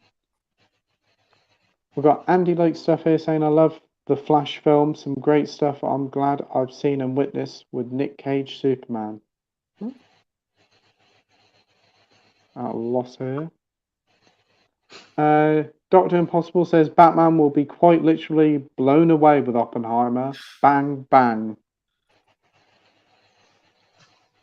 Yeah, I'm looking forward to it. Can't wait to hear your opinion, Jamie. And Halju says, I hope we get to see the OG Maguire and Jackman share screen time side by side in Avengers Secret Wars. Tobey Maguire and Andrew Garfield are still on contract with Marvel Studios. Yeah, but the thing about Secret Wars is that there was only one Spider-Man. It's not a multiverse thing. No. That's just every single Marvel character taken away from a universe to somewhere where they fight good versus evil. And the one thing that came away from it is that Spider-Man got an alien costume that basically turned into Venom later on. That's it. Oh, right. We've got Danny saying Wurzel Gummidge series 1 to 4, then the Christmas special, a cup of tea and a slice of cake. And Wurzel Down Under, were 2 seasons that were released in New Zealand that had Aunt Sally sold someone down under and Wurzel offered to go after her. That's it. Offered to go after her. Yeah.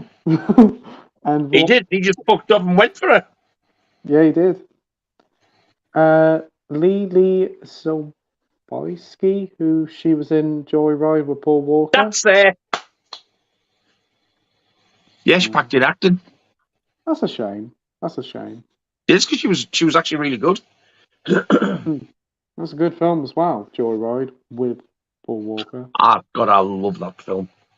Yeah, great. I've only got it on DVD. I'd like an upgrade if one exists. It's owned by Disney, so probably not. Oh, for fuck's sake.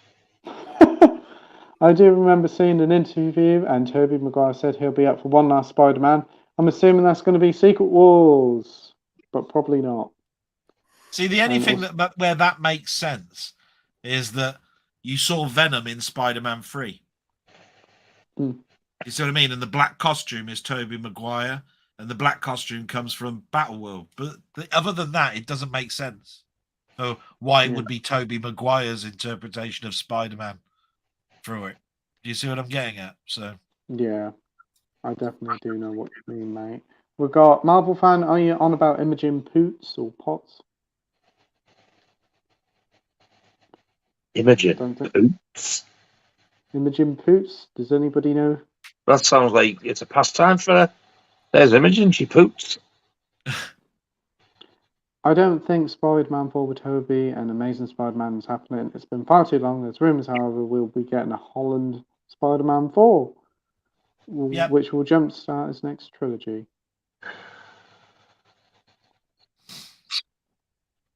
Yep. Holy mother of fucking God. Dr. Impossible says, has any of the panel seen Eric Red's 1991 film called Body Parts? The patient receives a donor arm of a serial killer. No, but that sounds interesting. No.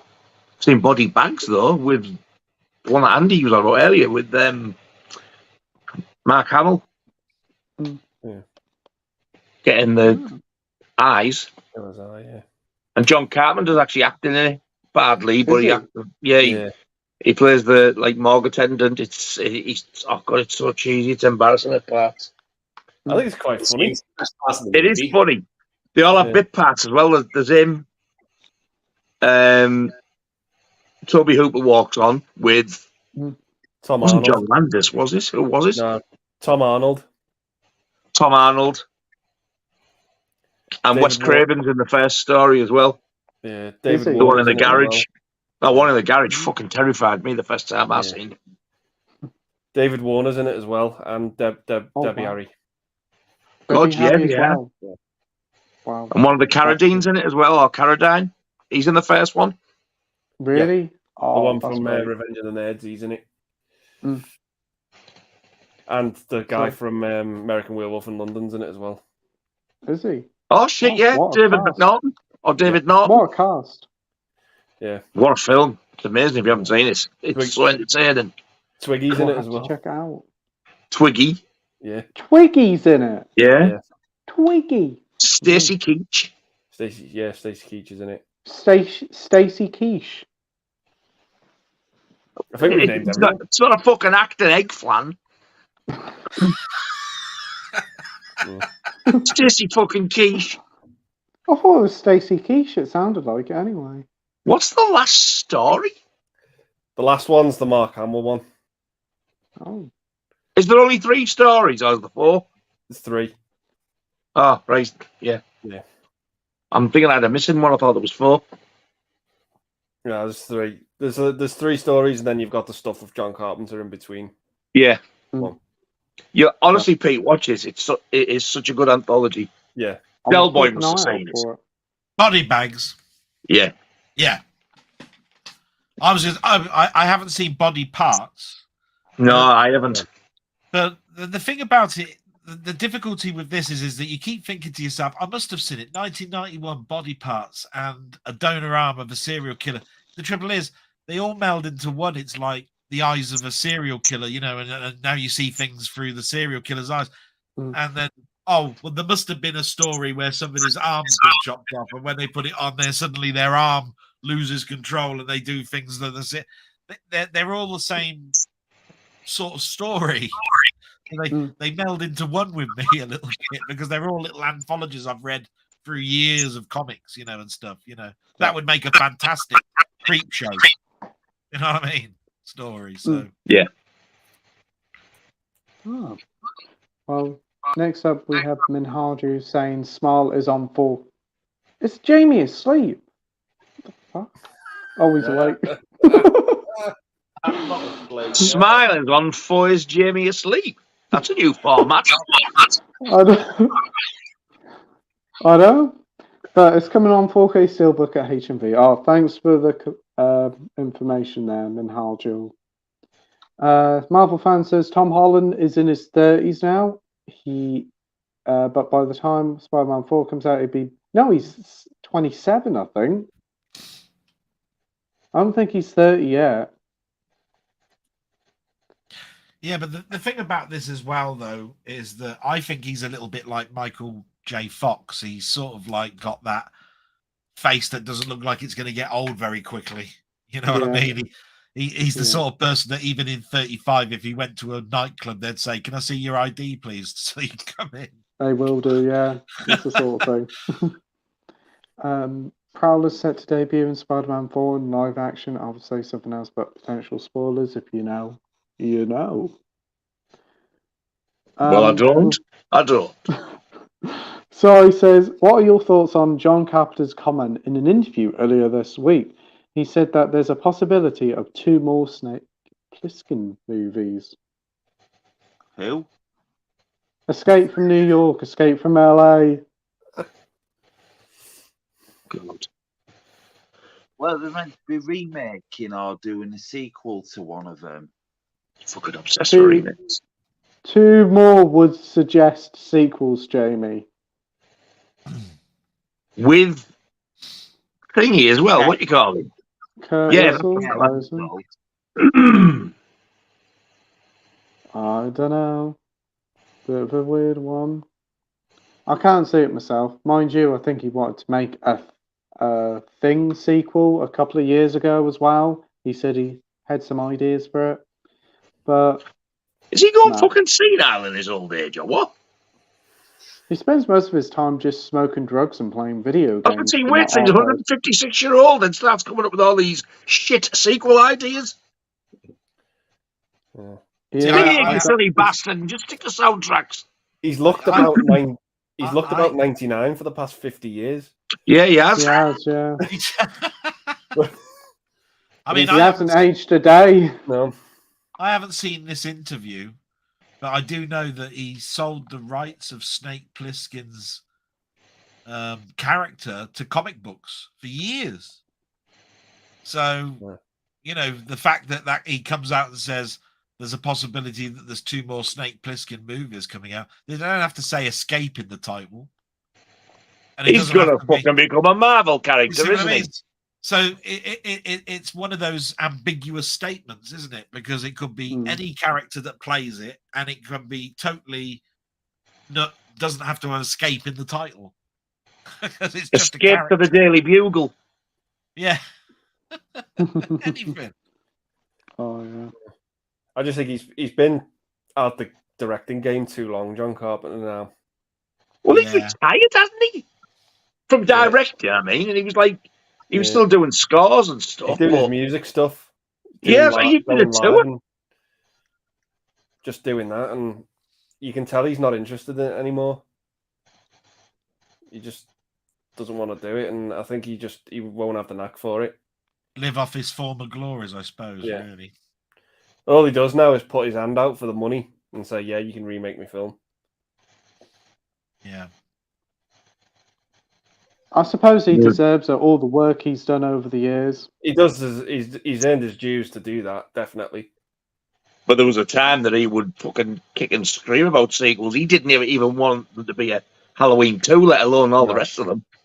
No. Yeah. He's just enjoying his best life, relaxing, retired, doing whatever he likes, spending his money. Yeah.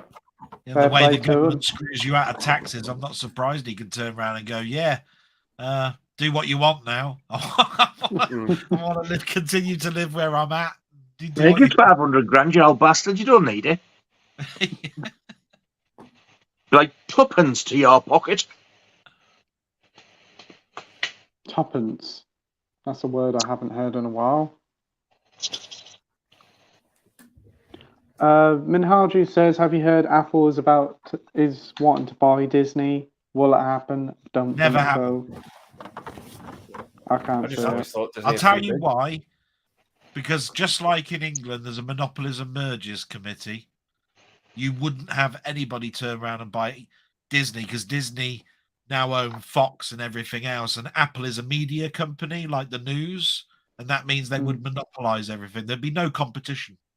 So basically, it wouldn't be allowed. There'd be different hearings about it all across the world, and it wouldn't go through. Yep. Marble Fan says the Snowman and Snow Dog Blu-ray box set is now out of print, but the listing did say Blu-ray. I contacted Zavi and they were shocked. They refunded me, but told me to keep the item as well.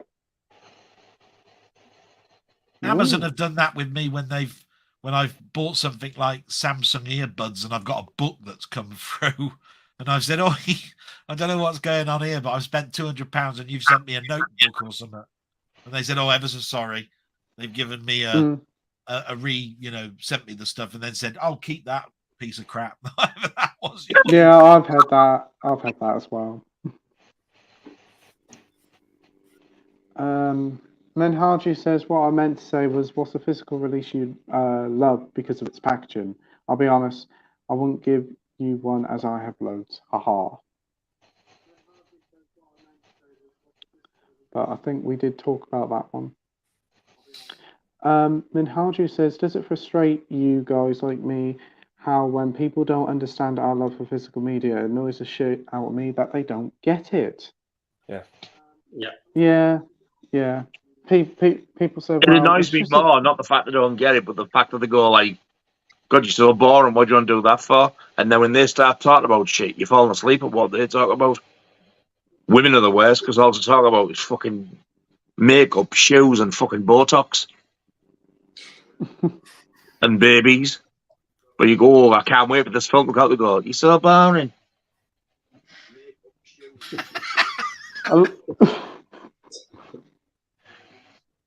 What about going into, like, talking to people about films and then they say, well, I'll just stream it instead? That boils my piss. Yeah, but the argument to me is one that has been going on for donkey's years, because that's like turning around to somebody who says, I collect books, and saying, well, why don't you have everything on a Kindle? Yeah, because I've worked in libraries and I like books. I like the smell of books. I like the books around me. I don't want a piece of electronic flap in front of me that I can read any book in the world. I like the variety of being able to go to the shelf and experience it, read it. That argument's been around for years. Did you read the comments that I got of some cum guzzler on my Scream 6 thing? This dude just come on. I don't get what have you bought that for? I went, because I like the film in the pack. Yeah, it's a waste of resources. Why don't you just, what's the word he used? Pirate it. Yes, I remember. I didn't see the comment, but you mentioned it to me when we had a little chat. Go on the Scream 6 video, not to watch it, but it's got the red Scream 6 cover. Yeah, go on there and read the comments. I swear to God, the shit that he's spouting. But you can save so much money and time. Basically telling me to pirate stuff. And in the end, I just went on. I went, if it bothers you that much, what you're watching for?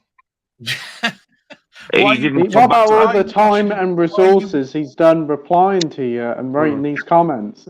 I said because I like to buy the physical thing because like I like to have something in my hand to look at, and it's all. I'm also like legally supporting the company who's produced this. Yeah. He just didn't get it. I don't know. He was a troll. I don't know, but I just thought you are talking out of your ass. Yeah. Waste of resources. Why you pirates it? It's people like him. Why fucking companies go out of business? Oh yeah.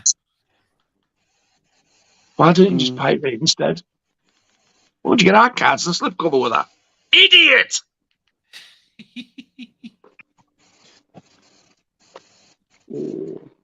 So we got Sorry saying here, what's your favourite Nazi exploitation film, Nige?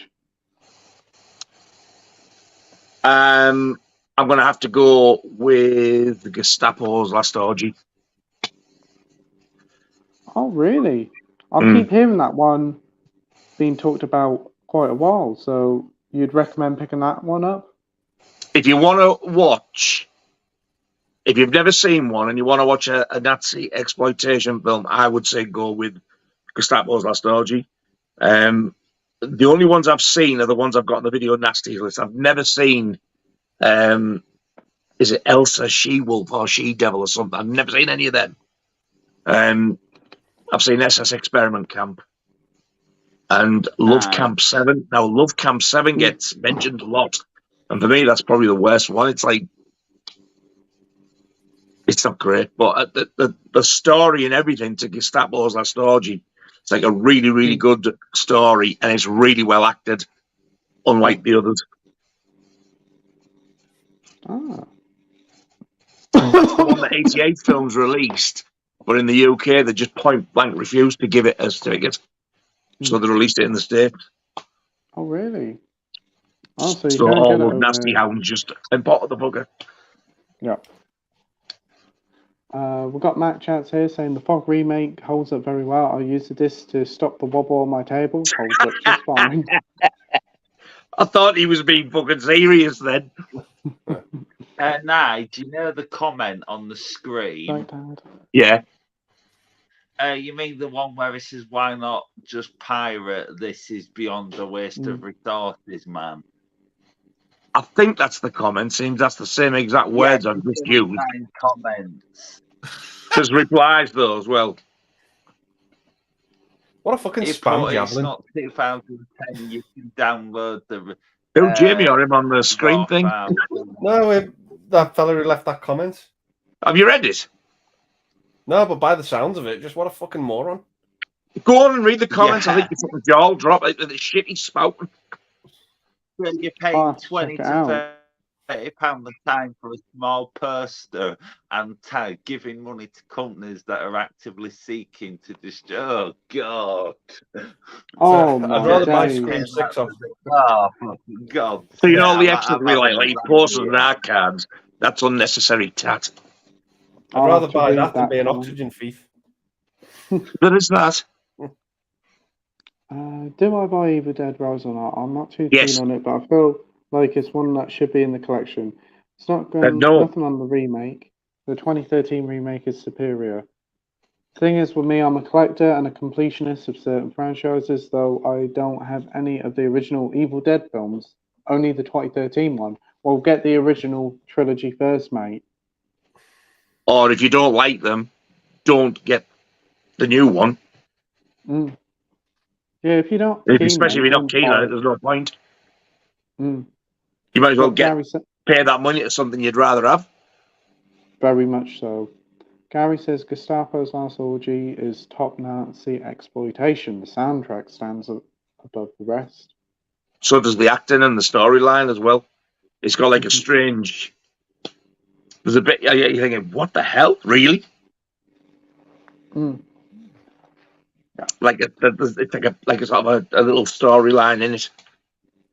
There's a gift set for Spider-Man 2 I own. Yes, it looked it up, and yes, the contents are like the first one you have, Doll Boy. I would love to get the Spider-Man 1 set. You get so many books and stuff included. Spider-Man No More comic book?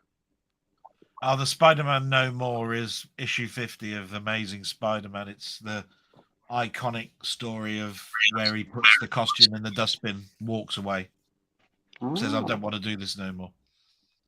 We have Mame Master here saying, that's my friend, lads, by the way. Hey, do you guys remember the days of Love Film? Yes. Remember the adverts? Yeah. I remember the adverts, yeah, but I don't think they ever used them. Yeah. What was it? They used the Madness song, It Must Be Love.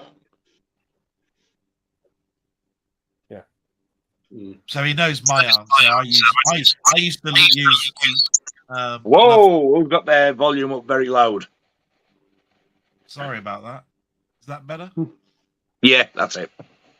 So I used to use Love Film all the time because when I was buying when I was living in a house and I couldn't afford to keep up all my hobbies of buying games and all this sort of stuff, I would use a company like Love Film to send their films to me, and I'd copy them using a DVD burner and then send them back, because you could order free films at a time, and while those free, you'd send them back in a day. You ended up sort of like with 6 or 9 titles every week coming to you, and you paid a monthly fee of something like $9.99. So by the end of that month, I'd have like 36 films, and I'd buy a 100-cylinder DVD rewritable discs like this, really? And you'd just record the lot and put them in a CD wallet, and you'd have a catalogue of films, like this. So yeah, I used to use Love Film all the time, and I'm not proud that I did that, because and obviously Hollywood and everybody's had money loads out of me. I could go over there and pick out thousands of films that I've got. It's just that there was a time where I couldn't keep up with the mortgage, the electricity, and I wanted TV shows. There was stuff coming out all the time. Like if you wanted 24 and you didn't have 60 or 70 quid to buy the box set, which is how much it was when it first came out, then of course I could have the whole series in the first week, because I'd be going 3 discs, then the next 3 discs, then the next 3 discs, and I'd have the box set by the end of the week. But you weren't going and flogging it and making like a massive profit out of it. No, that's the thing. I didn't make any profit out of it. Purely, it was just like that. And in some ways, there was little tricks you could do. You could also say the disc never turned up. Yeah. Because they didn't do any of this tracking. So if you really, really wanted, I don't know, Blade Runner, or if you really, really wanted Halloween, you could have ordered it and said, "Oh, it never arrived," and you've got the disc. Do you know what I mean? You need to shop and steal the cover. Yeah, and then all you had to do was print out the cover, and there you are. You had the original disc with a printed cover. CEX do that now. You only sort of did that like once every 2 months or something, because they'd cotton on. It's like, wow, that's 3 discs you've had nicked there, Doll Boy, in the last 2 months. We're going to have to start investigating this. You know what I mean? Yeah. But it was a good time, if you wanted to really build up a collection that was illegal. Great time.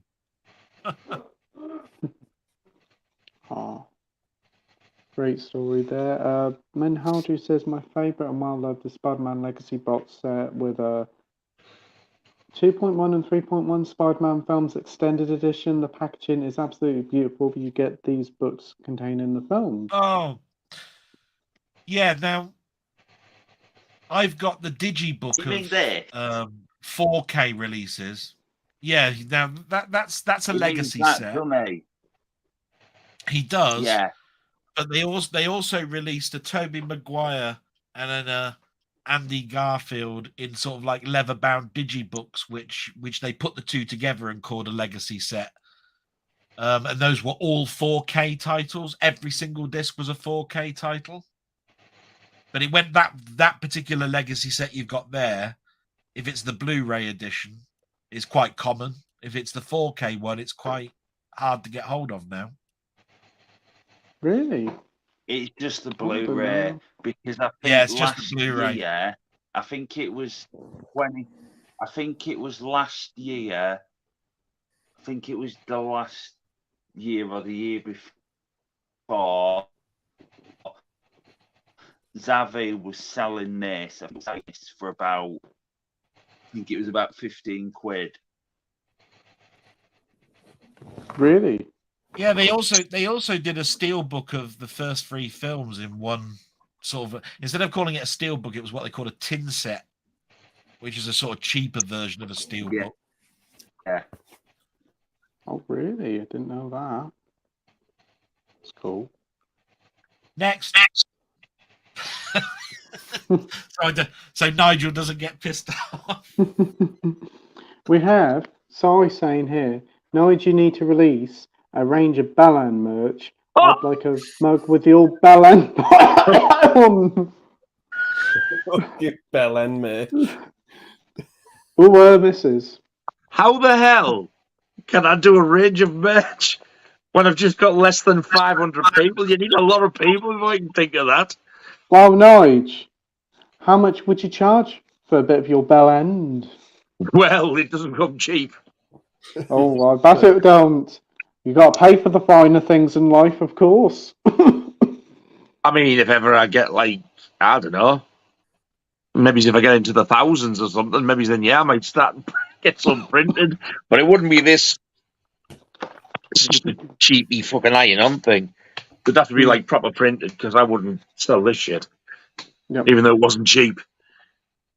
Well, I hope you got those sheets changed. Yeah, he's coming from Scotland down to see me in a couple of weeks' time. Cool. And we're going to a sort of retro event about Commodore 64 stuff. Oh, wow. That sounds super amazing. Commodore 64, super retro. Nice.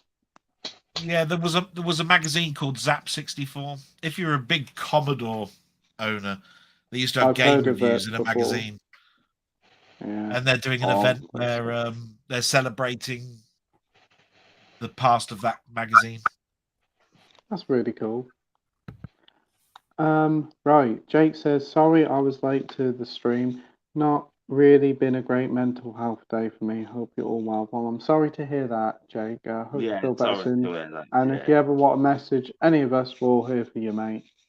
Yeah. He's just finished the Carry On film, somewhere in black and white, managed to watch and loved them. Great to hear that. Some of the earlier ones in black and white are really good. Yeah. I love Carry On Cabby in black and white. That's a gorgeous Carry On film. I'm in the same boat with mental health issues. Same goes for you, Si. If you're on Instagram or Facebook, ever need anything, just message. Yeah, I understand. Matt Chat says, lads, I've just seen the best thing all night. YouTube Indian Michael Jackson thriller. I've seen that. Really? Yeah. Hope you enjoyed my review of The Burning, Nige. I did. I was well impressed. Awesome. I'm glad you liked it as well. I still need to see it myself. I haven't seen The Burning, heard very good things, so I want to check it out. Got Edward here saying, apparently Fast X director wants to make a Fortnite movie. Would you want to see one? No. No. You should put The Burning in one of your film choice things of the week. Oh, yeah. Probably next week I'll pick The Burning. Yeah, I'll be up for that one. Jake said, just got the best birthday present I could ask for. My sister's having a boy and they're giving him the middle name Jake. I couldn't be more proud. Fantastic news for you. So happy. And happy birthday to you, Jake. Yeah. Oh, happy birthday to his birthday. Happy birthday. Best birthday present I could ask for. Yeah. Marvel fan says Imogen Poots or Potts was in the Friday Night remake, Black Christmas, Need for Speed, and Filth, starring James McAvoy. And 28 weeks later, one of the best sequels ever. She was in that, was she? Okay, I was wrong about Tom Holland's age. I generally thought he was in his 30s. No, I think he's the same age as me. Mac Chat says Guillermo del Toro is working on a MonsterVerse, Frankenstein, Wolfman, and Dracula. So nice.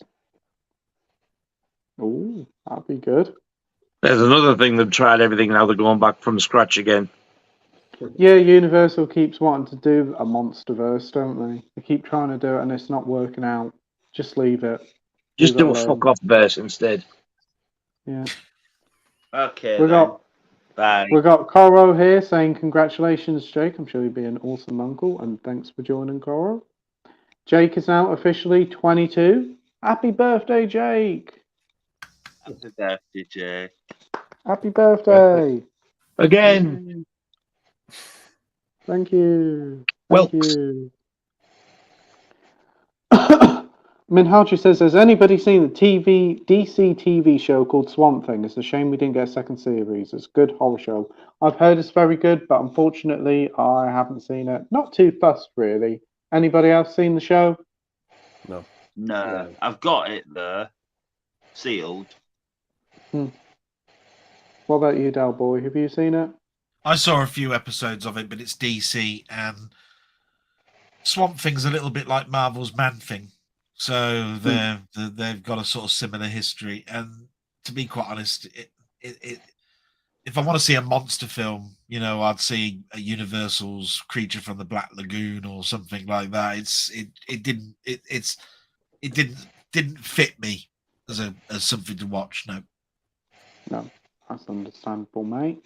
We've got Sai here saying they're having a go at Nige about Scream 6 reminds me of a guy who stood outside my local Blockbuster trying to sell pirate movies. The nervousome folks baffled me. Wait. Wow. Wow. I think I've seen that before. There'd be a guy in like a big coat saying, "Oh, fancy a buy movie? Oh, fancy one." Speaking of Blockbuster. Yeah, he used to stand out. Well, where our Blockbusters was a very dodgy end of town. He used to have this like long jacket and say, "What you buying, mate?" Oh, and all that.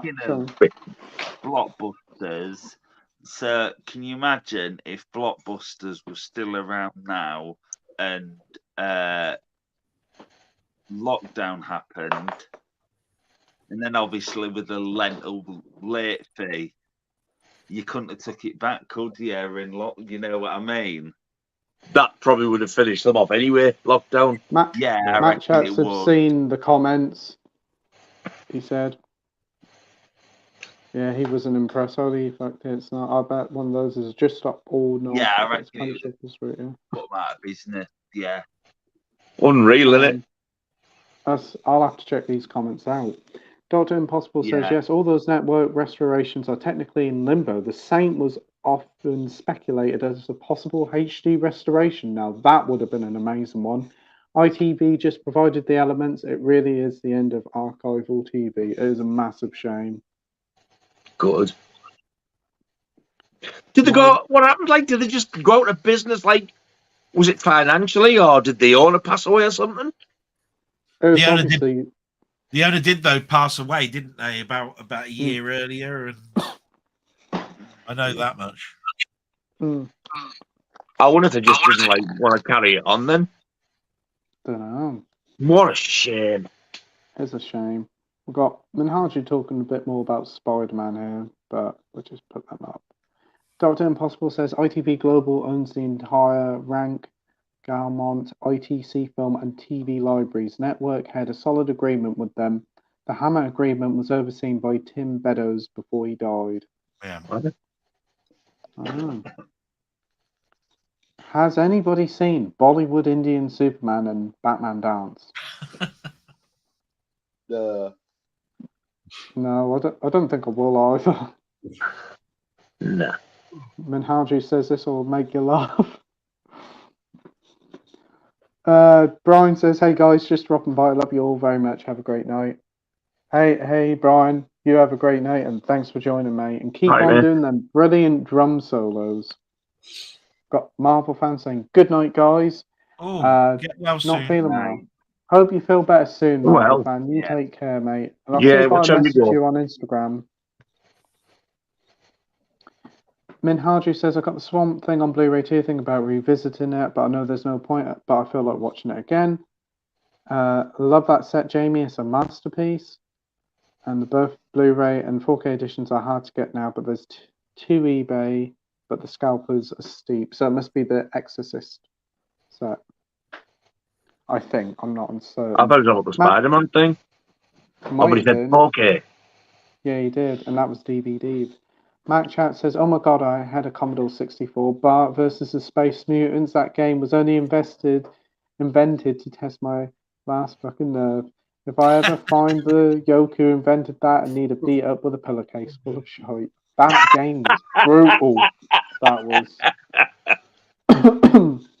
He took with a pillowcase full of shite.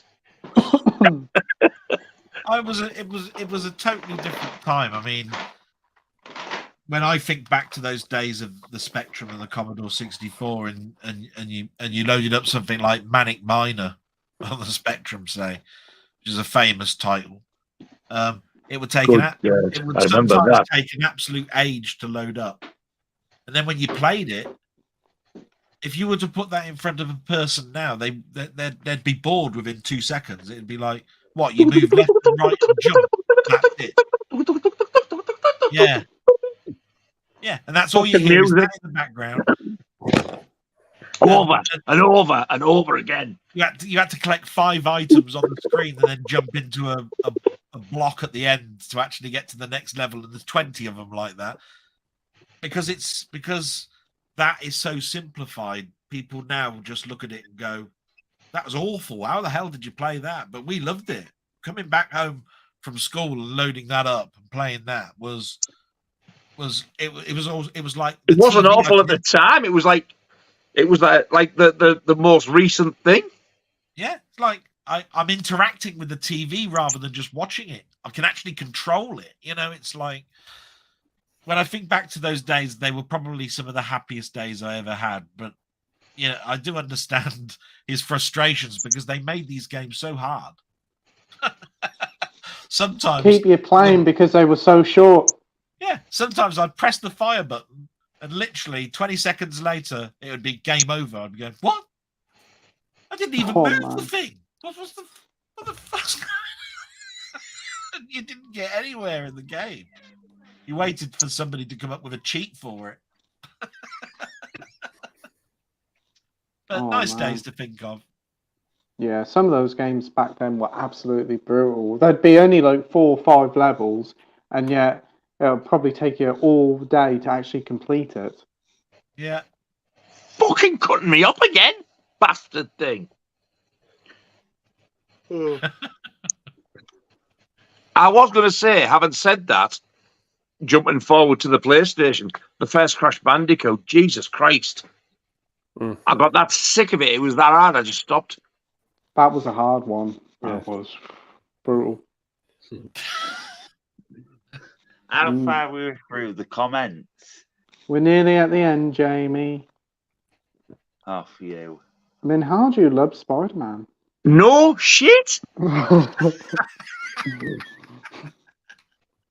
Sai says, "Has any of you seen The Bear? It's on Disney Plus." I haven't seen it. It's about a chef, but I've heard good things. Anybody seen A Bear? I've seen The Bear in the Big Blue House. I fucking love that. I love that. That's on Disney Plus. I used to have a dancing fucking bear. I have, and the mouse. The mouse was a moany little cunt. I must admit. Yeah, the difference is you were a child. I was in my fucking 30s when I had it. I loved it. I remember a TV series in the 70s called BJ and the Bear, which was about a trucker and a bear. Blowjob the bear. Prostitute by the sounds of it. I know everybody made a piss joke out of it because of BJ and the Bear. Big jobs. Oh dear. Minhaji says, "What's your most prized possession in your collection?" and he's going to be the Infinity Box from Amazon. Ooh. I'm just going to say my complete Arrow collection. There you go, because I can't really think of a singular item. Andy, what about you? The Rambo 4K Steelbook set. Oh, that's a real nice one. Mike, what about you? I might just have to say that Bruce Lee box set. I just think it's absolutely stunning. That's a good pick there. What about you, Nige? Jaws collection. Actually, you're fucking wrong. I'm going to say the Friday the 13th box set, Scream Factory. That's a good pick there. What about you, Jamie? Batman collection. Oh, really, Jamie? That's a great one. It might be my DC collection. Sounds good to me, Jamie. And what about you, Doll Boy? I'm going to say most of my 4K stuff now is all steel books. But I think this one's quite a nice one. And that was that Star Trek The Motion Picture Director's Edition. Ooh. That was like a fucking crucifix to a vampire. You showed me that. I know. But I have to mention it because I do think it's a really nice, glossy sort of like collection. And, from a point of view of what you got and how many discs. And what's your favourite Star Trek, Nige? That's not a very nice question to ask from a friend, is it? I didn't know you didn't How like... can he even fucking answer that? I didn't know you didn't like Star Trek. I knew you didn't like Star Wars, but I didn't know the Star Trek stuff. Sci-fi. Oh, yeah, it is. Bada band.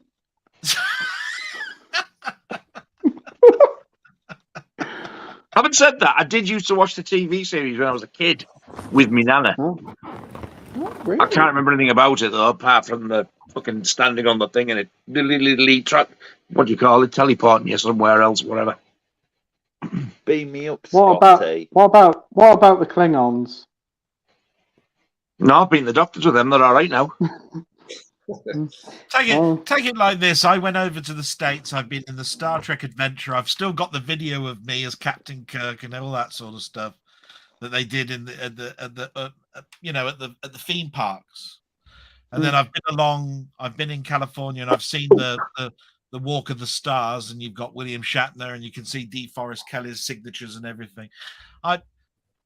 Star Trek to me was just something that through the years I just watched and watched and watched, and for years I wanted to be Captain Kirk. I just wanted to be Captain Kirk. I wanted to have those sideburns. I wanted to say all those lines with the pauses in, that William Shatner does. I'm sure you've seen. I'm laughing at a joke that I posted on my wall about William Shatner. Well, but apparently Stevie Nicks has married William Shatner, and she's got a double barrel name now. She's got Stevie Shatner Nicks. Oh, it tickled me. It did. He's such a great personality that I can watch him because he's just terrible. He doesn't recognize that he breaks his stuff up. He speed things up and breaks things up into weird sentences. Like there's the fame. I mean, I'm sure you know this, Nige, yourself. The famous Twilight Zone episode of Nightmare on 20,000 Feet, where he's in a plane and he sees a monster destroying the wing of the plane. Is that William Shatner? That's William Shatner. Fucking hell! Right.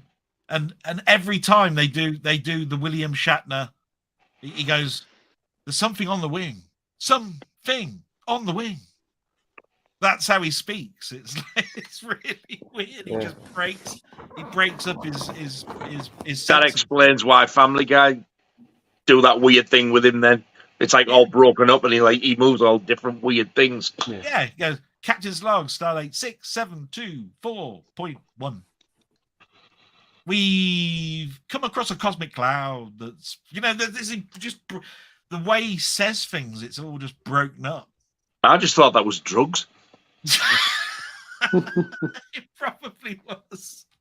I tell you what, though, he looks amazing for his age. He doesn't. He look does. 90. He's 90, isn't he? He's 91 now. Yeah, he looks about he's in his 60s. He doesn't look like 91. No, he doesn't, mate. Anyway, that's a bit of my childhood. My first computer was a ZX81. ZX81. My first ZX, computer was yeah. a ZX80, which is the one that pre-starts that one. Wow. We got Danny Hughes had an Amstrad CPC 464 green and color screen that had a tape drive. Ooh, bit of class. Yeah, we used to think of those as people that were rich because they came with a screen. We had to wait until our mum and dads didn't want to watch, the news and everything before we could plug our computer in. Yeah, and burn the game onto the screen. Yeah.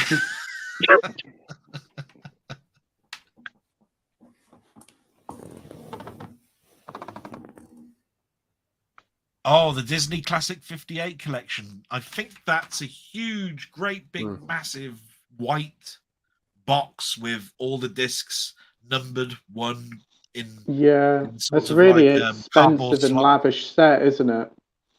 Yeah. Even Simply Media's quit releasing archival TV via the BBC and Channel 4. Their DVD output wasn't long, but still significant.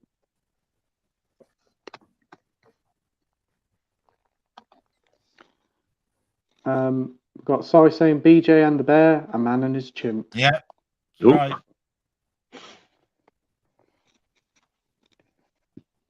Min Harji says Lord of the Rings trilogy is nice. That gold Lumen box set I have has anyone got the Ju-On the Grudge set from Arrow? I would recommend that one. Love it. Yeah. Yeah, it's a nice box set. I think Andy, you've got it, haven't you? Yeah, those movies are creepy. Right. We've got Dr. Impossible saying Tim Beddoes was the central core of Network, but Network only had just celebrated 25 years and was looking forward to the future. Never felt like it was in any financial trouble. Very strange. Strange indeed. I'm still good now. There's still stuff I wanted to get. Stream was cut off. I can't see it. Yeah, I think we're back. It's back. It's back. It's working fine for me. Oh, that's good. It's probably StreamYard. It's been really weird the past couple of days. A lot of the comments ain't popping up on my end as well. So we've got Sorry saying this. We got William Shatner tried to bring out a range of underwear, but Shatner pants didn't sell too good. Shatner your pants, yeah. I cracked that 5 minutes ago, and he never cracked a fucking smile. I did. Well, we cracked on now, and that was funny. Ha ha ha. Shut up, you cunt. Ooh-ah. Oh, sorry, I'm bullying you.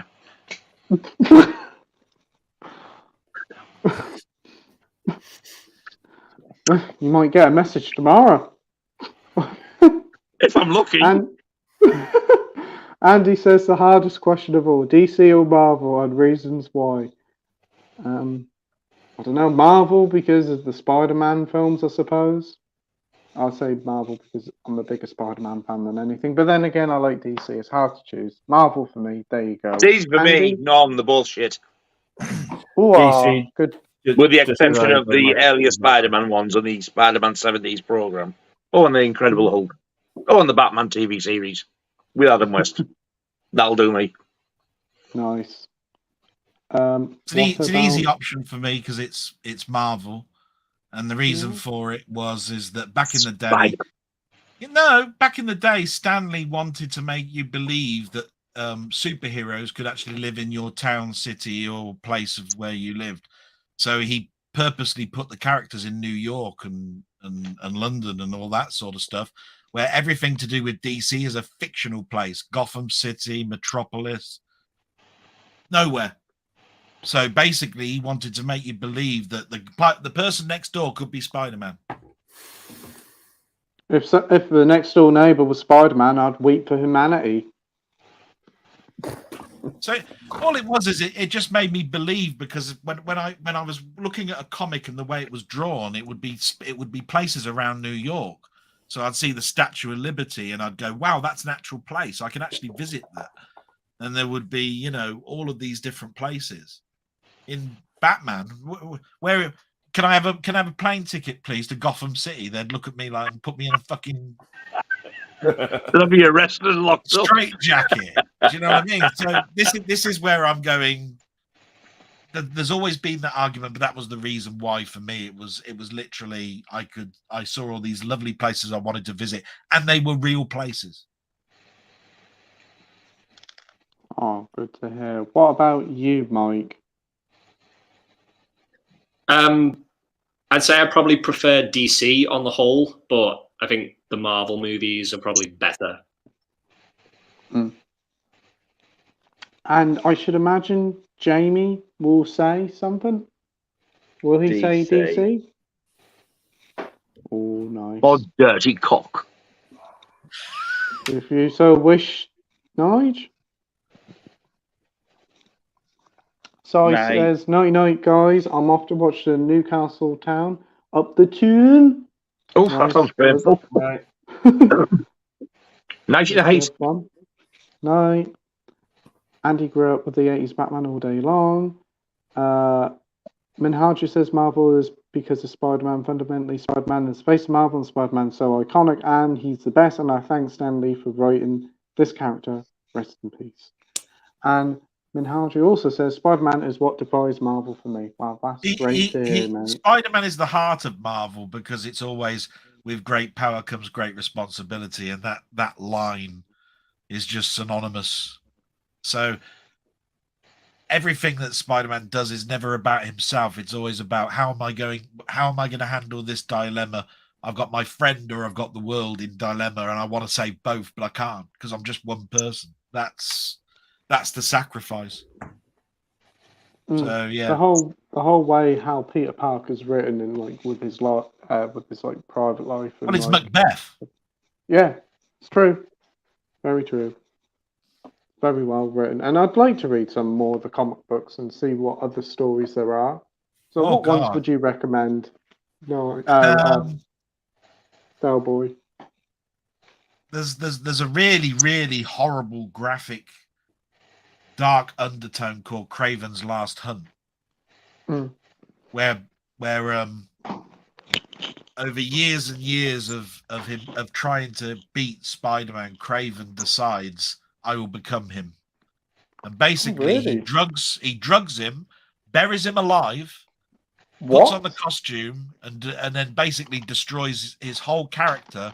And then this doesn't ruin anything. Blows his head off. Kraven puts a shotgun to his head and shoots his own head off because he won finally. That is shocking. Now that's dark. That is nothing compared to the other Spider-Man stuff I know. Wow. Yeah.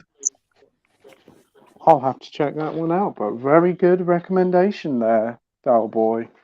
That's a very deep psychological dark story, that one. I mean, my God, burying someone alive and then he had to crawl out of that coffin to get out. That's a bit dark. That's very good recommendation there, but as it is, we just got one final comment from Danny here. Says, have a good one and what a great stream. Thank you ever so much, Danny, for your support, mate, and your comment. You take care, mate, and we'll see you all on the next stream. But yeah, that's the final comment of tonight, and thank you to everybody watching at home. 19 people are still watching at home. Really do appreciate it. Sorry if my voice is sounding like it's going, because it nearly is. But it's been absolute blast and really enjoyed it. Yeah, I needed this tonight. It's been hilarious. I can tell you've enjoyed yourself, Jamie. Yeah. So I'd like to thank Andy from Forgotten World of Movies joining as always. Mike from Cinema Axeman. And our three special guests tonight, Nige from Rockgod 2004. Thank you very much for having me back on again. It's always a joy. Doll Boy, thanks for joining at the last minute, mate. Oh no, thank you very much for letting me be So, part just of a it. quick Brilliant. question. So, you Yeah. know, Del Boy said, Me. like Spider-Man's like the heart of DC, like the heart of Spider-Man. Spider-Man's the heart of Oh Marvel. no, sorry, like Spider-Man's the heart of Marvel. Yeah. Yeah. That's basically what I feel like Batman is for DC. Yeah. Batman was Detective Comics, DC. So Batman is a police, Yeah. is a sort of like a crime thing. Yeah. Even though Superman is before Batman in a time scale of when they were created, it was Batman that actually grew in popularity more than Superman did. And Yeah. when Marvel came out and took off, it wasn't Spider-Man that was actually the showstopper. It was the Fantastic Four. That was the one that turned Marvel's fortunes around. Was a super group that had problems. You know, you had a Yeah. you had a person that was turned into a thing, and he resented everybody because they all were like kept their looks. You had a bloke who turned into fire, and this was a teenager who couldn't care less and basically just ran amok. Yeah. And you had Reed Richards and Sue Richards, basically the Invisible Girl and Mr. Fantastic. And basically they could do anything they want, stretch, turn invisible. They had no problems. They had a bloke who was a scientist who created all sorts of equipment. But they were always bickering. That's the end of that. We've got a few comments here saying, Minhaj saying night, lads. Take care. Sorry about the coughing. You beautiful people. And nearly time for that Brady Bunch wave again, lads. So thank you, Jamie, for joining as well, mate. I know you enjoyed it tonight. Yeah, I always do. So to everybody watching at home, thank you all for watching, and those watching on repeat, thank you for watching as well. If you haven't subscribed to any of these brilliant channels, their links are all in the description down below. So give them a sub and support their channels. As Nige is very nearly at 500, isn't you? I am, yeah. Well, go and give him a sub and let's try and get him to 500. And be sure to check out Mike. Did you see that channels tomorrow where me, Andy, Nige, and Scott will be on, and also Scott's stream on Friday night. And we'll be back next week, same time, with a new guest who I'm currently waiting to hear back on. But till then, take care, everybody. Night, night. Bye. Bye.